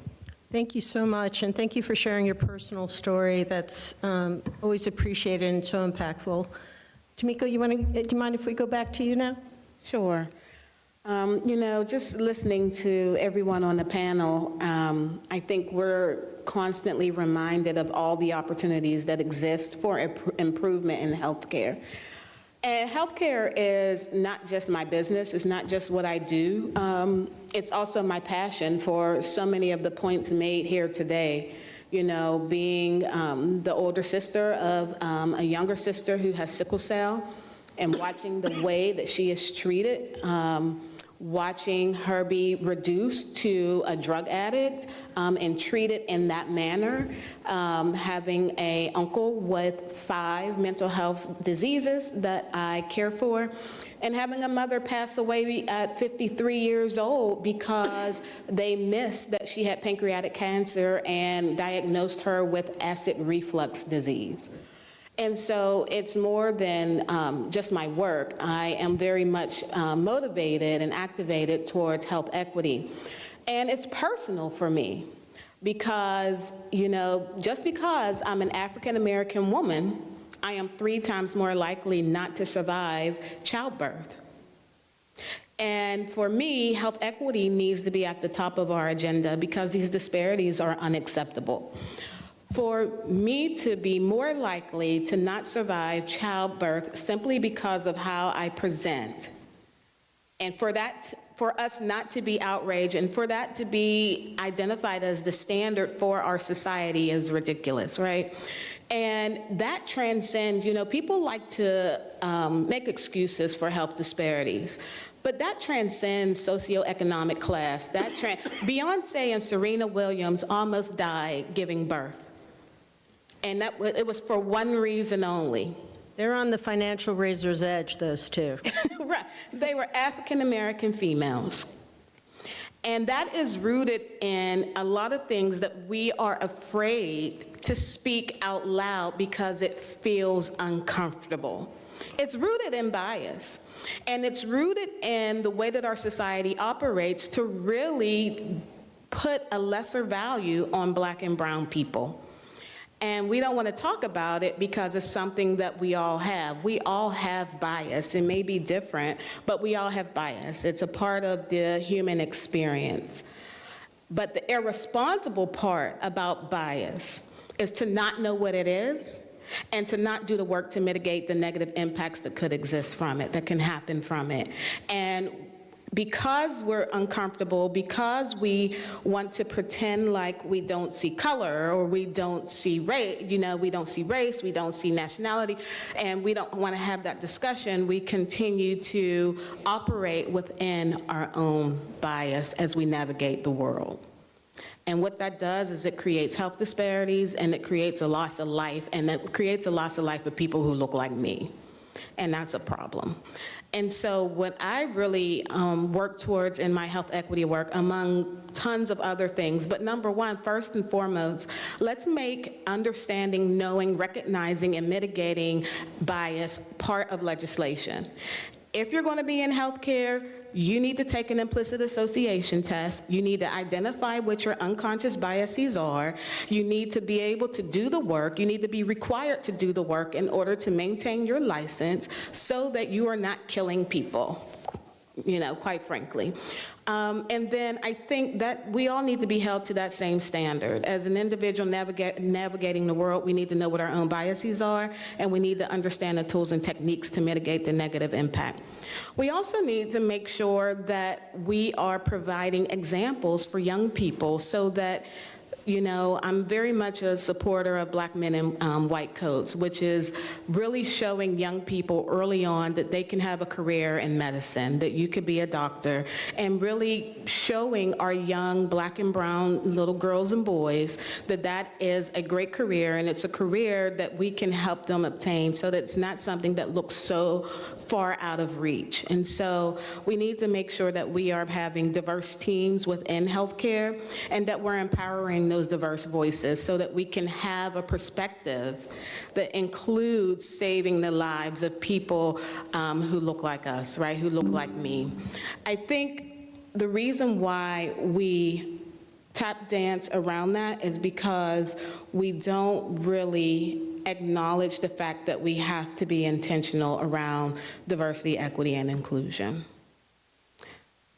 If you look at me and don't see an African-American woman, that's not a flex. That's a problem.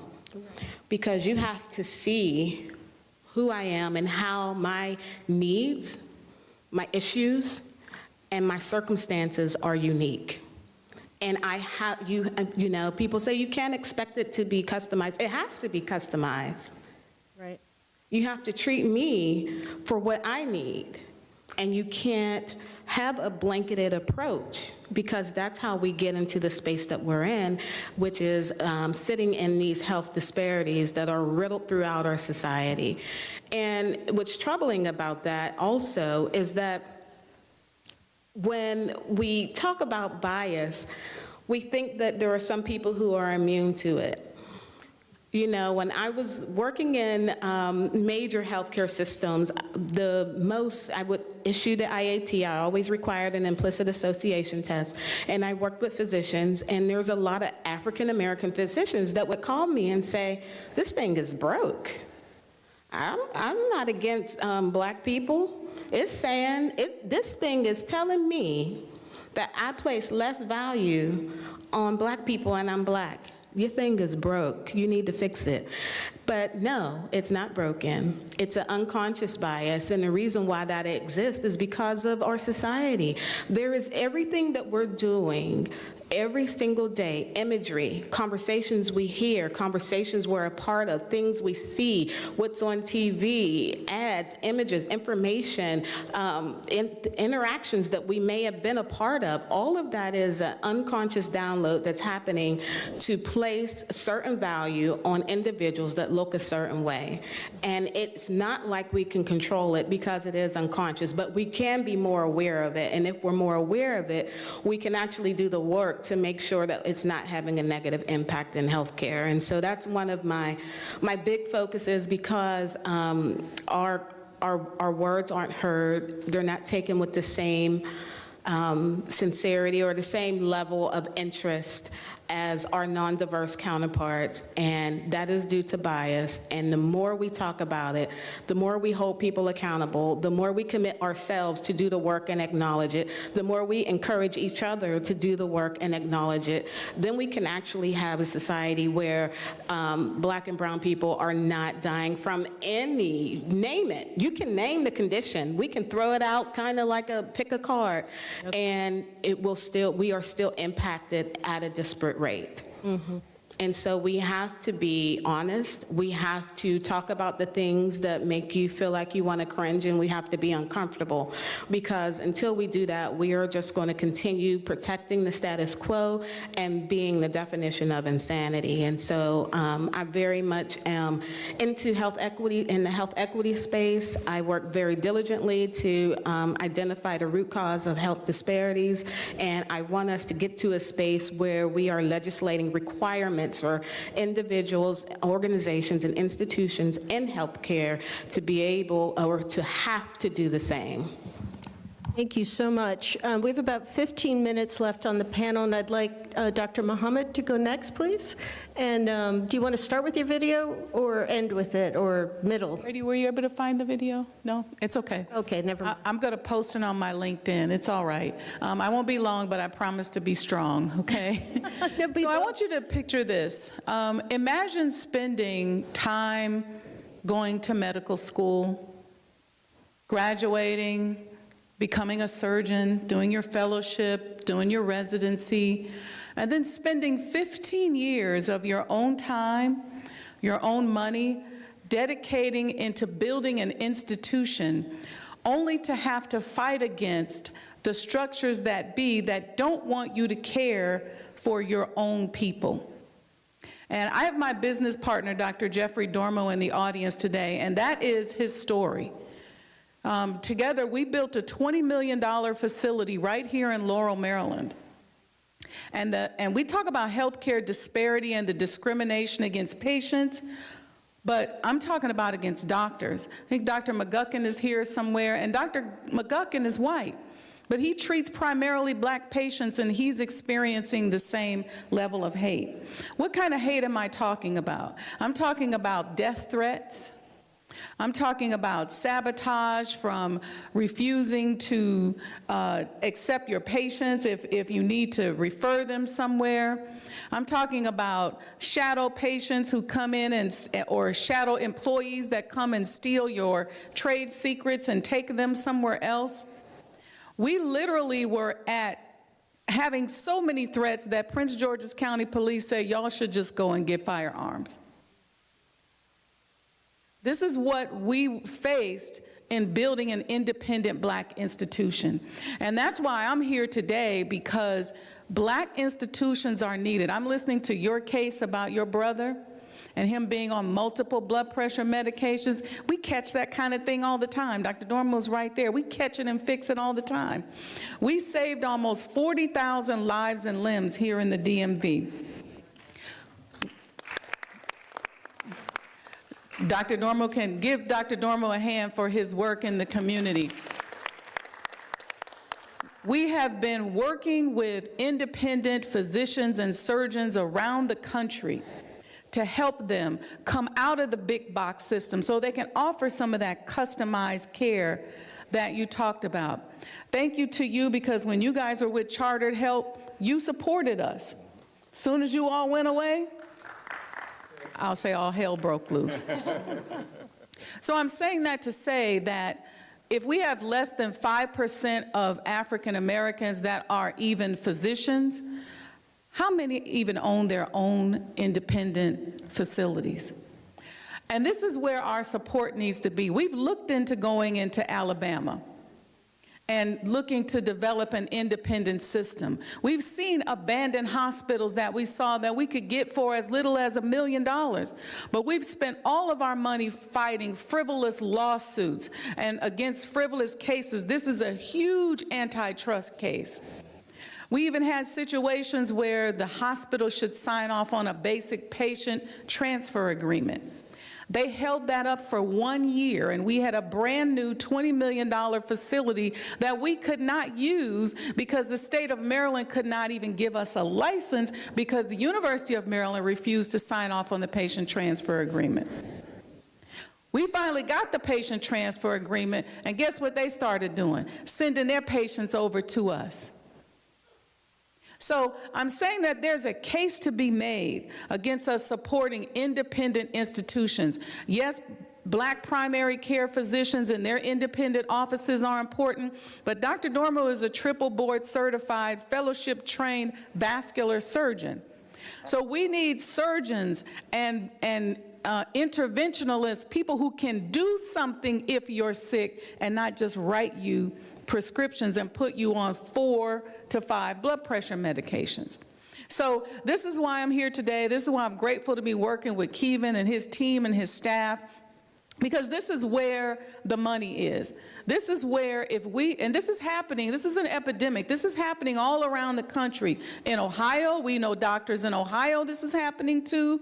It's happening in Chicago. It's happening in Alabama. It's happening in Louisiana, where our independent black facilities or independent facilities that are serving our underserved communities are under attack.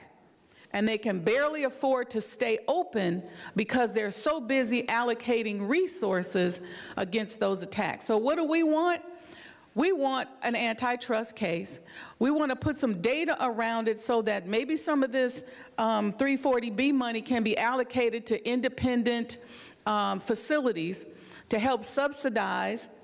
I have so many surgeons and doctors who are saying, I'm so tired of this system. I can't practice real medicine. I can't be a real clinician because there are certain parameters that tell me that I have to do certain things, and my job and how I'm doing on my job and how I'm evaluated as an employee is not based on how well I treat you or how well I treat your brother, but how well I implement the rules that are in place that are not so much in the best interest of the patients. So when you see an independent Black facility, if there's anything you can assist us in doing to help subsidize those facilities, to help build more facilities, let's get more Black doctors together so we can form groups that can support and support independent physicians like Dr. Dormo, like Dr. McGuckin, who's here, who are here to serve you and will serve you above and beyond what the insurance company tells you or tells them that they should do. Thank you. That was very strong. Thank you. And last but certainly not least, Dr. Leith, if you could share your perspectives, and then we'll sort of recap the session and open for Q&A. Yes, ma'am. Thank you. And, you know, as I said when I opened, that I wanted to circle back to everybody on the panel, because I do want you all to keep Alabama in your mind, because my focus with working with the Tuskegee-Macon County Community Foundation is focused on maternity care. There are lots of maternal care deserts in Alabama. And the foundation currently focuses on 12 of the 18 counties that you mentioned, Wesley. And, you know, most of them are on the Midwestern side of the state. There are a couple that are on the eastern side. Macon County, of course, is central, and it's the 11 other counties that they work with. So Alabama is deemed the worst state in terms of maternal deaths. And, you know, when the president and CEO of the foundation talked to me about some of the stats, you know, some of the policies, she shared with me that it was just in recent years that the ban on midwives was lifted. That was a 40-year ban. 40 years. Why does it take that long? Then the syphilis experiment. I have heard so many people say how tired they are of hearing about it, and that people need to get over that. Who's going to get over that? You know, there are family members who are still reeling from that and who are still impacted by it. The whole thing with the maternal death rates, I mean, looking at that, you know, it's not just that the woman died at that point and everything is over. That has implications for intergenerations. And so we can't just walk away, close our eyes, and think it's going to go away, because racism is still alive. I mean, the Black Belt counties have a legacy, and that legacy is perpetuated today with the differential power. And we have to take that into consideration, but we have to be very proactive. There aren't any hospitals in the areas that are most immediately being addressed. So we can't look at community benefit and how you would redistribute savings from a nonprofit hospital who's obligated to do that. There is no hospital. So a person who is pregnant that has to travel 30 minutes or more to get to a hospital, if they're having complications, their risks already are zooming up. And when you look at the overall maternal mortality rate for the state, it's like 63 per 100,000 live births. For Black women, it's 100.07, I believe, per 100,000 live births. Again, those numbers are huge, and you can't just put your head in the sand. So what we're looking to do is to build an ecosystem. And we have had an article published about it a few years ago, actually. And we are ramping up our activities now because we need to have it a little bit more diverse than maybe what we were trying to achieve. It needs to be larger because there's so much need in the state that there's not one single entity that can actually address everything. It's going to take a lot of brain power to be creative and innovative so that you can replicate certain types of models. And there needs to be policy analyses that looks at it from a lens of ethics. There needs to be, just a whole comprehensive way of doing things and planning and implementing new strategies. So, we're looking at workforce development. We're looking at interprofessional teams. We're looking at how you can engage community health workers. We're looking at that, but here's the thing. They are trusted sources in a lot of communities, but their reimbursement for their services is questionable, and so you can't really sustain them. But they are a good resource. So that is something that we would like to see changed. That, that's a national problem. It's not just an Alabama problem, but that is something that is high on our radar. We want to also see that there's support for midwives beyond just the raising the band. We also want to see doulas be used. And all of that, I know, is probably something that's going to take some time. But we don't really have a lot of time, because if things keep going down the road with the trajectory that it is, where will we be as a Black people? And that's all. That's right. Thank you so much. Thank you so much. So we have a few minutes for Q&A, so if you want to raise your hand while I'm just sort of recapping what I think I heard today, we'll bring a microphone to you. Is that right? What do we have, about 10 minutes? Brady, is that right? Great. So I can do a short 10 minutes. Yeah. No, we'll wrap it up. So, we've heard about the complexity and all the interrelatedness of a lot of different issues, so I just want to sort of recap what I heard back. We know rural health is a big issue, and we talked about how there's staffing shortages that are exacerbating the problem. Obviously, there's funding problems. Even things like broadband might be a new technology that could be brought in to remedy some of that. We heard about the education pipeline, right? Getting more diverse providers, and that has to start with encouraging young Black and brown kids to go into STEM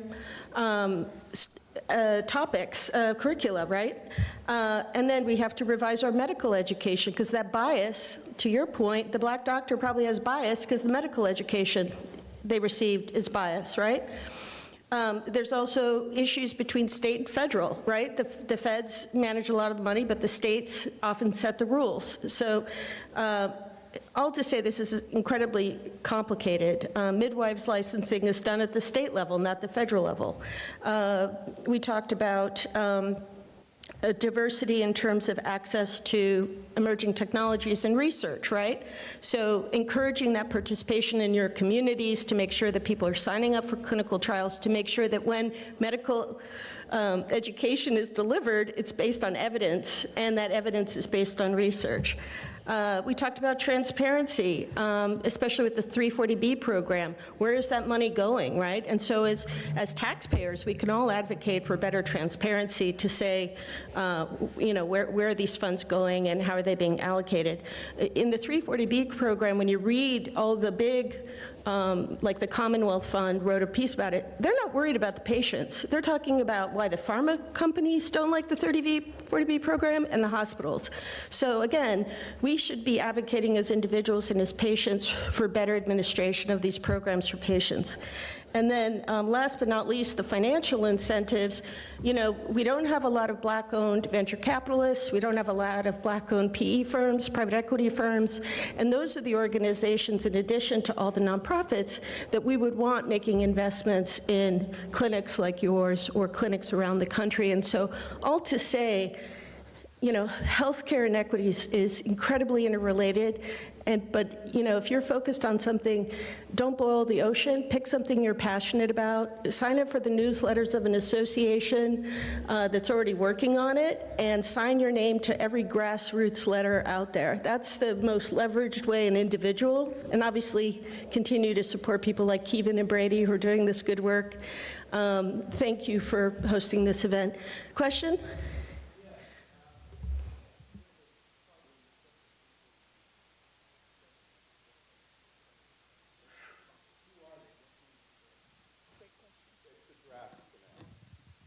But the 6 senators released the draft to try and get more input from the public, including stakeholders.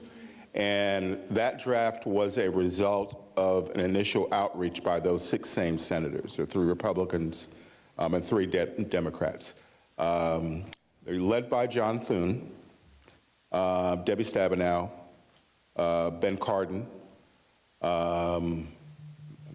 I'm drawing a blank here. Hattie Murray, I think, is one of them. And there are two others on the Republican side that I can get to. If you go to our website at ASAP 340B, you'll be able to see it. I think it's good that there is at least an effort to try and find a bipartisan solution on this. I know in this town it's hard to do these days. But I think that that's good. Because, you know, I don't think you can approach this as a one side versus the other. There are many large entities that are part of this program. PBMs are part of this program. Pharmacies are part of this program. Obviously, clinics are part of this program. Obviously, farmers providing the drugs for the program. And you have a lot of entities that, you know, receive those benefits. But, you know, I think the concern that the coalition has, and we're open to talking to hospitals.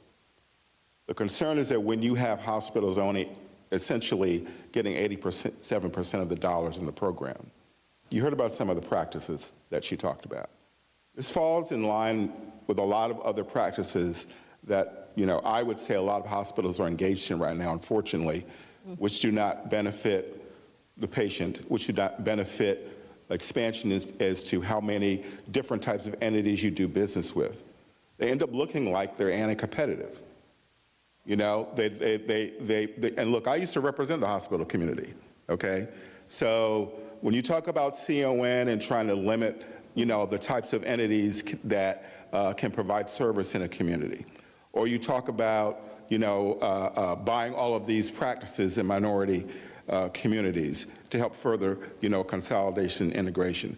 A lot of these things are related, okay? And, you know, the question is just whether or not, you know, what's in the best interest of the patient and what's in the best interest of serving the underserved. That's what I would say. Any other questions? Yes, sir. Oh, yeah, here, I have one.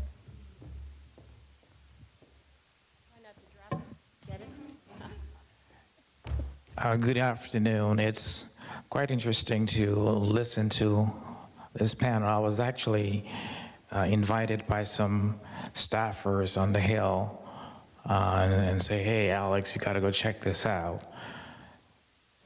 And the reason why is you just mentioned there are a few African-American controlled firms The venture capital in and the PE private equity. space. Yeah. And we are one. Yay. And so it's, when you listen to all of you, the biggest problem we have is, as the brother said, is the knowledge, the access, and the connecting those pieces together. Because I'm in charge of quite a bit, and we literally can find recipients. That's a disconnect. For capital.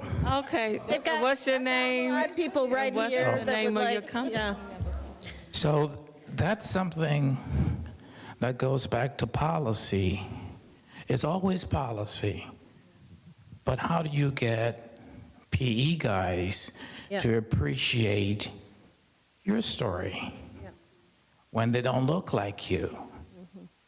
but they trust me, but I don't have access to you. You see the catch-22? Allow me to introduce you to 5 people that would like your money. Yeah, so 6. we would like to help and work with you and Wonderful. and get your particulars. I'm very disturbed to hear about what happened. You're in my neck of the woods. I'm in D.C., so you live in Ward 9. Can you tell us your company name and your Yes, name our again? fund is called Best Trust Fund. Best Trust Fund. Okay. And it stands for Blacks Economic Security Today Trust Fund. Great. It's exclusively for blacks. So how I got here, I think is providential. We as black people always believe in the Lord hooks you up and makes things happen. So this is not a difficult issue to fix, and we do have friends on the Hill that we can be much more we can twist some arms. How about that? Okay? I think that nicely wraps this session up with a bow. I would say that that is the best way to wrap up this session. Thank you all panelists. It was a very large panel, and I'm sorry if all of you didn't get as much time as you'd hoped, but please reach out to them. And, they're obviously all on LinkedIn, but obviously Kevin and Brady also have their contact information. And the last thing I would say is that if your company does matching contributions, please consider giving Kevin and Brady's organization some of your donations. They're wonderful and working really hard on important issues. So thank you very much, and thanks for inviting Diversity Works, Kevin.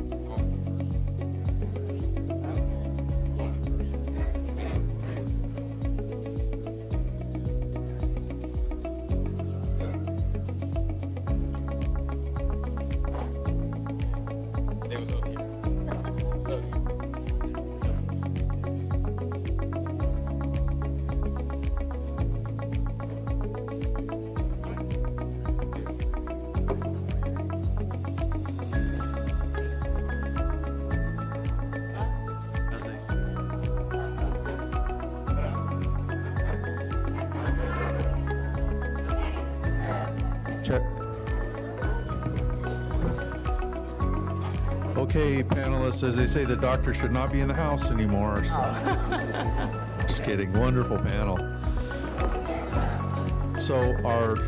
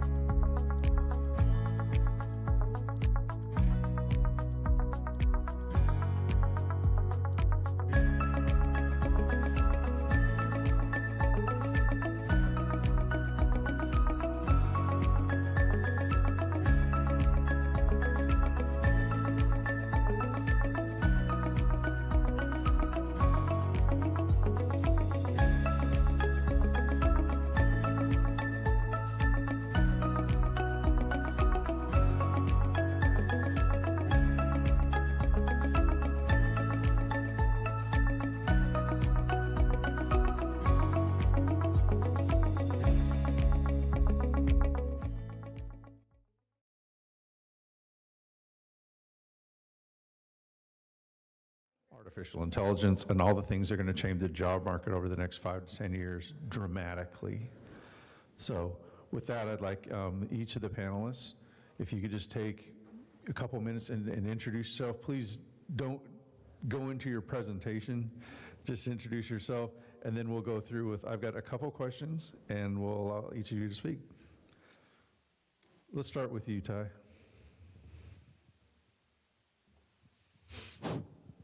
My name is Tyrone Short. I'm the COO of Southern Imaginations, LLC.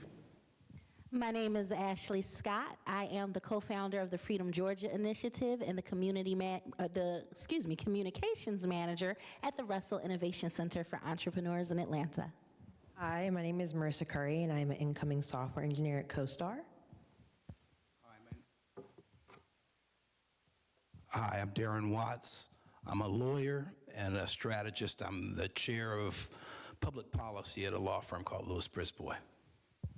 Yeah, it's the technology panelists. We hope that they can know how to turn on a microphone. So sorry.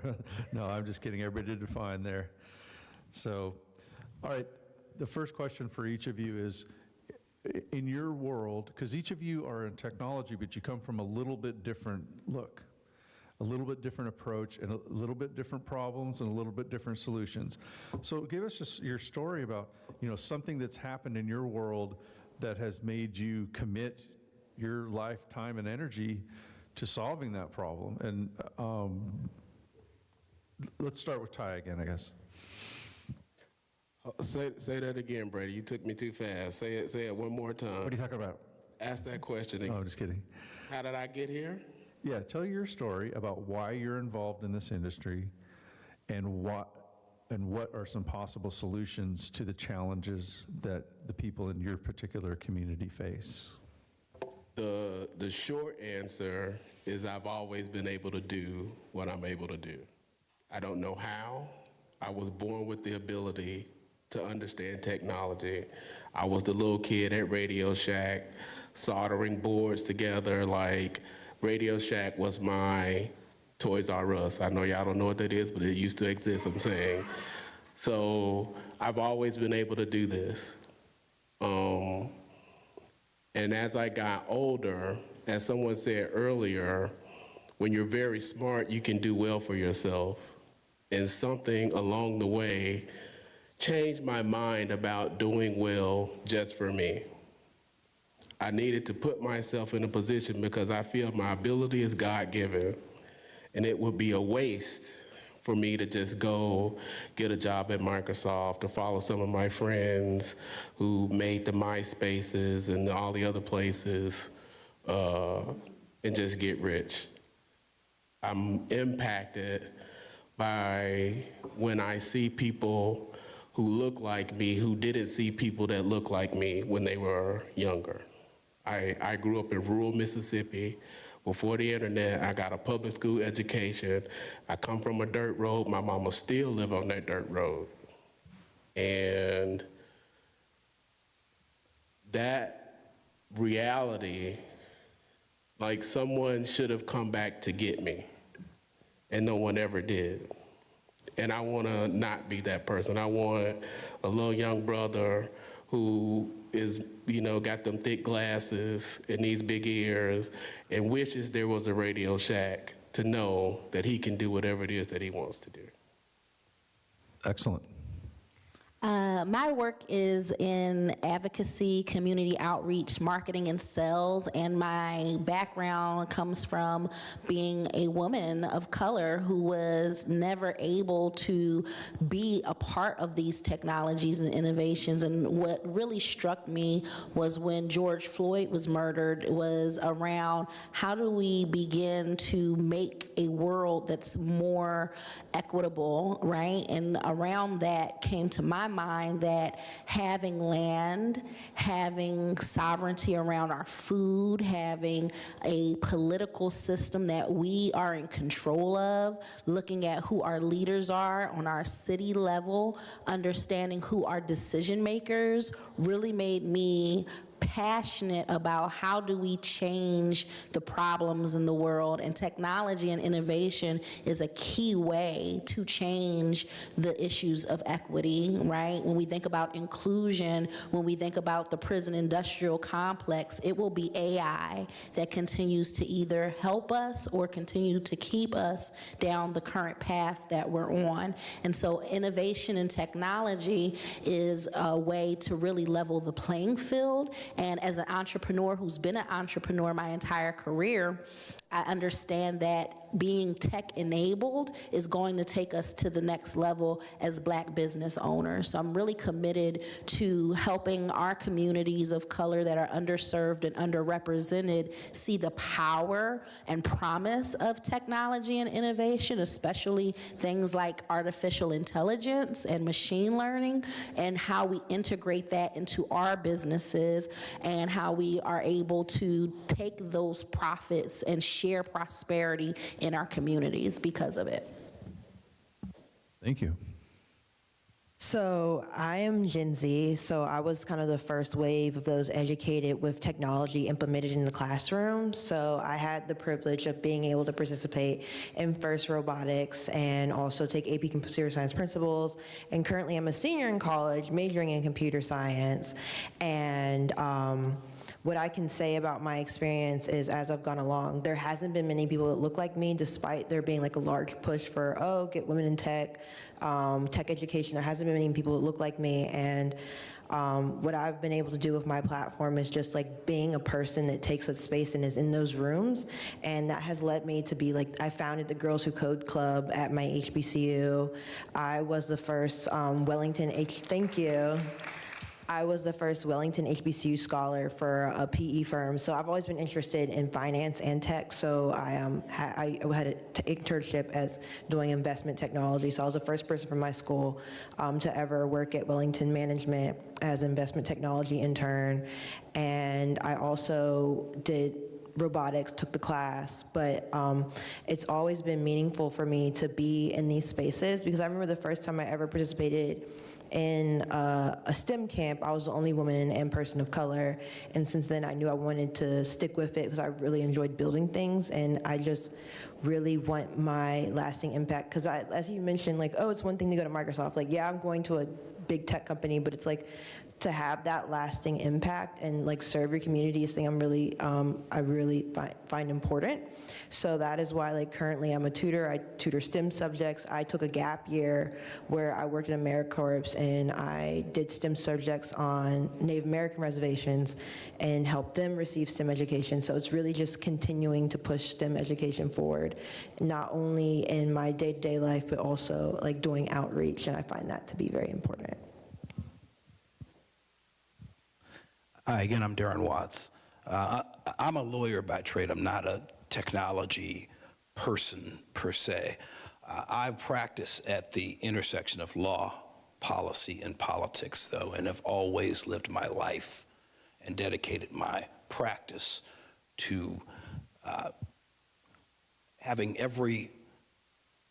the corner of my mind how policies that I'm trying to shape, which is what I do a lot, whether it's in healthcare, financial services, or now technology, how that's going to impact our community, and hopefully to be uplifting people and helping solve problems. The reason that I've gotten so into artificial intelligence is because this is the next coming, it's already here. It's the second part of the tech revolution that's going to change everything. And it's going to transform lives, transform how everything is done here. And what we often have as a community is we'll know something's coming or have an idea, but not really be finding our voice. And there's an opportunity now to not come into this thing on the back end talking about what has happened that wasn't fair and how we need to remedy these things and let us in and do this and that. No. Now's the time where every sector of society is figuring this out. They're drinking from the fire hose. We all are. Even the tech developers, because they're competing with each other to figure it out. So, so they'll think they've got something, and then they're looking over their shoulder, and somebody else just created the next level of it. So we're all trying to understand this, trying to figure out how this can be used in beautiful ways to change our lives, and in fact, can really help us overcome some of our struggles. We'll talk about that later on, but it also has lots of dangers and risks that we've got to guard against. Well, now's the time for us as a community, and that's why I've worked with Brady and with Kevin, with the SCL, GPI, and other wonderful organizations on healthcare and other things. That's why I'm here, because I was talking to them about this, saying we've got to all get together and make sure that people who are trying to help our community are here early while the rules are being written, while we're chopping all this up, because there are wonderful opportunities for us economically and otherwise, efficiency and all that, but there's also great dangers. And especially, we talk about bias. We'll talk about that a little bit later. That's why I'm here. I'm the head of the AI task force at my law firm. I'm galvanizing clients that are corporate and nonprofit to all get to the table and try and do something positive as these rules get written, not just in Washington, but all over the world. Excellent. Now, as the best technology inclusion panel that we've seen in years continues, Darren, I would like to go back to you and say, there's a concern that the folks in Congress making all the rules that are going to govern AI and all these other emerging technologies come from an era where the paradigm was completely different than, say, the Gen Z. And I'm going to have you continue with that question about what your generation thinks and what they think should be happening instead. But we'll start with Darren, and then we'll come back this way.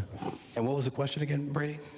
Oh, there's a perception that the people, the policymakers at the highest level are maybe not connected well enough to these technologies and how they're going to affect the younger generations, and that how as a policy guy, how can we, number one, maybe not so be afraid of that, or should we be terrified? We ought to be terrified by that, and they're terrified by it. I'll tell you, I was at an event, and sometimes at these things, folks will leave that important senator who's the chairman of an important committee on this issue alone because they don't want to bother them too much. I walked right up to Senator Durbin, chair of the Judiciary. Hey, man, let's talk about AI. I said, what's going to go down on this? And how do we make sure that the community's at the table? And he said, well, you got plenty of time because we're not doing anything right now. He said, we don't even understand it. Anybody tells you up here that they understand it, they're lying to you. He said, so we're trying to figure it out. So what I would recommend you do is get organized and make sure that you and the organizations that think like you boot up, learn with all the rest of us, and find your voice. Get in here with us and talk about what opportunities you see that you want to make sure that we leave open, and what guardrails you think we need to put up. I loved his honesty. It was refreshing. Excellent. Yeah, and when I think about AI and then the current legislature, if anyone has been following the TikTok news, Congress and the Senate, they don't really understand technology. I don't know who's advising them, because when they had the CEO of TikTok, they were asking him very irresponsible questions. Like, they were like, what is Wi-Fi? And as a person who's Gen Z watching that, we grew up with Wi-Fi. We know what Wi-Fi is. We know what an IP address is. We know what a DNS is. So we're watching the people who make our legislative decisions, who are like a lot older than us, not know what these things are, and we are just like, we want to take the conversation to our own hands. So when it comes to like using AI and utilizing it, I think it's important, especially in the education sphere, and and most importantly, higher education to be aware of it and learn, because I think it can be used as a tool for good. I think there's many benefits, and it's getting integrated in all spaces. I remember at my internship, they were talking about how they wanted to use AI when you were on the trading floor and to put everyone's notes together for the morning meetings and to see if they could track trends. So I think that AI can be used for good, but it does need to have certain regulations and protocols, but people need to be very highly informed on what they're talking about, because when people think about AI, coming from a technical background, it is not gonna replace software engineers right now. I'm just gonna let everyone know that it's not gonna replace us. We're not there yet. Yes, we have large language models, but we are not at the point where it can write code, because I've tried to use code like ChatGPT to help me with my code. It doesn't do it correctly. It's not going to be able to do it for a very long time. So I think it's we don't need to approach it with fear rather than deep introspection and thought, and really become educated and listen to the thought leaders. And I think that's the best way to adequately use AI in the day-to-day, because I use it in my day-to-day life as a computer science major and incoming software engineer, and I think Congress could also educate themselves on it as well. If I could shift gears a little bit, you're involved in ag tech. You've been doing it for quite a while. It's not something that a lot of people understand, that you're combining agriculture, farming, with technology. Tell us a little bit more about what's happening on that front and how the communities we support can actually kind of leapfrog the issues between non-white farmers that are not being able to participate in a lot of government programs, how they can just leapfrog and use this as an opportunity to get into ag tech, maybe the next generation of farmers, and what they should do. Well, I want to be clear that there is no leapfrogging, because ag tech is so expensive that it has the same traditional barriers to access that any Black American, any person who's trying to start a business is going to face. Ag tech is available right now, and there are many entrepreneurs and businesses that are leveraging things like drones, cameras, smart technology that tells you, do you have enough water in your hydroponics and plant-based, these grow houses, right? So we are taking agriculture from not necessarily only being row crops and traditional farming, but looking at growing indoors. There's a lot of technology that allows people to begin to grow plants in their homes now. And we have to take advantage of that individually, but as a farmer and a traditional farmer, someone who has access to land, they typically don't have access to the capital to be able to invest in these new technologies. So I do want us to look at how we can create and utilize some of these crowdfunding opportunities, because that's the area of opportunity more than anything. When we start looking at farming and ag tech, this is an investable class for us, so that when we start talking about what are some of the things that we can invest in, this is an area that can also provide food security for our communities. When we start thinking about famine and just not having access to fresh, healthy vegetables and fruits in our local neighborhoods, these indoor grow houses can produce no matter what the weather is outside. It's pest resistant, right? Because we're not growing our crops directly into the soil and having to compete with the drought and having to compete with the different viruses and diseases that plants face. And so that technology is going to allow us to grow better yields, is going to allow us to have better overall returns on our investment in our food supplies. And using this technology, it will continue to get better over time and allow us to better predict and plan for our food and our future as communities. Because right now, when we think about how we engage with our food system, many of us are disconnected, right? We don't know who the farmer is that grows our food. Well, ag tech can give us the ability to identify that supply chain, to know where your tomato comes from, to know where your strawberry comes from. And so when we start thinking about how we can participate in the innovation and the technology happening on the farm, it really is an opportunity to invest in these farmers so that they can begin to utilize these technologies, because many of them are brand new. We are at the cutting edge. So I would say, think about how you can begin to invest through crowdfunding and different platforms that can be a avenue to ag tech. Thank you. Tyrone, I'd like to take a little bit different question with you, and that's that your organization has really done some innovative things with technology and trying to support communities that are often left behind, especially technologically. So could you tell us, why did you pick the approach that you did, and how have you been successful at that, so that maybe other people can see, wow, that we can really do this in our community? So just to give people a brief overview, and I've been working on my elevator pitch, what my company is essentially plug-and-play infrastructure. Fractional CFO, fractional CEOs, people who can handle internal business, because what I see in our community is we know how to hustle, we know how to get money. What we don't know how to do is sustain. You have a great idea, you will push it as hard as you can, and you won't be thinking about projections, you won't be thinking about cost in fuel, you'll just go get money. And then you'll get it fast and easy, and guess what? Easy come, easy go. So what we decided to do was, or what we're trying to do, is encourage people to stop thinking that way. We invested in culture change.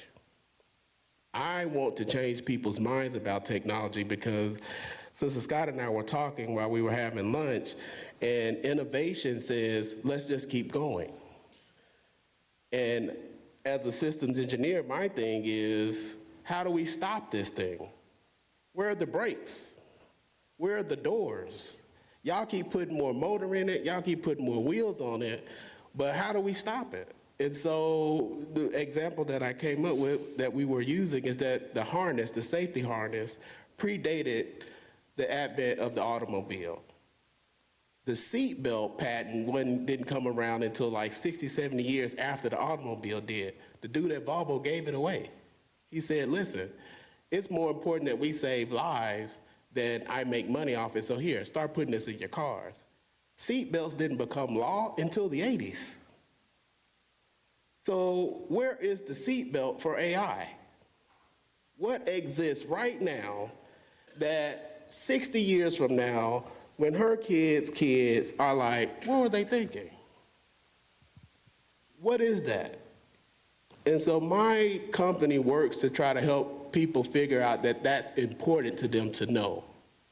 You need to know how these things fail. And so when you go to Best Trust and say, I want money, my firm is who says, let me put these places, these policies and procedures and structure in place so that when you go to Best, they know you're going to take care of that money.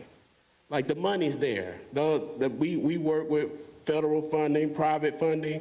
You can get money. There's more money available to people for invest than that has existed since like maybe the 60s, like almost $500 billion. They having meetings about how to spend it. The COVID money that came down, you could just apply and get it. But more money is coming available, but you can't just say, hey, I have a need anymore. You can have a great idea. Ag tech sounds amazing. You cannot go get those people to give you money now without having a certain structure in place to go get it. And once we figured that out, that's what we started to help companies and organizations, people who provide childcare. Everybody needs childcare. There are more children than adults in the country. But they don't have basic things that they need, and we need them. Who saw during the pandemic that teachers need to make $1 million? I was homeschooling my baby like, please get this girl out of here. You know what I mean? Like, but those people make less than people who work at McDonald's. Why would anybody think that that's okay or acceptable? I won't go get a job in childcare, even though the entire world needs it, because it won't pay me what McDonald's will pay me. So we got into that niche industry, particularly. We help any and everybody, but we especially work with people who help other people. And they need those plug-and-play infrastructure pieces to keep going and provide services that we all need. Everybody needs an IT person. Okay, excellent. Now we'll do a bit of a speed round here, if you guys don't mind. We hear a lot about, from the news media, because if it bleeds, it leads, the horrors of what's going to happen with AI, and we've seen it in basically all the science fiction movies that talk about AI, the horrible things. So, especially from an inclusion standpoint, when it comes to AI, what's something that we should be maybe looking at from a fear standpoint, but also what are some things, let's end on a positive note, like there's going to be some great things that come out of that, and Ty, we'll start with you. The simplest, easy things that we struggle with, like back in the day, you could get a lot of things done if you could write a really well-worded letter. How about we can even a playing field by simply saying, hey, Bing, write me a nice letter to my creditors and let them know I'm down in my back and I can't pay my bill this month. And Bing will write you something so sweet that you won't even believe it. Send it off and they won't know nothing, they won't know none of the wiser. You can say, hey, Bing, write me a letter as if I'm a Harvard graduate using that language and help me get this business plan written. And Bing will say, sure, Ty, I'll help you out as best I can. Spit me out a whole business plan. That's AI. For me, it's a tool. Like Sister say, it won't write the code for you, but if you're feeling lazy, you can say, hey, Bing, write me an upload script. And it'll write you enough of it where you can fix it and tweak it and make it work. So, like she says, not anything that you can, it's not going to replace the brain. The brain has 86 billion neurons. It's a complex structure. Raise your hand if you can tell your heart to stop beating. You can't do it. It's a lot going on up here. We are superior, but we do have to evolve and adapt. So 1.8 million jobs will probably be lost by 2025, but there will be 2.3 million new jobs in AI. So it's really about reskilling and learning how to harness the power of AI. And so some of the things that I'm really proud of is what we're doing at the Russell Innovation Center for Entrepreneurs by helping to start the conversation in our communities that we don't have to be afraid of AI. Our workforce just has to figure out how to harness its power. And so we're doing things like creating a mobile AI and manufacturing bus to go to rural communities and underserved communities and Black communities, high schools and elementary schools, and to begin to expose our communities to artificial intelligence and machine manufacturing technology. Because if we can learn how to utilize it to be more efficient in our businesses, then we can actually grow our bottom lines and create more new jobs that allow our human creativity to flourish, right? We can create new ideas and intellectual property when we take our hands off of some of the minutia that AI can actually take care for us. Even when we think about marketing, right? So many marketers are afraid that people are going to lose their jobs because I can go to ChatGPT and I can write out my social media for a year. I can write out my blog articles. But let me tell you about a time when I used ChatGPT and it spelled Alonzo Herndon's name wrong, right? So you always have to have the human effect even when you are utilizing AI. So I would encourage anyone to just become educated and to look for organizations in your communities that are doing this work. Learn coding, learn the different technology skills that you are going to need for the future. Yeah, I definitely agree with what you said about learn coding, because that is one thing. There's this book called Industries of the Future, and as to your point, yes, jobs are going to be going away, but there's going to be new jobs. So I think it's highly important, especially for my generation, to become technical. I think it won't be like coding won't be like a niche thing, it will be like an everyday thing that everyone will need to know how to code, or be, in some aspects, be highly technical, and that really means relying on your STEM education, which is really important. And there's a lot of free resources, like there's Free Code Camp, there's also like YouTube as well, and even ChatGPT, you can ask it to make you a study plan. Like, I want to learn JavaScript in 2 weeks, or like I want to learn JavaScript in a month, and it will give you a detailed plan, everything you need to study to learn JavaScript, which is a highly marketable skill. And that's how I think that AI can help people. Well, if you got 4 panelists up here, and this is how I'd like to have it too, those 3 can talk about beauty, I'll talk about the beast a little bit. All right? As usual, right? because there's so much beauty to be harnessed, you know, and that we hope help society from all this. But there are... That's your trigger warning, right? Yeah, Okay. there are risks, and there are things that we need to be concerned about and put up guardrails for. The top 4 areas, I'll just say real quick, you know, are obviously data protection, cybersecurity, and things like that. Terrible things can happen when people can go in and manipulate things, right? The second that I hear the most is bias. And you'll recall from the last panel, someone was talking about unconscious bias within the medical field. Well, gosh, there's all these things that are learned, you know, that they're embedded, and it results in bias. Well, if we're talking about machine learning and data, where are they getting all the data from? Because you've heard the term garbage in, garbage out. Well, I've got a cautionary tale on that. The FTC has already said that you know, there is no AI exception to the law. So they're, you know, they see everybody struggling to learn and understand, but they're going to be enforcing the law as it is right now, just to try and put some brakes on, as you were saying, to put some seatbelts on. And recently, what they did was, and they're really concerned about all the facial recognition, biometrics, and AI powered facial recognition stuff. The headline of what they did with Rite Aid tells you everything you need to know. Rite Aid banned from using AI facial recognition after FTC says retailer deployed technology without reasonable safeguards. FTC says Rite Aid technology falsely tagged consumers, particularly women and people of color, as shoplifters. So what they did at Rite Aid, and it's reasonable, they wanted to figure out who all the troublemakers were who had been there. If somebody had been shoplifting, had fights, whatever had happened, you know, maybe some of the clerks got their picture with their camera phone, maybe the surveillance cameras had their photo or whatever it is. They said, well, hey, let me try and create a database of all the offenders that have been in our stores, so when they come back, we've got an alarm and we can, you know, protect ourselves and protect our consumers.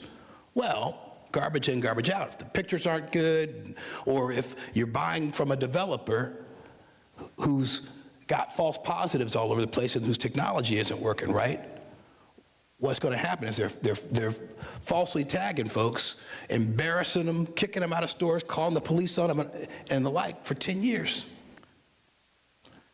That's the bias part that ought to scare everybody, and where we ought to be asking the questions. How do we hold the users responsible too out there, the corporate users, whoever it is, to hold their developers' feet to the fire, make sure that they're testing and that they're following up when they have problems, and how do we make sure that what's embedded in these systems isn't doing harm? Excellent. Did you want to say again? Yeah, I think that's a very good point, and that leads into the intersection of AI and cryptography, because the whole thing with cryptography and the blockchain is you own your own information. And when it comes about like our own digital identities, it's like I worked for a startup that was a little bit ahead of its time, but it was doing decentralized identifiers. So it was taking people's personal information, giving them a code, and it was held on the blockchain. So it was basically like your digital wallet for the whole entire internet. And so I think something important is to think about like using AI with blockchain technology so that people can hold their data and also the ethics of computer science as well, because I know most computer science majors, I know I was, where we take an ethics class, and applying those same ethics that we learn while in undergrad to the development of our products is also very important. There's a paper that we wrote, facial recognition technology at FSIC, and one of the things that we posited in that is that these AI models that are biased to any degree, none of that's going to change until more people of color are involved in the training of the AI and developing it and coding it. And the same could be said for every industry, that more people that look like the people on this panel, that they are going to be involved in the decision-making at the highest levels, from the executive level to the board and to, all the middle management and everything like that, then we'll see some change. But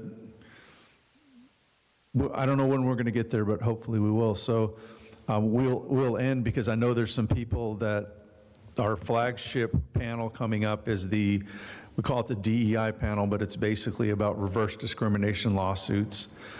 But I have some news for you, is that I am an AI-generated moderator, and Brady's been stuffed underneath this for about 20 minutes now, so he wants to get out. And also I'm a deep fake, so we got those things that are not going for us. But anyway, thank you to my panelists.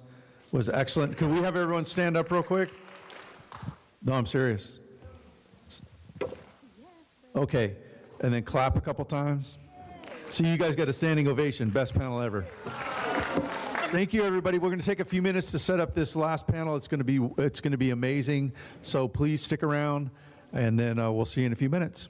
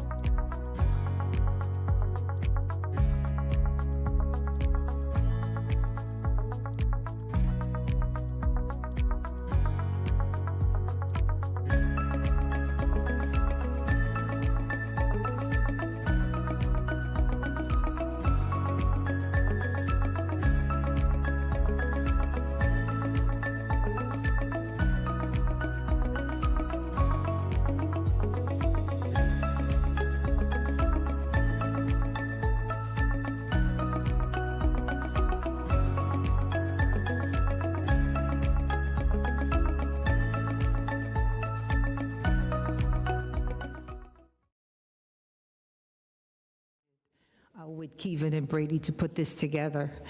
So this afternoon, we are about to have our conversation regarding DEI. And diversity, equity, inclusion is not reverse discrimination. And the way we're going to plan to do this is we have our panelists, I tell them the dynamic super women that are here, and they will talk about their stories, what they've been working on in this field. And towards the end, our ask is going to be, each of them will have an ask so that we could all get together. What we find out is that everyone is doing something different individually, and that's the purpose of being here collaborating today and the whole 3 days that we've been here together. And I am Denise Rosemont. For those that don't know me, I am Managing Director or Managing Partner of Diversity Works. And we are an organization that really help organizations define their strategy when it comes to diversity, equity, and inclusion. We don't just set goals, but we help them achieve, improve, and look at their progress as things are going on. We tend to do things in a way that we look at their strategic plan and offer them an opportunity to look at things with a light, whether a stoplight, how you're ready to go, the green maybe to go, the red to stop, and the yellow is something you need to look at. So with that in mind, we'll go on to the next slide, please. What we wanted to do is offer you an opportunity before we get to my panelists here, and I'll let them introduce themselves. When we talk about DEI is not reverse discrimination, I think there's a discrepancy of what this DEI is about. People think it's just about race, ethnicity. It's about so much more. And we put this, you've seen this before when Holly talked about the executive directive from President Biden, that he's saying that it's important that we advance equity. When we deal with DEI, we really talk about equity. We want to make sure that that's understood, because back in the day, and I tell everyone when I was doing DEI work, and we only talked about it, diversity and inclusion. The equity piece wasn't in there. And the great thing about it is now we're looking at it for everyone. It's not just one person or one thing, one flavor of the month. So the misnomer about what it is, these ladies will really refine that and let us understand that.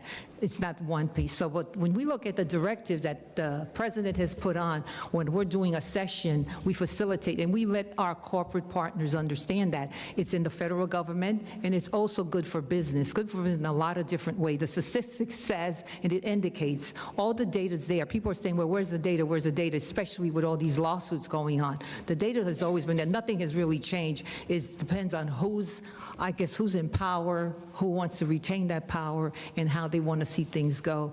And so you get this propaganda that's going on. And so we'll go next slide, please. So we want to know that President Biden also said, let's advance racial equity. And I want you to see the bad guys. One of my partners, we put this together, we look at them. These are the problems that's really facing the culture wars here. So we have our anti-critical race theory activism, and they are real. This is not a game. They are very deliberate and intentional about what they want to do. They want to make sure that they really repeal all the things that have been going on historically through all the legislations and the bills that we've created. So you have the Christopher Rufo. He opposes LGBT topics in classrooms, and he ousted the Harvard president. Then you have Stephen Miller. He's Trump's senior advisor. Now, he's been against transgender rights, anti-immigration, and anti-diversity hiring. Like, what's wrong with really making sure everybody gets a chance at the table and not just a few? But for some people, they believe it. And I was having a conversation today that if you don't think it's about you, when they come for you, no one will be there. I think Viktor Frankl's note says, or the quote says about that, when they came for the Christians, I didn't say anything. When they came for the Baptists, I didn't say anything. When they came for the women, I didn't say anything. But when they came for me, no one was left. So really, we're in this together. It's not just about one perspective. And then we look at Elon Musk, we know that. Now it's all about propaganda again, and Bill Ackman. So just want to make sure that you know that some of the players, there's lots more, but these are some of the few that are very active. Next slide, please. Brady, next slide. Oh, okay, sorry, yeah. All right. Well, while we're waiting for Brady, we are just going to go on because we know it's the end of the day and we're trying to get everyone out of here. So I'm going to go around and let all the superpower women introduce themselves and tell us what you've been working on, and then towards the end, you tell your stories. I know that Lynn has been doing a lot on a lot of the bills, and that's the beauty of coming to a session like this, because I found out that what we wanted to do at Diversity Works is put something together, some type of legislation regarding repealing of some of these cases and things that are happening, and I know that Lynn has been working on that. So Lynn, go ahead and then pass it on to LaTanya and then Tamika. Awesome. Thank you for that. Again, I want to welcome everybody here, and thank you guys for joining us today, and also those who are online. Appreciate you guys tuning in. My name is Lynn Pingle. I'm the CEO of Mackey Company, and I lead, along with 5 other individuals, a group in the state of Minnesota addressing the lawsuit around Ultima versus USDA and SBA. And it is essentially a lawsuit that removes race as a factor of consideration in procurement and contracting. And obviously this is stemming from the work of one of the guys that you guys saw here on the screen with American Legal, Adam Miller, but there's also another guy out of Texas. And so I say that because, you know, Mackey Company is an industry consulting company, and we work specifically with minorities, women, veteran, and small, diverse businesses, right? And within that realm, we, as a group, understand what the struggles are. We understand what the entrepreneur's journey is in getting contracts with the government. Mackey Company itself has successfully assisted a little under 200 Black, brown, women-owned businesses achieve about $87 million. Now, we don't say that we did it for them. We say we sprinkle a little bit of fairy dust to get them on their way and win. And while that is awesome and that is great, the lawsuit that came down and the decision of the Supreme Court to remove race as a factor in contracting does not necessarily give us that level playing field that was mentioned earlier in conversation.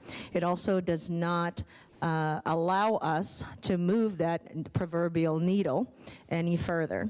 I spoke earlier about the current status of contracting in the United States, especially in the DBE program, the Disadvantaged Business Enterprise Program, that is predominantly set, it's a program of preference for minorities, women, economic and social disadvantage. And within that program that's originally designated for us, people of color, 96% and 96% of the contracts are going to non-minority women, leaving 4% to 6% to communities of color.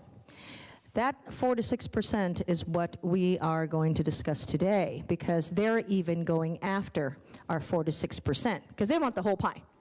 And so I'm going to end with that and pass this on as we sort of dive into this conversation, but that is what I want to bring forth today, is that sense of awareness of reverse discrimination in procurement and contracting and how it's appearing to be pulling the rug from underneath us, and we are not aware. So hopefully this is a platform to bring awareness to that. Thank you.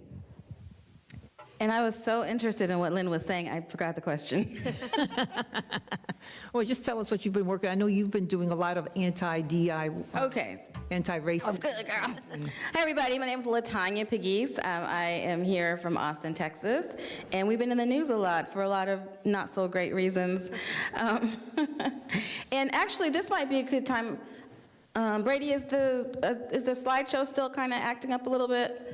I think so. Okay, because I got a great slide I want to show you all just to give you some perspective. And that was great too, Denise, what you shared, just to kind of hone us in and to see those faces together and what their agenda is. But again, my name is LaTanya Pegues. We are here in the nation's capital, so I've got to give a shout out to any Bison in the building, Howard University, that's my alma mater. There we go. I knew I was going to get an HU somewhere. You know. And so with my background as a scientist and engineer, low temperature physicist actually, and worked on spacecraft. A lot of people interact with satellites while they're in orbit. But there's only a handful of us, well, a small group around the world who've actually worked on satellites before they were launched and before they left the planet. And so I'm just really honored to be one of those folks who had that experience. And then also being part of a team to make them go to get them to outer space so you can enjoy what they were designed to do. But just share that to say that, a lot of times in these elite circles like science, engineering, politics, wealth, that there are certain perspectives that are heard and believed and passed on through time.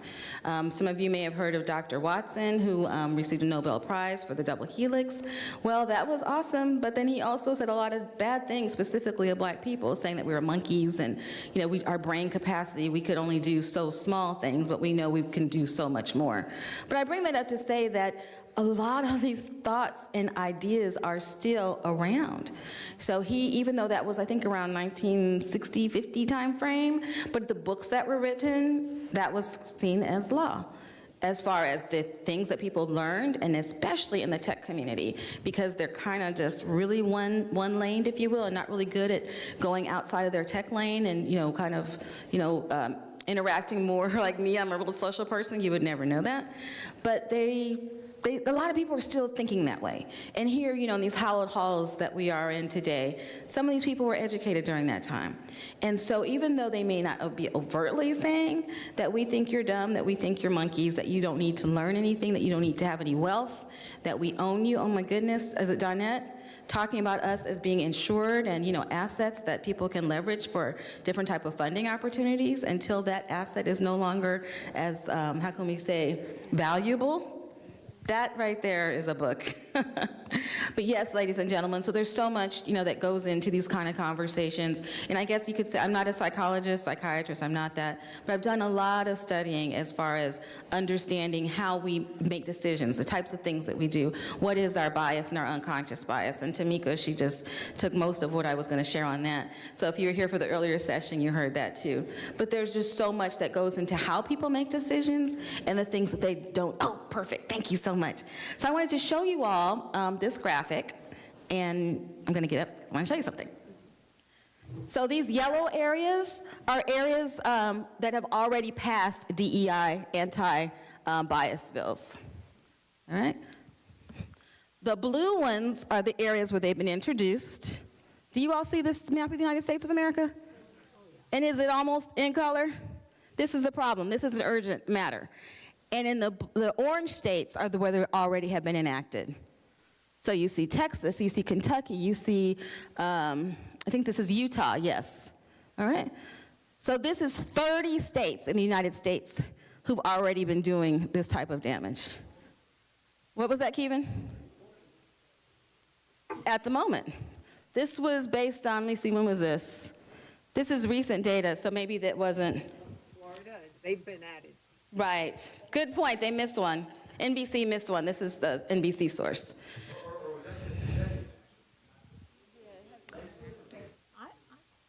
Oh, introduce bills banning or limiting DEI initiatives during their current legislative session. It was during their legislative session.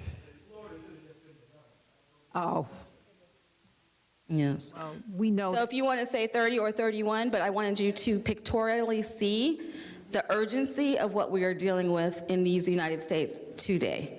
So if you need an action that you haven't been fired up already in this amazing minority summit that everybody has been working so hard, Kia, Kevin, Brady, and everyone else, this image right here should get you going. Tamika. That fires me up, and I already knew it. And I'm mad all over again. I'm Tamiko Stanley. Hello again. I'm the Chief Diversity, Equity, and Inclusion Officer for Elite Executive Strategies, and what we do is we focus on helping organizations integrate policy and procedures to intentionally include people of color and diverse talent and diverse perspectives into their operations. And so, in a nutshell, I am the complete opposite of the slide that she showed of the 6 gentlemen. And so the work that I do is actually the polar opposite of what they're doing, is to make sure that we are not being afraid to be intentional about the inclusion of people of color, because we were not afraid to be intentional about the exclusion of people of color. And so we should not be trying to be inclusive on accident or pretend like it was happenstance. We want it to be just as deliberate as the inequity was. And so that is pretty much the summary of my work. I've worked in every industry for over 30 years, including working with FedEx and government with the city of Pittsburgh, Luminous Health here in Maryland, and sports with Major League Baseball with the Pittsburgh Pirates. Thank you. Thank you very much. And the wonderful thing about these ladies is that each one does some work that's very important in the field of DEI. And it may not say directly DEI, but it is. When we talk to LaTanya, she does a lot of bias work. And that's one way to sort of alleviate what's happening for us to look internally.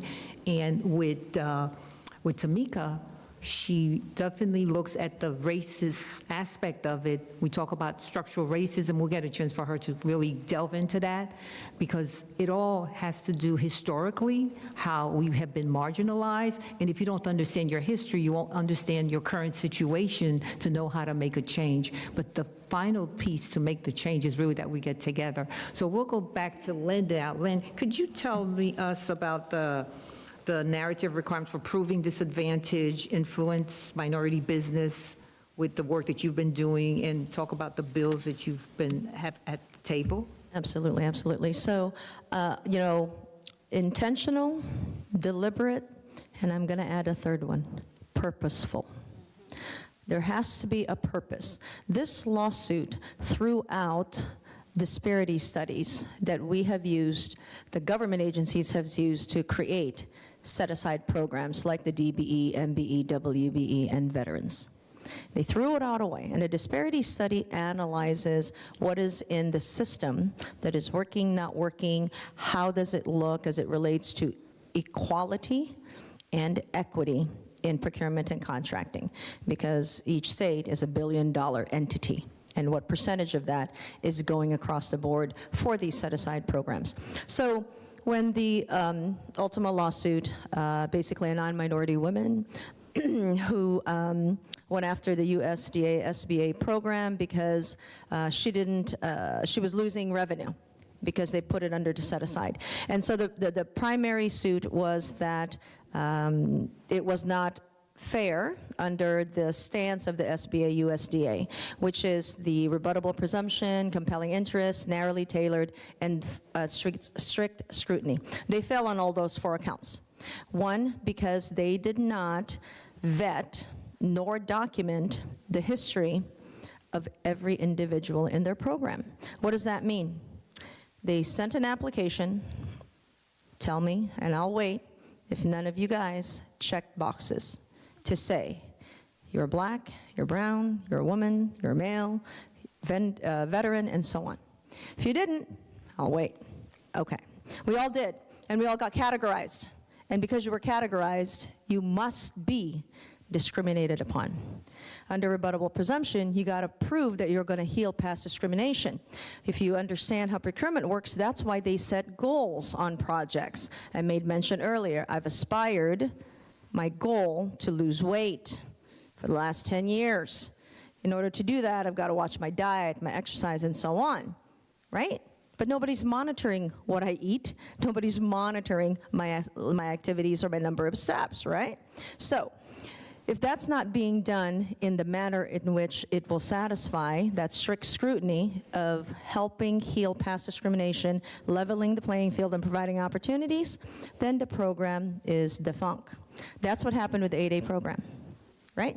So I say that because now they took the Civil Rights Act, the 14th Amendment, and said, hey, you're discriminating against me because I'm not a person of color, right?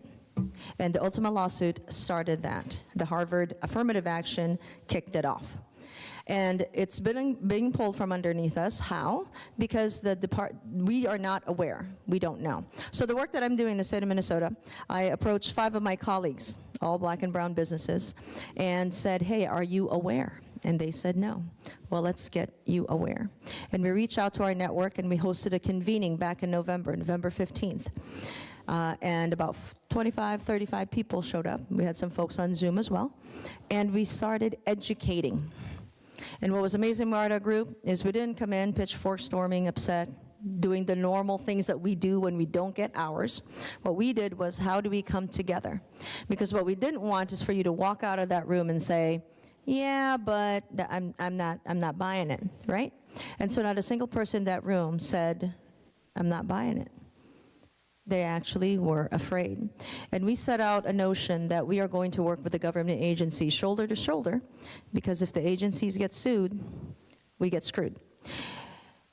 There's so many things that we could do, and one of the things that we did do was keep our community informed about this lawsuit. Right now, we're about 137 or so strong, black, brown, veteran, and women-owned businesses that are championing for change.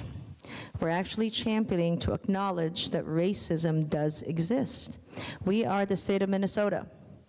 I'm probably going to get in trouble by saying the state of Minnesota is the epicenter of racism, right? You guys know the George Floyd murder, the Dante Wright. Less than 6 months ago, another black American was murdered during a traffic stop. Did you guys hear about that? No. Why? It's becoming a normal thing in Minnesota, if you think about it. Philando Castile was also in Minnesota, if you guys recall. There's just a series of them, right? It's a normalcy almost. I hate to say it. So what are we doing about it? What can we do about it? Our group, again, crafted a bill, a race, equity, and inclusion in procurement and contracting. We are unapologetically saying, government of Minnesota, acknowledge that race is a factor in the state of Minnesota. Everybody's telling us it's unconstitutional because of the decision of the Supreme Court. Everybody's telling us that 25% is a quota. But nobody's paying attention to the fact that we are not looking to create new rules. We looked at the procurement status, 16C in the state of Minnesota, that addresses that the commissioner can set 25% for set-aside businesses. They already said it. So we're not introducing anything new. We're just owning, as communities of color, that 25%. But they're looking at it as a quota, and a quota is against the rules, right? Earlier in the conversation, we had Yun Song from Washington, and Washington State stood strong and said, nope, we're preserving our minority programs. That's what we need. We need those leaders to come talk to the other leaders and say, go ahead, come at us, but we're standing behind what we're doing, right? The second component that I think about here is the details. The devil's in the details, right? How can we be purposely lining up what steps we need to take to get to that 25%? That's really the message here. We need to change the narrative of DEI to be more about the steps you can take. We've acknowledged diversity. We know it's about our differences, characteristics, everything, right? The iceberg, only the tip is what we acknowledge, but underneath the iceberg is all the other characteristics of diversity that, because we don't see it, we're not acknowledging, right? It's about equity and inclusion, and the regulations that's stemming from this lawsuit is taking away that 4%. It's taking away that equity. So if you sit back and not pay attention, you are going to lose that 4%. So the bill is about changing the narrative of how can we be more inclusive versus exclusive. How can we create pathways so that the agencies don't get sued? How about we co-author as a minority business council the policies that are meant for us, instead of having agencies write it on our behalf, right? That kind of makes more sense, right? We're not saying you're out of it. We're saying, let us sit at the table and pick up the pen and be authors of this policy. Come to us and negotiate instead of just shutting us down and saying, nope, 25% is a quota. Nope, it's unconstitutional because quota says so. You know what you have to do because you know the right thing to do. And DEI is about making the decision to acknowledge that equity does not exist when communities of color are involved. And I think I'll wrap up with that. Thank you. Okay, thank you. One thing I wanted to add, so what can be done to make sure that the DI and ESG is really the narrative? You talk about the narrative to make sure that those two are in synchronization together. You know, it's so hard because I fear how ESG is being applied. ESG theoretically is awesome, but yeah, environmental, social, and governance. So that's like the new, you know how paradigm was the jam and the conversation back in the 90s and such, and then paradigm shifted and everything was paradigm shifted. So DEI is paradigm shifting onto ESG. They're removing DEI because, you know what, DEI sounds like a lawsuit. And the hard part about DEI, the intent was good. The execution failed. Just like the policies. The policies were good. The people that started implementing it, DEI was supposed to help level the playing field.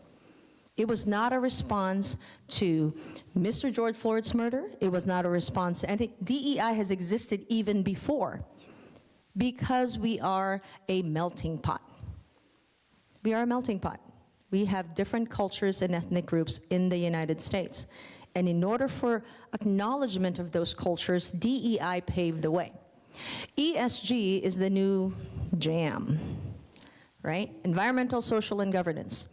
What does that look like in a contracting realm? Well, let me tell you, we're going to put a goal of 25% on ESG. But they do not, once again, spell out the details of how you are to meet ESG. They're simply saying 25% ESG goal. So what does environmental look like? You know what? I'm going to put a ton of solar panels at 25%. Done. I don't have to pay attention to social. I don't have to pay attention to governance. Well, guess where social is? Where we live, where communities of color and gender live. We are social, right? But I'll argue with myself, but socials also impact community. If you bring jobs, oh, we're going to meet social. But our conversation before that, you gentrify, sure you brought jobs just to build the box in opportunity zones, and then you abandoned the place. You played landlord to build the box, and you gave no sustainability. That's also social governance, but I brought jobs. Get out of here. Let me give you a drill down of what social under ESG should look like. So when you are talking in rooms of ESG, please ask the right questions. And if you don't know, call them. What questions should you be asking when an ESG program comes into play? Because if you ask a person of color about DEI, the definition is a heck of a lot different. As we move on to that, thank you for that, Lynn. That's great. Regarding economic and social terrorism, that's part of the term that we're going through here, so different one. Like that economic and social terrorism. It's powerful. Tamika, as Chief Diversity Officer, just wanted to, if you could give us some examples of strategies that you've used effectively to communicate the purpose and goals of DEI, and so that it's not, it's regarded in a way that's safe but very impactful. Sure. And just also there's a lot of terms and a lot of new concepts that are being introduced, similar to ESG, to soften the space of diversity, equity, and inclusion. And I would say the reason for that, there's a lot of reasons for it, but I think the number one reason for it is because DEI did what it was supposed to do, and it created change. And one thing people fear more than anything else, unfortunately, is change, because there is a misconception that change means that my position will be less than what it is today. If I'm cutting more slices of the pie, therefore my slice is smaller, and that's not true. But, you know, one of the things that I do to first really illustrate what structural and systemic racism looks like, and unfortunately, I can't remember if it was Yale or Stanford. I'm going to say Stanford, but do not quote me on that because it might be Yale. But I always use the Monopoly experiment, and I think it was Stanford who did the very first one. And what they did in this experiment is they took a couple populations of professional workers and pretty much said, you have the day off from work because all we're going to ask you to do is play the game of Monopoly. And what they did was they invited all the African American employees to come play first. And they said, just play the game of Monopoly. About 4 rounds in, they invited people of other racial backgrounds. The last group to be invited to the game of Monopoly were the white professionals. And then at the end of the experiment, they asked each group to talk about their experience in their day off, their game. And everyone, except for the white professionals, had a wonderful day off. And you want to know why the white professionals hated that game of Monopoly? Here's what they said. By the time we got to the game, all the property was bought up, so every time I rolled the dice, I landed on something and had to pay. I wanted to go to jail just so I didn't land on something to owe somebody, and I was hoping I passed go to get a little bit more money so I could pay to keep on rolling around the board. So to enter into the society, into the economy at a gross deficit is really the illustration of systemic racism.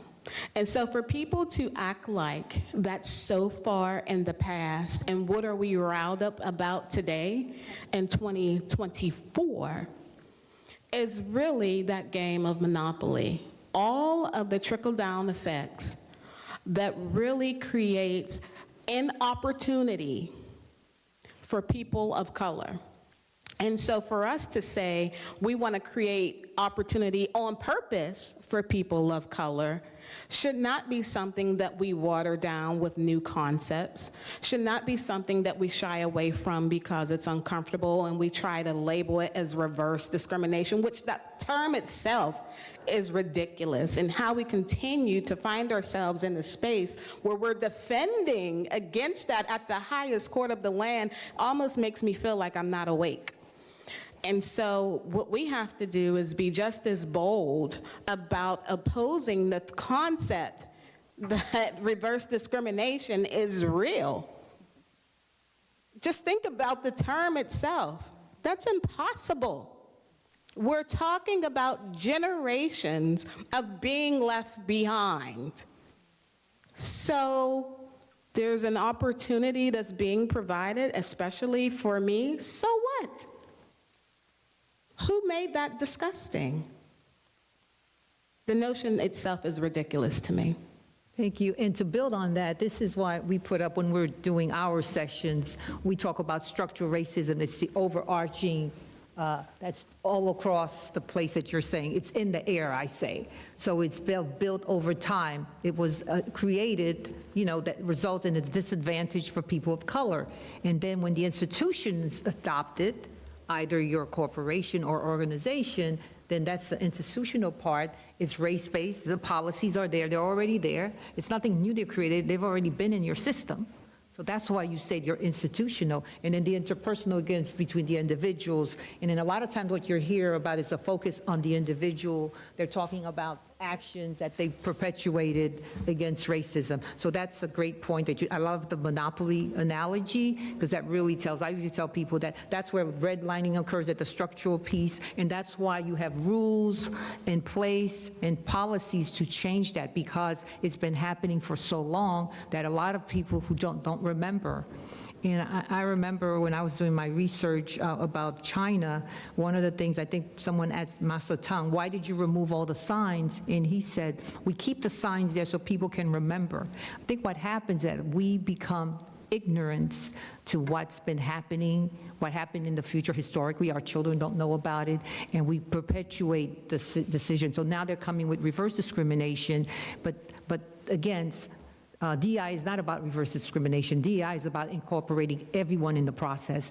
And the research indicates 70% of individuals, even people coming into the new job, say they believe in DI. So why do you have a big group of rich donors that are trying to eliminate and stop it because of the fear factor? And I'll just let you, and then we'll wrap up in a few minutes. I know the time is going real quick. And LaTanya, why don't you tell us about some of the initiatives you put together so that you are making it more inclusive for people to understand? Because I know you do a lot of the bias piece, but if you give us an example, we do a lot of piece. We deal with it with the effect of privilege. A lot of people are afraid of that term, but I find that it becomes real when you show people, illustrate that we all have some type of privilege, but those had it a little bit more than others, and that puts us in a different context. So go ahead. I don't think it's been, thank you, acknowledged today that today is International Women's Day.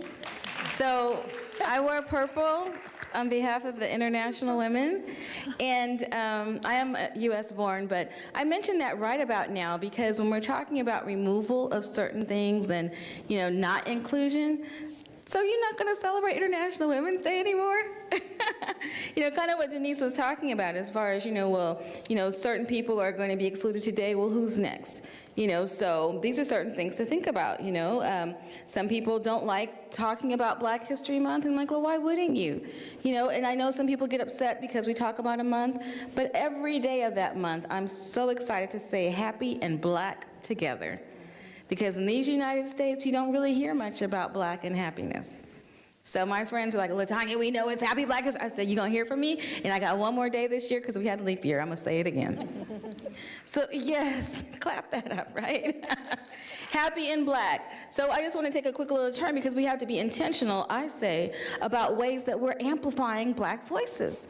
And it's okay to do that. You can say, oh my goodness, did you know, Daniel, our awesome photographer, did you know that every time you look at your phone, that when you know who's calling before you answer, that's an African-American woman's invention?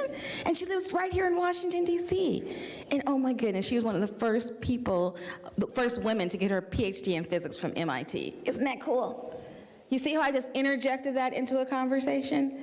And the world went around because of her invention and still is during the pandemic. Another beautiful African-American woman who's alive today, Marion Croak. She's got her PhD, she's at YouTube doing big things, over 250 patents, but because of her, we can do Skype, we can do Zoom, we can do FaceTime, we can do Duo. We got through the pandemic because of just those two Black women's inventions that I mentioned. So the world cannot run without us.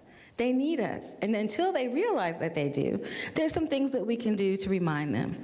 And that is that I say, we're in voting season and we're in here where we are, where elected officials come. But let's talk about voting with our dollars. So if someone's not supporting me, a certain state that's up here, even though I live in a certain state, and somebody had mentioned that that state wasn't colored in like it should be, I'm not going there. Back in the 60s, they used a term, it started with a B and ended with a T, boycott. My sister earlier said divest. So some of you already have, some of your organizations, your national organizations might be in some of these 30 states. You're big to do, you're big to-da. Well, do like the Alphas did. They're like, oh, Florida, you're gonna do what? We're not having our convention there. That's Alpha Phi Alpha fraternity, okay? And I was like, go ahead, brothers, lead the way on that. That's what we need to do. And so for some reason, certain communities don't really hear us until their their property or their finances are affected. And so for some reason, that's when we really get their attention. And I live in Texas, in Austin. People think this is wonderful, purple dot in a blue state. No, it's not. They value trees, salamanders, and something else, the river or something, more than they do Black lives. So, so this issue of greed, let's just call it what it is, corporate greed. Some people think that we should have nothing while others think they should have everything. And I did want to say too, and I love that graphic that you showed of those 4 men earlier. Was it 4? It's hard to see, my back is turned, whatever the number is. And Bill Ackerman, he was very influential in making sure that Claudine Gay, the first African-American Harvard president, was no longer the president. And it's so interesting because, speaking of unconscious bias and the fact that he was saying, she was cheating on her dissertation and she was doing all these things, and we all know that's not true because she did it she did not cheat, she did not do plagiarism, but her research is in line with what's standard today. But the ironic part about it, and the unconscious bias part on his part, is that his very wife did exactly what he accused Claudine Gay of doing. Thank you. He did not realize the fact that he was telling his own story. And so it's so important that when we hear these things and get this information, that we remember that. So again, I'm coming from a perspective of ways that we can have these conversations and talk to people about certain things. It's like, isn't that interesting, Hal? Did you know that? Coming from that perspective, because we want to be heard, and some of us, we don't like anyone to tell us what to do, right? So, and I'm being very good here, but there's a part of me that can surely be outraged about some of the things that we're sharing. But I had to learn, in order to be heard, I had to come in a way and really suppress that part of myself so that I can be heard. And it's so ironic that, they want to talk about the angry black woman and the angry black man. Well, there are plenty of angry white men, and they stormed the Capitol on January the 6th. Thank you. Thank you. Thank you. Oh, I'm digressing. Well, as we're getting ready to end, at the age of diversity and initiatives and really taking accountability, I'd like you each to just say one thing that you ask that you have now for the group that's here. And and then the video is going to go out. So this is your chance to say, what do you ask? And keep it short and simple, please. I would probably say research. Read and research. One, because there's so much going on in this realm of removing race as a factor across anything, and you have to be informed, and you have to figure out how that fits in your repertoire. It needs to be, like she said, acknowledged in every state, in every city. One thought that I had when you talk about boycott, right? The United States boasts about small business and that we are the fire, we are the engine of this country. There are more black women entrepreneurs today than anyone else, and they are leading the way in changing lives, not just for their own culture, but for women. Just imagine if we all just, Earth Day, was that March 15th or something like that? April 15th, we turn off the lights? Right? What if small businesses just did that? What would happen? Would our voices be heard louder? Do we have to go to that drastic step? I certainly hope not. But what if? Get educated, learn. MackeyCompany.com. I have a podcast called procurementgames.org. I talk openly about this type of stuff, and with risk, obviously. But please, please, please, I encourage everybody who's here, who's listening online, pay attention to anything that runs across and smells like DEI on your feed, on TikTok, on whatever it is. And just click the link and read. Because, like I said earlier, the Florida State University said we're removing DEI, and all DEI-focused programs. Procurement and contracting is getting affected, and if you're in procurement and contracting, you need to know what you're entering to. Thank you. So kind of ditto based on what Lynn had just shared. There's nothing like some good data. When you start showing, and then I'm gonna give y'all some good nuggets, so get your pen and paper out, okay? Some people like to talk about percentages when they talk about things that have to deal with us. I said, nah, I want to see numbers. Don't aggregate the data. I want the disaggregated data. Because when we do that, because they love saying minority, I live in Austin, they say, oh, our minority participation is just so high. I say, really? Well, let me see the numbers. Show me those numbers, and we know that white women continue to win. So when we do that, we can show that there's a disparity there, and sometimes we have to, change up our language or whatever it is, but remind them that we are taxpayers too, and that all taxpayers should have an opportunity to be able to be a part of the economy in a way where we can grow our companies so that we can also have sustainable businesses. So when you ask for the numbers, push a little bit more, and get not percentages, but when you see, and also dollar amounts. So when you see the actual dollar amounts that are being spent in our communities, even if you have to ask it by zip code, sometimes you have to be creative so they won't be like, okay, and sometimes these numbers aren't even there, but you have to be creative on how you get it, the information. Don't get the percentages, get the dollar amounts, and sometimes that's something that you can go to your elected officials and show them, hey, we need to do better by these communities. Because when we do that, then there's more opportunity for them to create more taxpayer base for the country. Can I add to that real quick? You can request every agency under the Data Practice Act. Every agency must disclose contracts that were awarded, the value of those contracts, and who got it. It's public information. So, yeah, chase after those numbers and play the Data Practice Act. Every agency's got it. Thank you. Mika? I would say know your own bias. Take an implicit association test available on Project Implicit by Harvard University. I would say start with the RACE, IAT, and encourage somebody else to take it and know their own bias. I would say interrupt racism in real time. When you see it happening, find the confidence and the courage to interrupt the best way that you know how.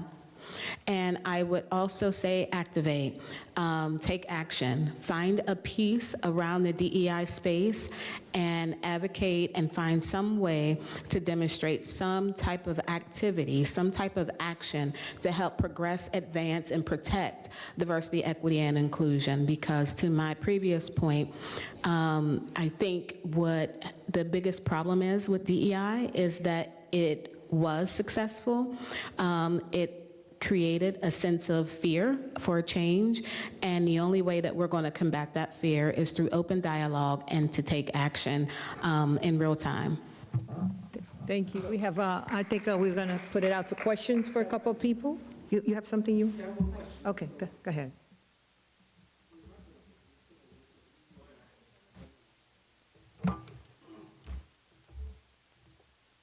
Thank you. So you mentioned, you were talking about trying to educate or advocate. For the 4 or 5 guys on that list you had earlier, can they be talked to? What's the strategy for them? There's no mistaking. They don't mistake who they are or what they're doing. So, what's the strategy for that?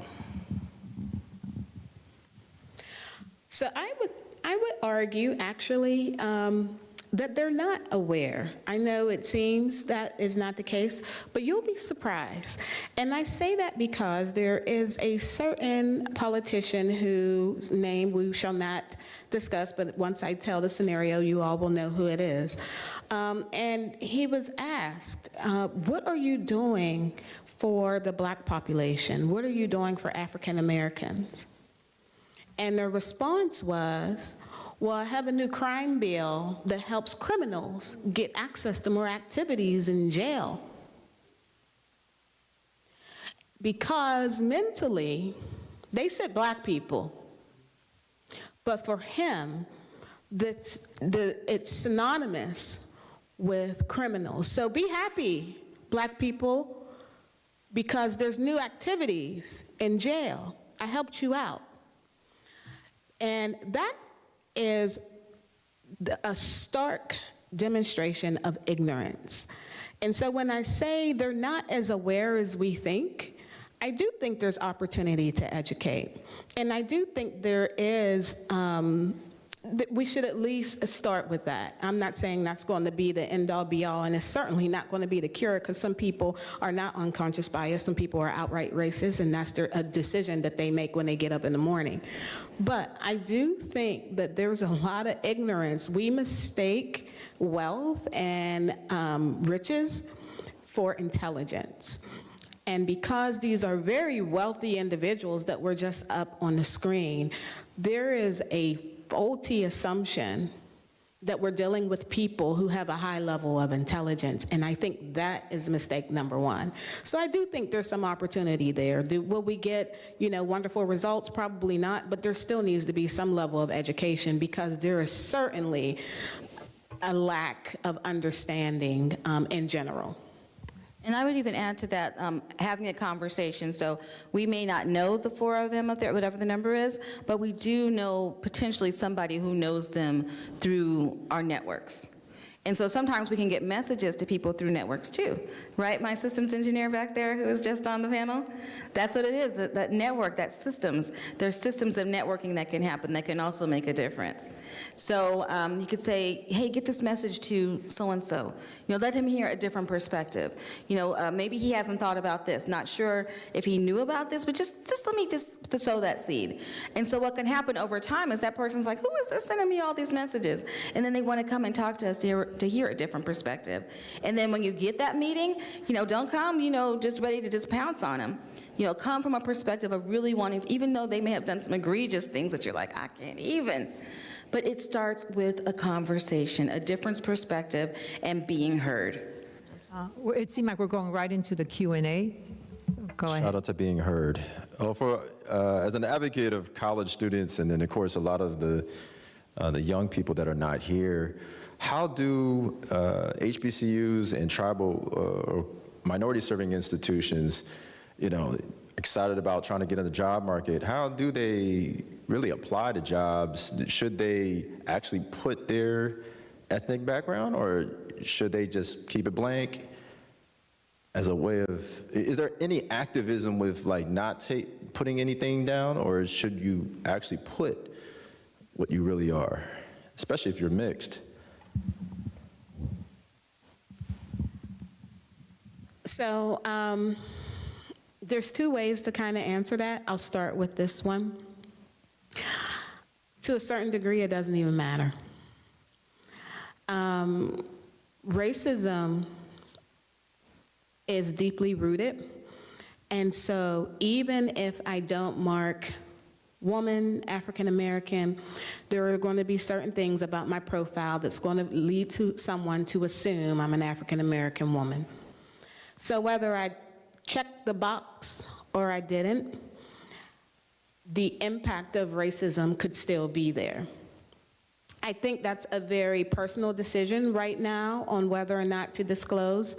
The Vice President of Human Resources had a side of me as saying always disclose, because if they don't have the data, then they don't have a starting point to have any type of solutions if there is a disparity. And so you're not arming the individuals within that organization who's charged with to do something about things that's not going right. You're not giving them the ammunition that they need. But right now, within this climate, it's very much a personal decision.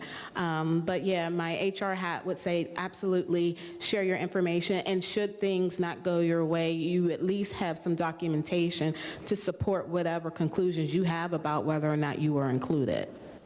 And then when you do get the job, if you do get the job, then there's this understanding from, maybe I'm just too old school, but if you want to receive this, fine. If not, it's okay. But there's this conversation about bringing your whole self to work. Well, I think that depends on where you are working. So if you're working with somebody in an organization that maybe they're kind of suit and tie kind of thing, and that's not your thing, and you're flip-flops and shorts and wrinkled t-shirts like they do in Austin, that may not be the place for you. And don't take it personally, but there is a culture that is already in place before you even thought about working there. And so even though you want to be your authentic self, just think about who's really signing your check. It's controversial to even say that, because you might be like, I can be what I want, I know who I'm, understood. But these are some things that you may experience in the workplace, and then when you get there and you're not feeling welcome and you're feeling excluded, it might not be because of your skin color. It could be because you are not with the type of culture, and again, this is take it how you want it, but there is a certain culture that each company has, and their brand is important to them, the things that they do. So sometimes, we get mad and we want to say racism, but maybe it's us. Maybe we didn't, kind of do some things that are expected regardless of what your race is. Holly, you have a question? No, I know she does all our recruitment. I know you're trying to wrap up, so I'll just echo. I think reporting and even sharing a photo on LinkedIn is important these days as someone that does recruiting. A lot of well-intended organizations are trying to make sure they have diverse panels of candidates. And even if you don't apply, they're going out places like LinkedIn, looking at qualifications and experience and education and asking, would you be interested in applying for this job? So don't limit your opportunities. And also, if you end up at a company that cares about how you identify in the application process, to your point, you probably don't want to work there. Kevin, did you have something else? Anybody else? I have one. Someone else has another question, I know. I just got a real quick question. Can I get in on the Monopoly game? You get in first round. So I have one question, then you guys can end. I heard what everyone said about, it may be something other than race. But if that's the case, then why are the racial numbers so bad? Yeah, but let's just face it. Sometimes when we come into the workplace, we're not prepared. Sometimes we come in, we're late. Sometimes we're coming in, we're not doing our work on time. Sometimes the work that we're doing is substandard. And as a CEO for 24 years, I am speaking from experience. So I've given people opportunities who look like me. I've given people opportunities who I feel they have the potential, but they don't want to do the work. They want to get my job and my title with no experience. So I'm just keeping it 100 with you because that also happens. And you're absolutely right. Of course there's a racism issue. Like Dr. Still would say, it's racism. Of course. We know that that's in existence too. And there have been times when I've been blessed to get an opportunity that I wasn't prepared for, but guess what I did? I went and got prepared. I learned, I studied, I was doing all kinds of things, learning about their culture, finding about what's going on in their organization, so that when I came in there would be no excuse for people to be like, why is she here? No, I'm going to come in and be 1,000% of excellent. And I have to add to that because in procurement and contracting, as certified small businesses, we don't come to the table ready, right? And I'll go into construction. Yeah, it's hard when we're not ready. We have capabilities. We can do the work. Right. But do we want to do the work? We're even selective of the work that we choose to do. It's easy to put the blame on them, but we really got to look at the man in the mirror, right? Look at the man in the mirror and go, what am I doing to right-size me so they can say no, right? That is Mackey Company's thing. I dare you to say no after I teach my subcontractors how to read plans, do business, do project management, do job costing. I dare you to say no, right? I dare you to say no. When I got my stuff together, be that person, right?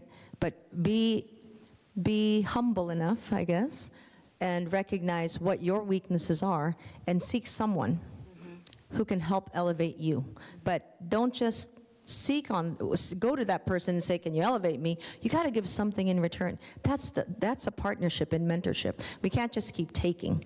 We also got to give. And so, I'd say, look at the man in the mirror and be like, what can I do to improve myself? Or the girl. Thank you. I know Kevin has another question. Agree with my colleagues on that point. However, I also have to say, and this may be the unpopular position, the bar is different. And we have to be real about that as well, right? Maybe, they didn't come prepared. Maybe they weren't 100% ready. But I can probably show you 5 non-diverse individuals in that same position, and there were certain graces offered. And so I think while that's completely true, it also forces us to acknowledge that our parents were right. As much as we might not want to believe that, our parents were right? Your A is their C, so you better get 100 plus if you want to be considered, because that is just your ticket in the door, and that is going to be compatible to someone else's mediocrity, and that's real. That's real, and so that's also part of the dynamic. So you talk about being ready, you have to be more, to her point, you have to be more than ready, because you're going to be recognized far more easily than someone who doesn't look like you and is also not ready. So does that Then mean you ask for a guys- debrief also, too. So even in contract, and you can do that, if you didn't get the contract, say, hey, just want to take a couple of moments and just ask for the debrief. And if you didn't get the position that you thought you should have had, if they'll grant that, ask for it too. And they really could give you some amazing feedback, but also they may be some feedback that's sketchy, and you're like, well, maybe I need to bring my attorney to this debrief. So does Is that the mean you guys direction agree you were with going, Kevin? Hold on, yeah, no, I have, so does that mean you guys agree with the anti-DEI stuff? You think these lawsuits are going in the right direction? Now, where did you get that from? I've never heard anyone say all this, people aren't prepared. I'm like, okay, so. Oh, no. I'm not saying that. I think what she was trying to say, that there are times that people are, thank you for bringing that up, that there are cases, there's always cases they're not prepared, but part of the big picture about that is that we don't have the support sometimes to get ready. I think, is that what I think you were saying? We don't have the support system or the resources to get ourselves ready. But you're right now, it has nothing probably to do with being ready. As she mentioned, we have our president that was a C person, and he became president. If you're a black man and you are a C, you're not going to make it president. You won't make it probably for a lot of things. So again, you have to work just as hard. I don't think the message is that. I think what they're saying is that there's an opportunity to really look at yourself, look at what you bring to the table, and then seek out support. Not in that particular, I think that's what they're trying to say. Yep. But it's not always that way. You're right. Sometimes you're eliminated just because of all the things that, that they said. And then we have blind resumes that they've sent. If your name is a certain way, and if your name is Kishan or whatever, you might not get called back. And Or then if it's a blind name and it just says Howard University. Yeah. Same thing. So we can act like we're doing all these efforts to not consider race, but at the end of the day, it doesn't really make any sense to do that, because it's always going to be a factor, and we might as well be proactive about it so that it's done in a positive way. One of the things that happened with the Harvard, right? It wasn't so much that affirmative action was we were allowing because of affirmative action. And I'm going to lose this numbers because this is not the real number. But let's just say that there were 100 applications that had perfect SAT scores. And 60% were non-minorities, and 40% were minorities. That was the argument in Harvard, that they based it on race. They already had their legacy. They already had the rich folks that can afford tuition, and they certainly had Asians who could afford to send their children in Harvard. So what they were really talking about was the rest, right? The rest. The average non-minority that actually got, is it 1,600 in SAT, 1,800, whatever that is. But then there were also the average minority. And the lenses that should, godlike words, should have been operating at that time was, what are the chances of a black, a Latino entering Harvard? Because Asians are in, right? Legacies are in, folks who can afford it are in.